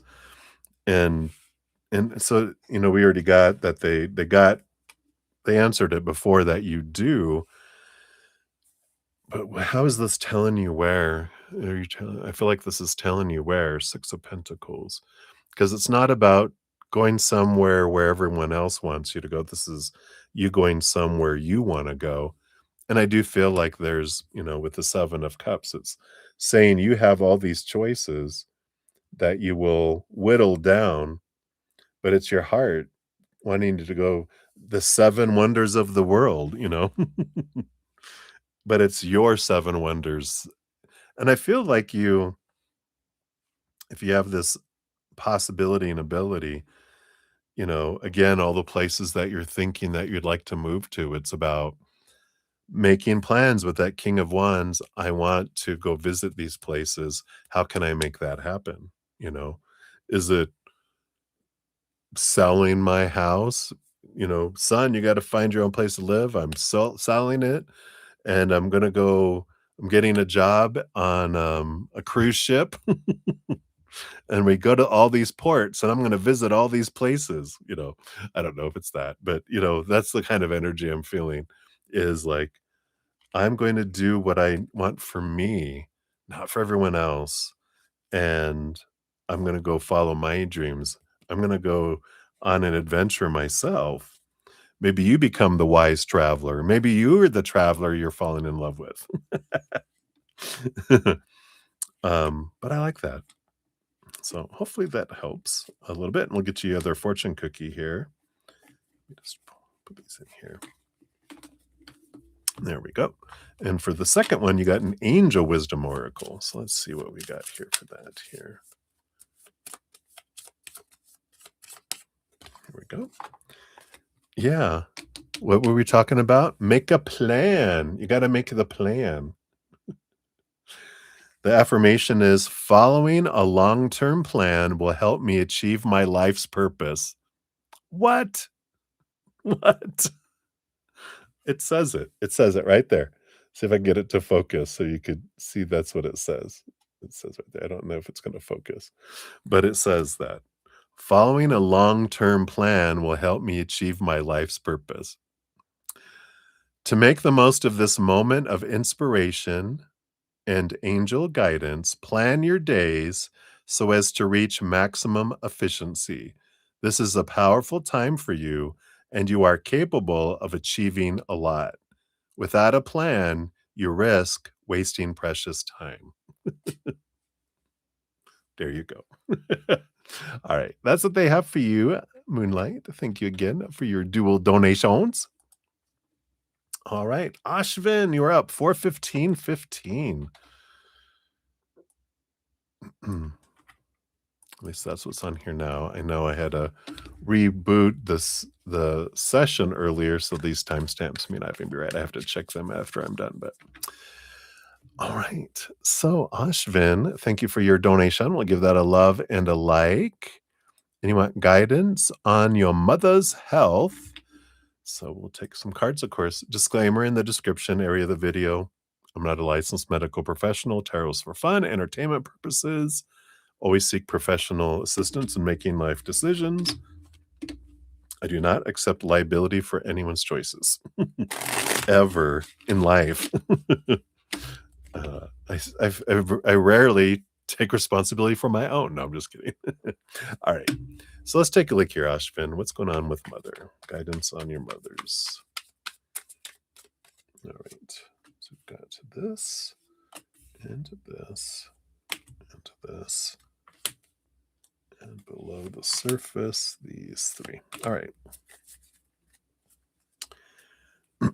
Bottom of the deck, we do have Emperor energy. And, we do have here with the Emperor, it's a good solid number with the number 4 of the major arcana. But there's also an energy here of the Emperor that, your mother's the ruler over her life. Her energy is what rules over hers. And so, being aware that, um, you can't make her better. She has to make the choices for herself that she wants to get better, that, not focusing on lower vibration, focus on the higher vibration. Because the more she focuses in, I think we talked about this before, right? If we focus on what's wrong, then we get more of that. Instead of focusing on what's going right in our bodies and our world, we get more of that. So let's see, you got 3 sets of cards. The first one, you got the Star card and the Devil card. So 2 major arcana. And there's something about her being challenged, her dream come true with the Devil card. There's like this shaking and rattling energy. And it's a little bit of fear energy that's coming in, of course. But I feel like it's the fear of that my dream isn't coming true is what brought the health to where it's at. What's going on with her? Yeah, below the surface, there's this Ace of Pentacles, which has to do with this sense of worth that she's attached to herself, to whatever this dream was supposed to happen that doesn't feel like it's happening. It's being shaken. And I feel like with whatever she thought her life should be or that things should, expectations unfold, that a lot of disappointment in things internally that she hasn't really talked a whole lot about is, you know, what's um, coming in with that, right? Um, so I feel like that's kind of at the root of what's going on. It has to do with this, whatever this, it's a sense of worth, but it's also whatever this situation that was supposed to happen in the outside world, it didn't. And I feel like it just really might have been the last straw that just kind of brought in a depression or, this low feeling. Let's see what this is else is here. We haven't got the 8 of Wands. There is something quickly coming in here. What's below the surface here? Do you have the Hanged Man? So there is this transformation energy for movement, for things to happen quickly and for things to move. Guidance on her health here is to transform. It's like the caterpillar in the cocoon turning into the butterfly.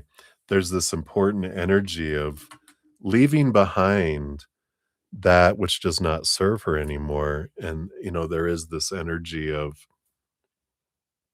whatever this thing is that no longer serves her, that to be able to release it, to let it go. And this is an emotional, mental energy that's impacting her physical body. And it can quickly change if she does an emotional release or, mental release or both. It helps transform things. So I don't know with whatever's going on if they have anybody. I know, um, and I'm not sure where you live. I don't know if you're in the United States or not, but um, like in the United States, they'll have um, like counselors that can come in and talk to people while they're in the hospital because sometimes they're things that are going on in their physical body are emotionally based, and if they're stressed, they're able to talk it out and help them recover too. And I feel like that's important, you know, whether it's, having someone, if they're in the hospital, if someone can come talk to them, or if they're not in the hospital, if someone can come talk to them, like professional individuals, um, or if there's a friend of the family that's a counselor, someone that can help them process the mental or emotional conflict that's going on inside of them. I feel like it'll immediately start to change the energy that they're going through here. Yeah, because we got this again, this solid foundation on the bottom with the Emperor. We also have Four of Wands, Four of Swords. Peace of mind brings joy and celebration. And underneath the surface of that, Ace of Wands, and brings in new energy and action. But, this does go back to this Emperor, Aries energy, that the stability has to come from the changes that mom decides and initiates inside, right? That she's the one that has to choose to, you know, want to do something about that internal conflict because you can't force her. I want you to talk to somebody. They're coming in and they're like, ain't don't matter if she doesn't want to do it. She can talk, but nothing's going to happen unless she decides to transform, right? So this does come into that.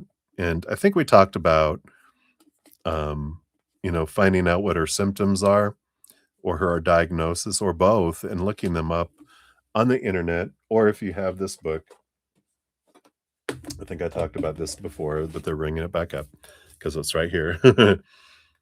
You can search the internet and go, what is the, spiritual and emotional reason for these symptoms or this diagnosis or both? And then they do, you know, whatever resonates, whatever comes forward.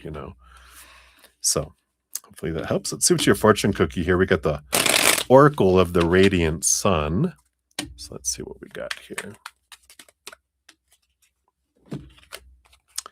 You've got Mercury in Virgo, which Virgo is all about health, right? And communication. We got caution coming in here. So let's see what this is here. So mysterious. So this is Mercury, which would be over here. And so Mercury is change and Virgo is perfection and service, but Virgo also, their journey is about the physical body too. So a crowned woman, Earth Mother, holds her hand up to protect the mad rush of small antelopes escaping the feared jackals. Internal fear energy, right? Their sudden movement attracts danger. So that's the fear, caution. What's this inner fears that are showing themselves in our physical body, right?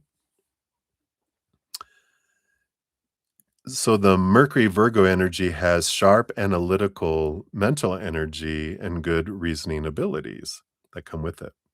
Mercury rules Virgo and Gemini, and although happy in Virgo, it manifests in a much more disciplined way than in Gemini.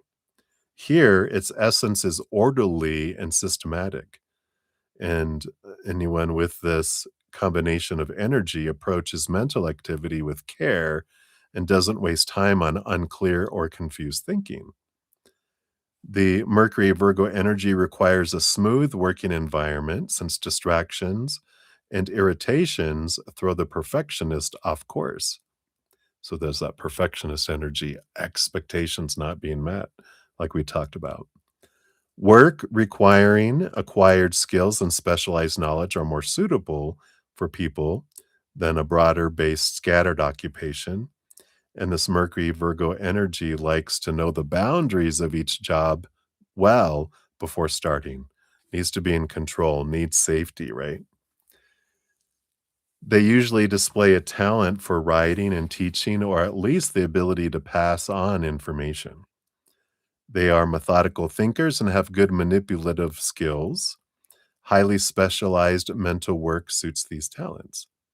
At work as at home, this type of energy directs much mental energy into sorting out the chaos of less efficient folks. So in a reading, this card usually indicates a need to carefully examine the pros and cons of a problem before taking any action. I like that, the pros. Again, am I focusing on the higher vibration or lower vibration?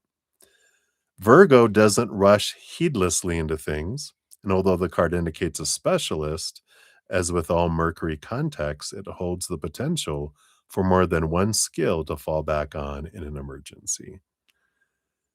The events that surround this energy are detailed craft work, cataloging, a laborious task needing care and patience, restoration of order, especially at work, and a need to plan ahead.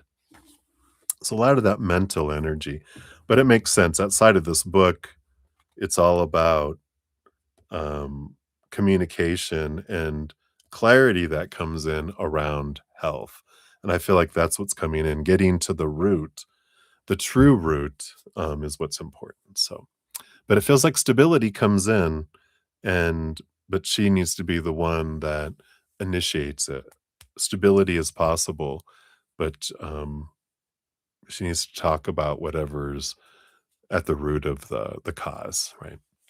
So hopefully that helps Ashvin. Well, I'll add her to my list here. I got a little list going, um, sending love energy out each day. So I'll add your mom onto my list here. So if anyone wants to join me, we'll send love to her right now, love energy for her health and whatever her higher self to use in whatever way fits its will and its desires.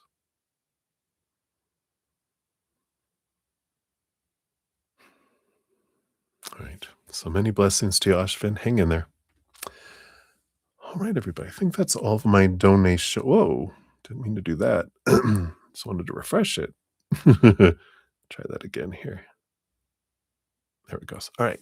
So I think I'm done with all my donations at this point. And so we'll go in. I think I've got 1, 2, 3, 4. I got 6 free readings remaining. We got Minu, Maria P, Wendy, Ayushi, Ravit, and Allah is who I have. So that is where we'll go to next. Let me just get these set up here.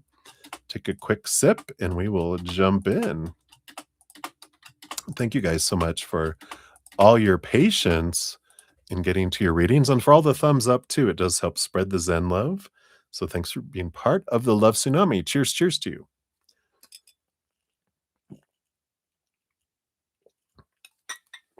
All right.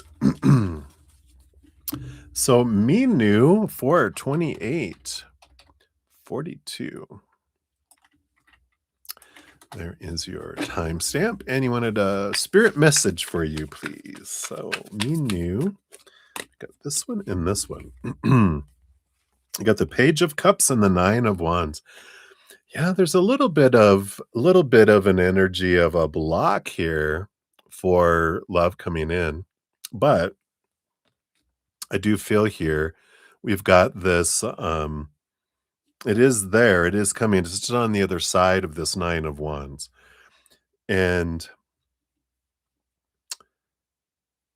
with the Nine of Wands, you can see how they have a wands in their hand. It used to be part of the barrier. And what helps you break through this barrier to move forward, to have this heightened love come into your life, is to realize that I am the one that's creating the block because of my energy. And when I take my magic wand and I take ownership of that, and I realize whatever I focus on is what I draw in, then instead of, we might be in an energy of want and need. I want love. I need love.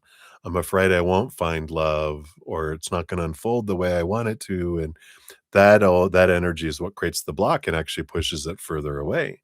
When I go into gratitude and I think about what is the love, what am I grateful for, the love that I have or I have had, even the love that's not romantic, if I'm looking for romantic love, it's all about gratitude for love. We draw more love into our life. That's what allows you to break through the barrier and allows that to come in. So just a little adjustment of where I'm focusing my energy. Not, sometimes we are taught with manifestation, Focus on what you want, focus on what you want, but want energy is lack energy.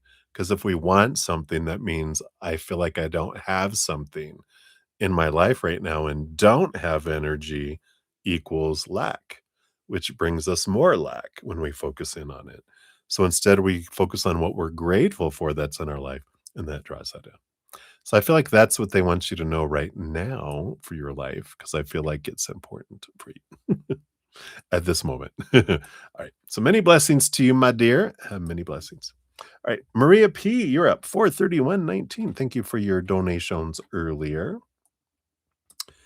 Here's your timestamp. And a general for you for love and work. So love and work. So for love, yep, you got Two of Cups. You're definitely in a relationship, and there's this partnership that's here. So it feels like things are going well for love. It feels like we're back in, feeling equal. We're cheering each other on here, you know. So it feels good here with the Two of Cups energy for love. And for work, yeah, you got the Queen of Swords. There's this balance between head and heart here. And we've talked about this before, and they're bringing it back up, and I feel like with the queen, it's important for you to decide what is it that you wanna do with work and career. Not at this job. It's not about, "At this job, what do I wanna do?" It's like, if you could step back and go, "If I could do anything, if money and time and blah, blah, blah, and all that didn't matter, what is it that I would love to do? What's my heart? Where's my heart at? What would I love to do?" You know? Um, and think about that, because I feel like this is the Queen of Swords. It's taking a step back, and she's talking to her little bird here. It's spirit. You can talk to spirit and go, help bring clarity. What is it that my heart does want? You know, because if we're just running on autopilot, we're just going to kind of wander around in life and not, you know, we're just going to end up being where we're at. And I feel like there's this something more compatible for you that's out there. And we've been talking about all this other stuff at work, and yeah, sometimes it's comfortable, it's safe, it's not scary as the outside world. But when you've discovered there is something like a dream that you want, and you're like, "Oh God, I'd love to do this." Then you start planning it, you start looking into it and doing it and going, "What is it? How do I want to express this love in my heart with the world in my own special, unique way?" See where that leads you. All right. So that's what they have for you, my dear. Many blessings to you. Right. Then we got Wendy. You're up 433.49. So here you are, Wendy. Boom, boom, boom. And will you get a job soon? All right. Based on current energies, will you get a job soon?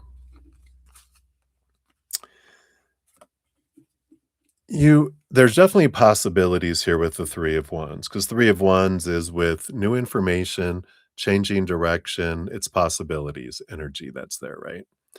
And the Hermit card is kind of a work from home position, that could be available here, what do they call it? A location away from everyone. It's a work from home. I wanna say it's not relocation, remote. It's the remote, like a remote job. You have this possibility here. And the 3 of Wands talking about maybe a change of energy too.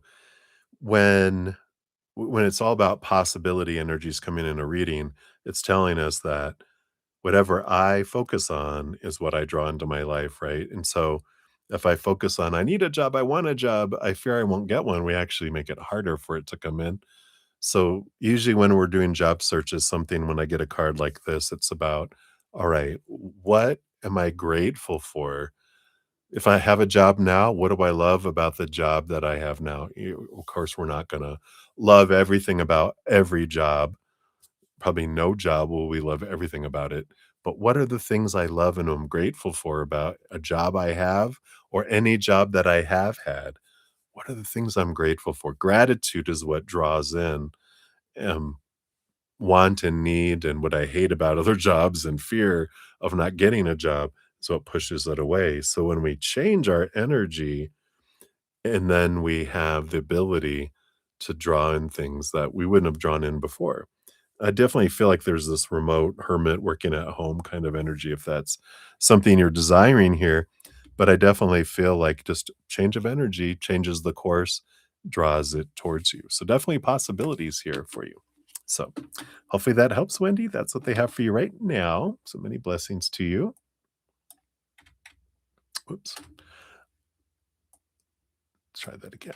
All right. So Ayushi, you're up. So 43623. Hey, Ankita. Good to see you. May I ask if the Sagittarius and you are over, right? Based on current energies, are you, let's see, relationship over here. Let's take a look here.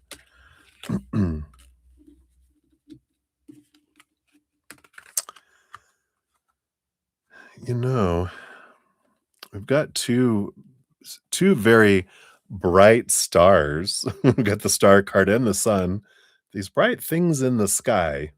One that rules over night, one that rules over day. The energy I'm getting in here, okay, they told me to check the bottom of the deck. I do feel like it is over with the Sagittarius because you got the World card, which is the ending, the last card in the major arcana, and the Temperance, which is Sagittarius energy underneath the World card. So I do feel like it is over between you guys, but with the Star card and the Sun card, it's for you, it's for your best, right? We've got this, the Sun is one of the most beneficial cards in the entire into the entire deck, right? And the Star card is like a dream come true energy. And though we might think, oh, but I think the Sagittarius was a dream come true. Maybe they're more like a nightmare. You got four major arcana, that came into this, which is a huge change in your life.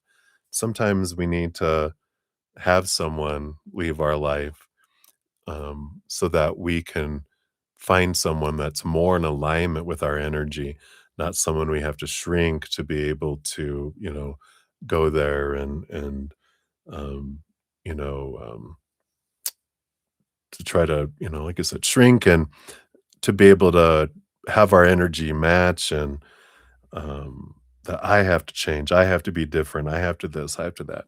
This just says that there's someone that is so in alignment with you down the road that, I know when it's happening, when it's almost like a tower moment when the tower's burning down and we're like, "Oh my god," but if it's gonna be replaced by a brand new castle with 4 towers, then, that's the energy, right? So so I feel like that's what they have for you right now, Yushi. Hopefully that helps. All right. So hang in there. You're very welcome, Minu. Oh, you want to work at home? All right, very good. Um, Wendy, I do one free reading per session. So if you want to make a donation, we can dive into what we see and love. Or if you want to, I'll be back tomorrow if you want to try then for another free reading. But I just do one free reading per person per session. So, hope you understand. And Ankita, your super sticker's not going. How rude. I don't know. I'm not, I don't know. Might try tech support. I also have other options. I don't know if you have Venmo, PayPal, Cash App, or Square, or Google Pay. If any of those work for you, I got those down in the description area. So, oh, being replied back. Maybe it's just not going through. Maybe there's trouble with the internet. You might try leaving and coming back in too. All right.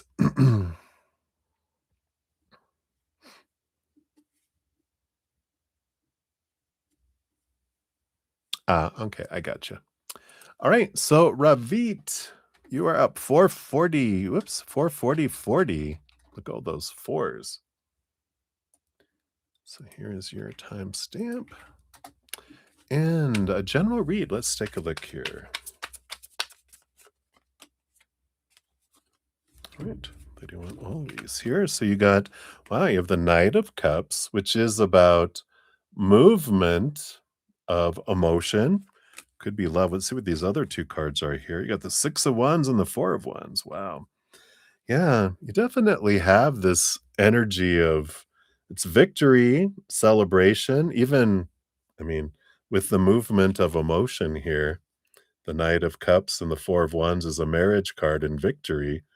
It seems to be like there's love headed your way here, and there can be even marriage if you're looking for that, interested in that with that Four of Wands.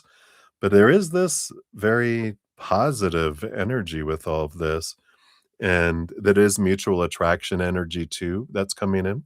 So I like that there for you. Of course, we don't want to be the one that, you know, we like them, attracted them more than they're attracted to us. This is mutual with the Six of Wands.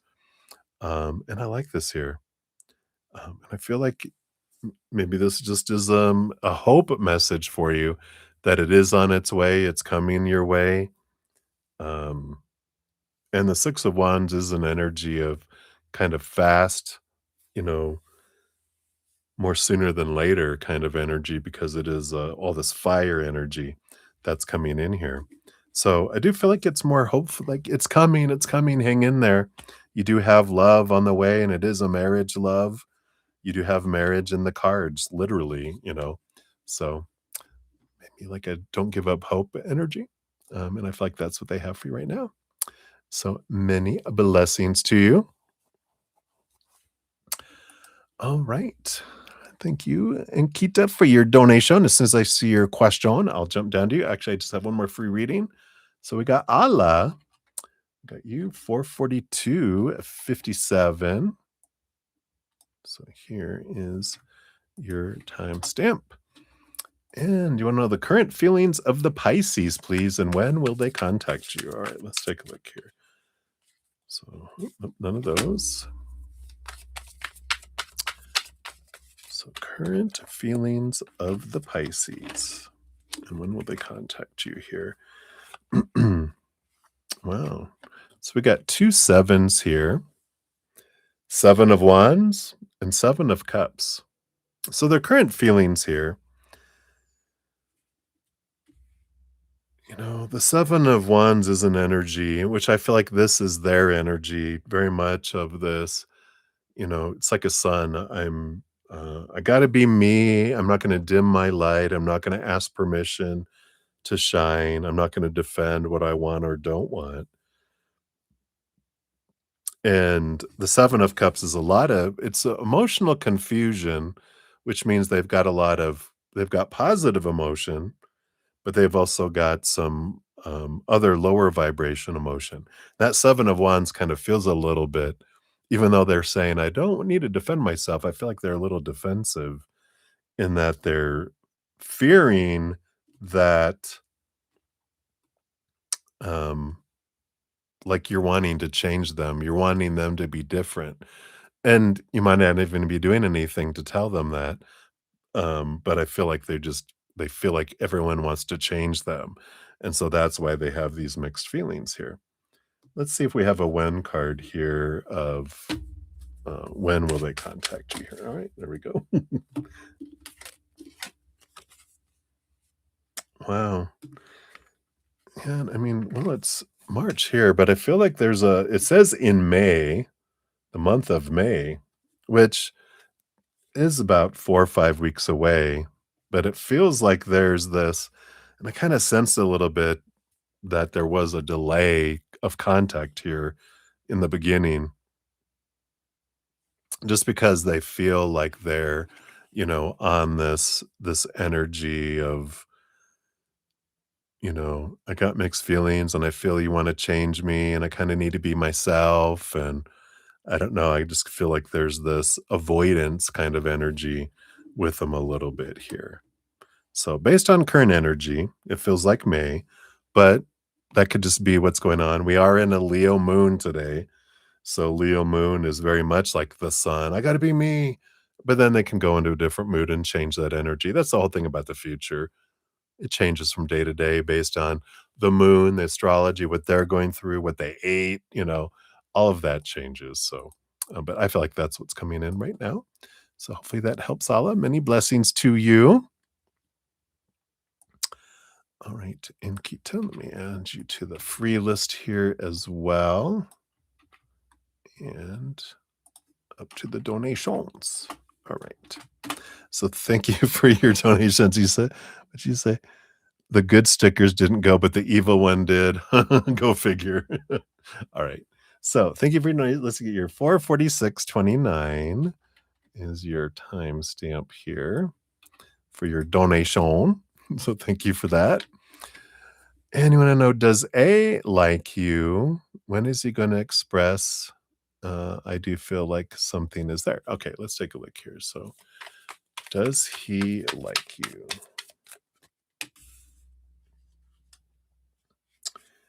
All right, we got those here. And then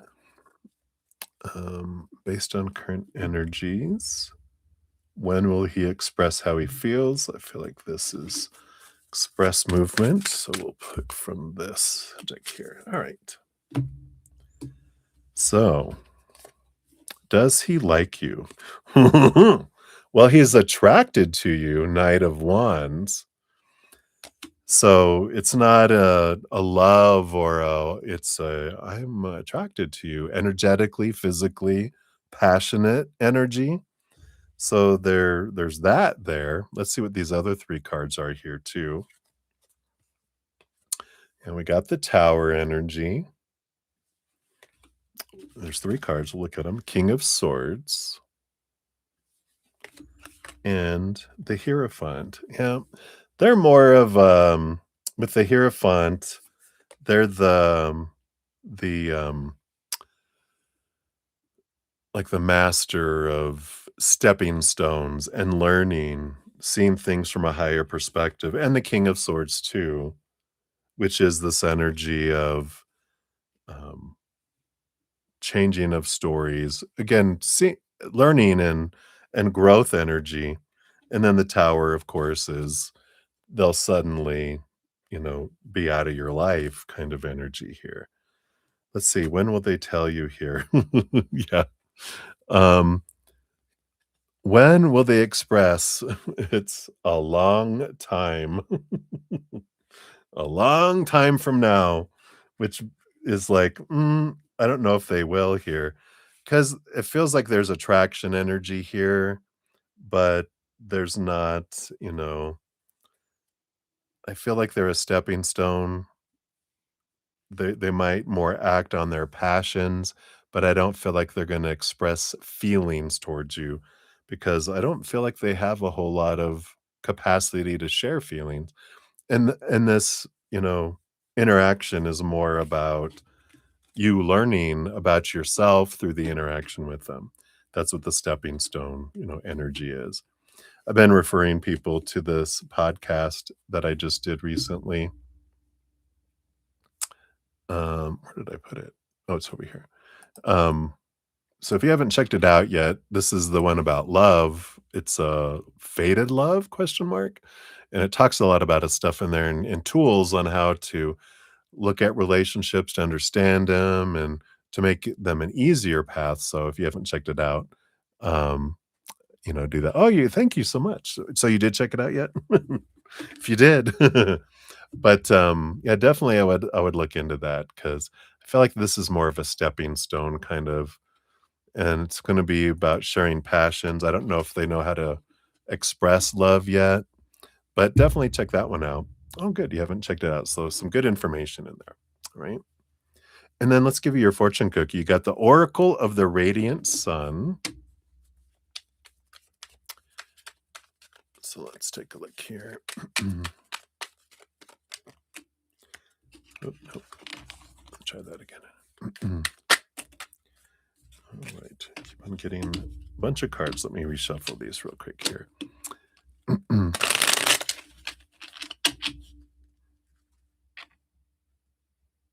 Yeah, like never. That's what I get it. A long time, like, it ain't gonna happen kind of energy is what I felt. Oh my gosh. I dropped like 15 of these cards down on the floor over there under the desk earlier. They're just not I feel like we're not supposed to pull one of these cards for you here. I feel like we're gonna go to this other oracle, the Angel Wisdom Oracle.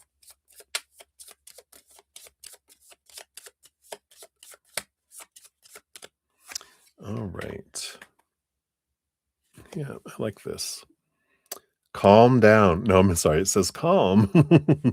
So your affirmation is I'm surrounded by the energy of calm, peace, and positivity.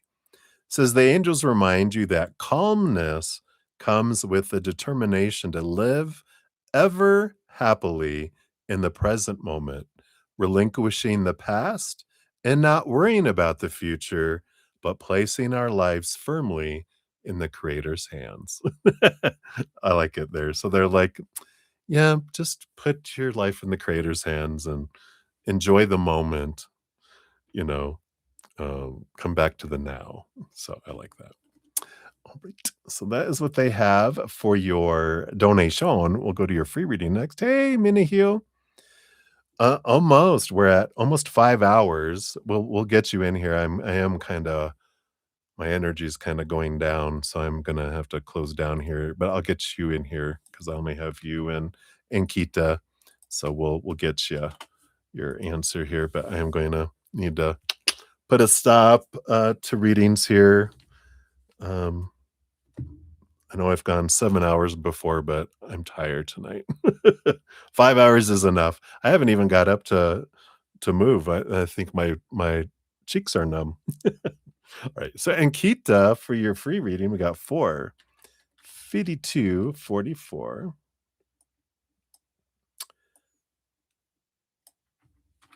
There is your timestamp. And you wanted to know, are you going to get good project in your internship currently? Not getting any, let alone good. All right, let's take a look here. Based on current energies, are you going to get a good project? All right. Yeah, you definitely have here. The Ace of Pentacles is a new opportunity coming up here in the future. And the Chariot is movement and power of choice energy, which is saying that here, of course, if you believe I'm not getting any and any good ones, let alone any good, when we're focusing on what we're not getting, what do we get? More not getting, right? So, what are you grateful for? I feel like this is the energy that helps bring in a new opportunity is let me change my energy to what am I grateful for at, where I'm doing and is happening in my life. What opportunities have I been grateful for in the past? That opens us up to draw more in, right? Instead of if we're in an energy of, I'm not getting anything, it's not good, I want, I must have, that energy is a not have energy, which brings us more not having.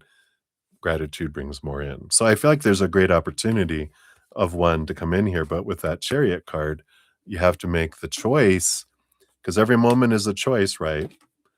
A mental choice of the story of higher vibration or lower vibration, gratitude or want, emotional choice, lower, physical choice of actions, higher, lower, energy, higher, lower. So if you make that choices of consistently, you draw it in, right? So I like that. Whatever story you're telling your mind the most is what they will bring in for you. So you have the power. So I like that, Ankita. That's what they have for you, my dear. So many blessings to you. All right. And Minihio, 45509. Here's your stamp. And what type of tower card situation coming soon? Is it more likely mental or physical? Let's take a look here. Or emotional. Or we'll take a look here. So we got this and this. So based on current energies, your tower, it seems to be more physical because you have the 3 of Pentacles and you got the 9 of Wands. The 9 of Wands feels like something being blocked, um, in the physical world so that you can be more true to your authentic self with that 3 of Pentacles, which is what the Tower does, right? It moves something out of our life, and it feels like it's something in the physical world that gets moved out of your life because the 9 of Wands is like the fire of the Tower, but it's blocking something away so that you can be more true to your authentic self. So, whatever this area of your life you feel like I'm not being true to me, this is where the change is going to happen here. It's funny, I just got a little warning on my computer. It says, Fire weather watch just issued. Be aware, the flames are coming. You can't make that up. That's there you go. The tower is coming, but it's for you, always for you, right? Every tower moment is to make space for us to be more true to our authentic selves. And I do feel like that's what's coming in here. So hopefully that helps Mini Heal. That's what they have for you. So many blessings to you. And thank you guys again so much for all the thumbs up. I appreciate all that love and support. It's something everyone can do for free to help spread the Zen love. You're part of the love tsunami. So thank you guys for doing that. If you haven't got into the giveaway coming up this next Wednesday, here is the link to get into the full moon drawing. So if you're interested in getting into that drawing for a 30-minute personal recorded reading or one of my energetic hedges, check out that link. It'll tell you there. If you want to know how to make the most of this Libra full moon, release energy and affirmations, you can check out that video. That specifically talks about the Libra full moon. I also made a separate video that is dives more deeply into the basics of making the most of full moon energy. So if you check that one out, that's also linked in the other video. But if you want to check that out separately, there's that as well. And if you haven't checked out my most recent podcast episode, came out last week, Adventure 13, Faded Love. We talk about faded love, you know, twin flames, soul partners, soul mates, and tools on how to make relationships an easier path instead of a harder one. So if you're interested, all those links are down in the description box of the video and also on my main page at the very top. So there you guys go. Hey, little pink daisy. Oh, wow. Ah, very cool. Um, yeah, you'll be my last reading. I was headed out the door. The elevator doors are almost closed. You stuck your umbrella in. So we'll get you in here, little pinky. But I think you'll be my last one because I'm almost 5 hours and I need to go. But got 4:58:58 is your timestamp. Look at that. So we'll give you a quick read here. We shouldn't talk again because he is seeing someone now. Yeah. So what are his thoughts now around you? Why he did that toxicity with you? All right. So what are his thoughts around you and toxicity? All right.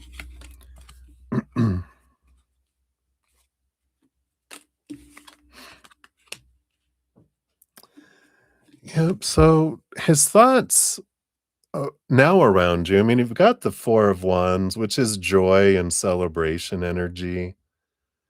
Um, can also be friends kind of energy that they're looking at it here. So I feel like they really are trying to be honest and kind of friend zone you in their heart so that they are not tempted to do anything and to ruin, because I feel like they're focused in here.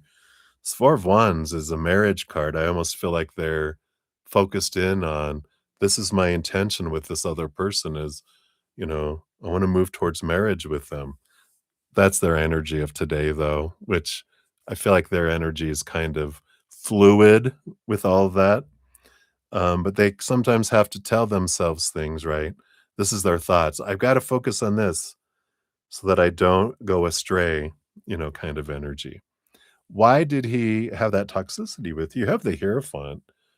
This is, an energy of, stepping stones and learning and growing, giving you the opportunity to see things, like, from a higher perspective, to show you, the reason why they d as the human, they did what they did, who knows? It's rooted in fear. This is an expression of who they are on the inside, and whatever they were reacting and triggering is because people aren't toxic. They just have toxic thoughts and beliefs and reactions from fear.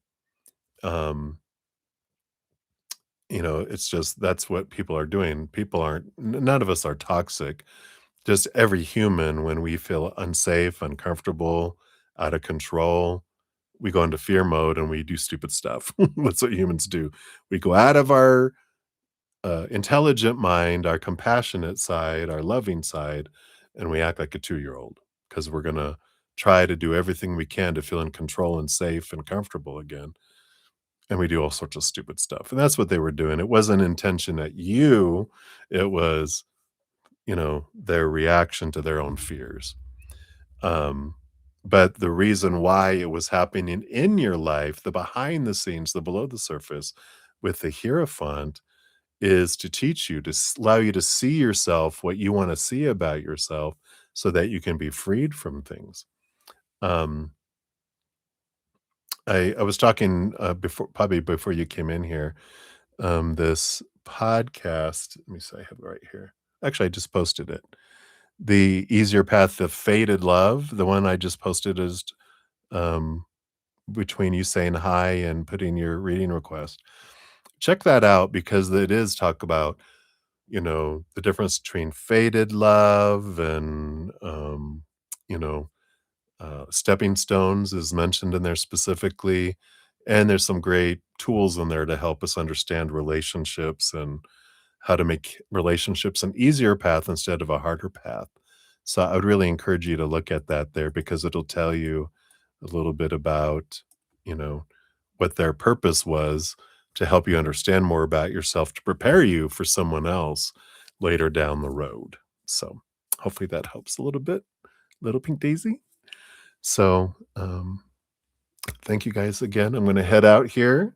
I've hit over 5 hours and I need to get up and walk around so that I get circulation back in my legs. But I'm so grateful for you guys. Thank you for all the thumbs up, for all your love and all your support. I'll be back tomorrow. I'm on Wednesday through Sunday nights, so I'll be back tomorrow. Same bat channel, same bat time at 5 p.m. Mountain Time. And until I see you guys again, remember every second of every day of your life, you truly are eternally and unconditionally loved by the Mother and the Father of all things, our Creator. And of course, I love you guys too. So until I see you again, much love. Hang in there. Take care of yourself. We'll see you soon. Enjoy this last night of the Leo moon energy. We move into Virgo tomorrow. Fun, fun. We'll see you soon.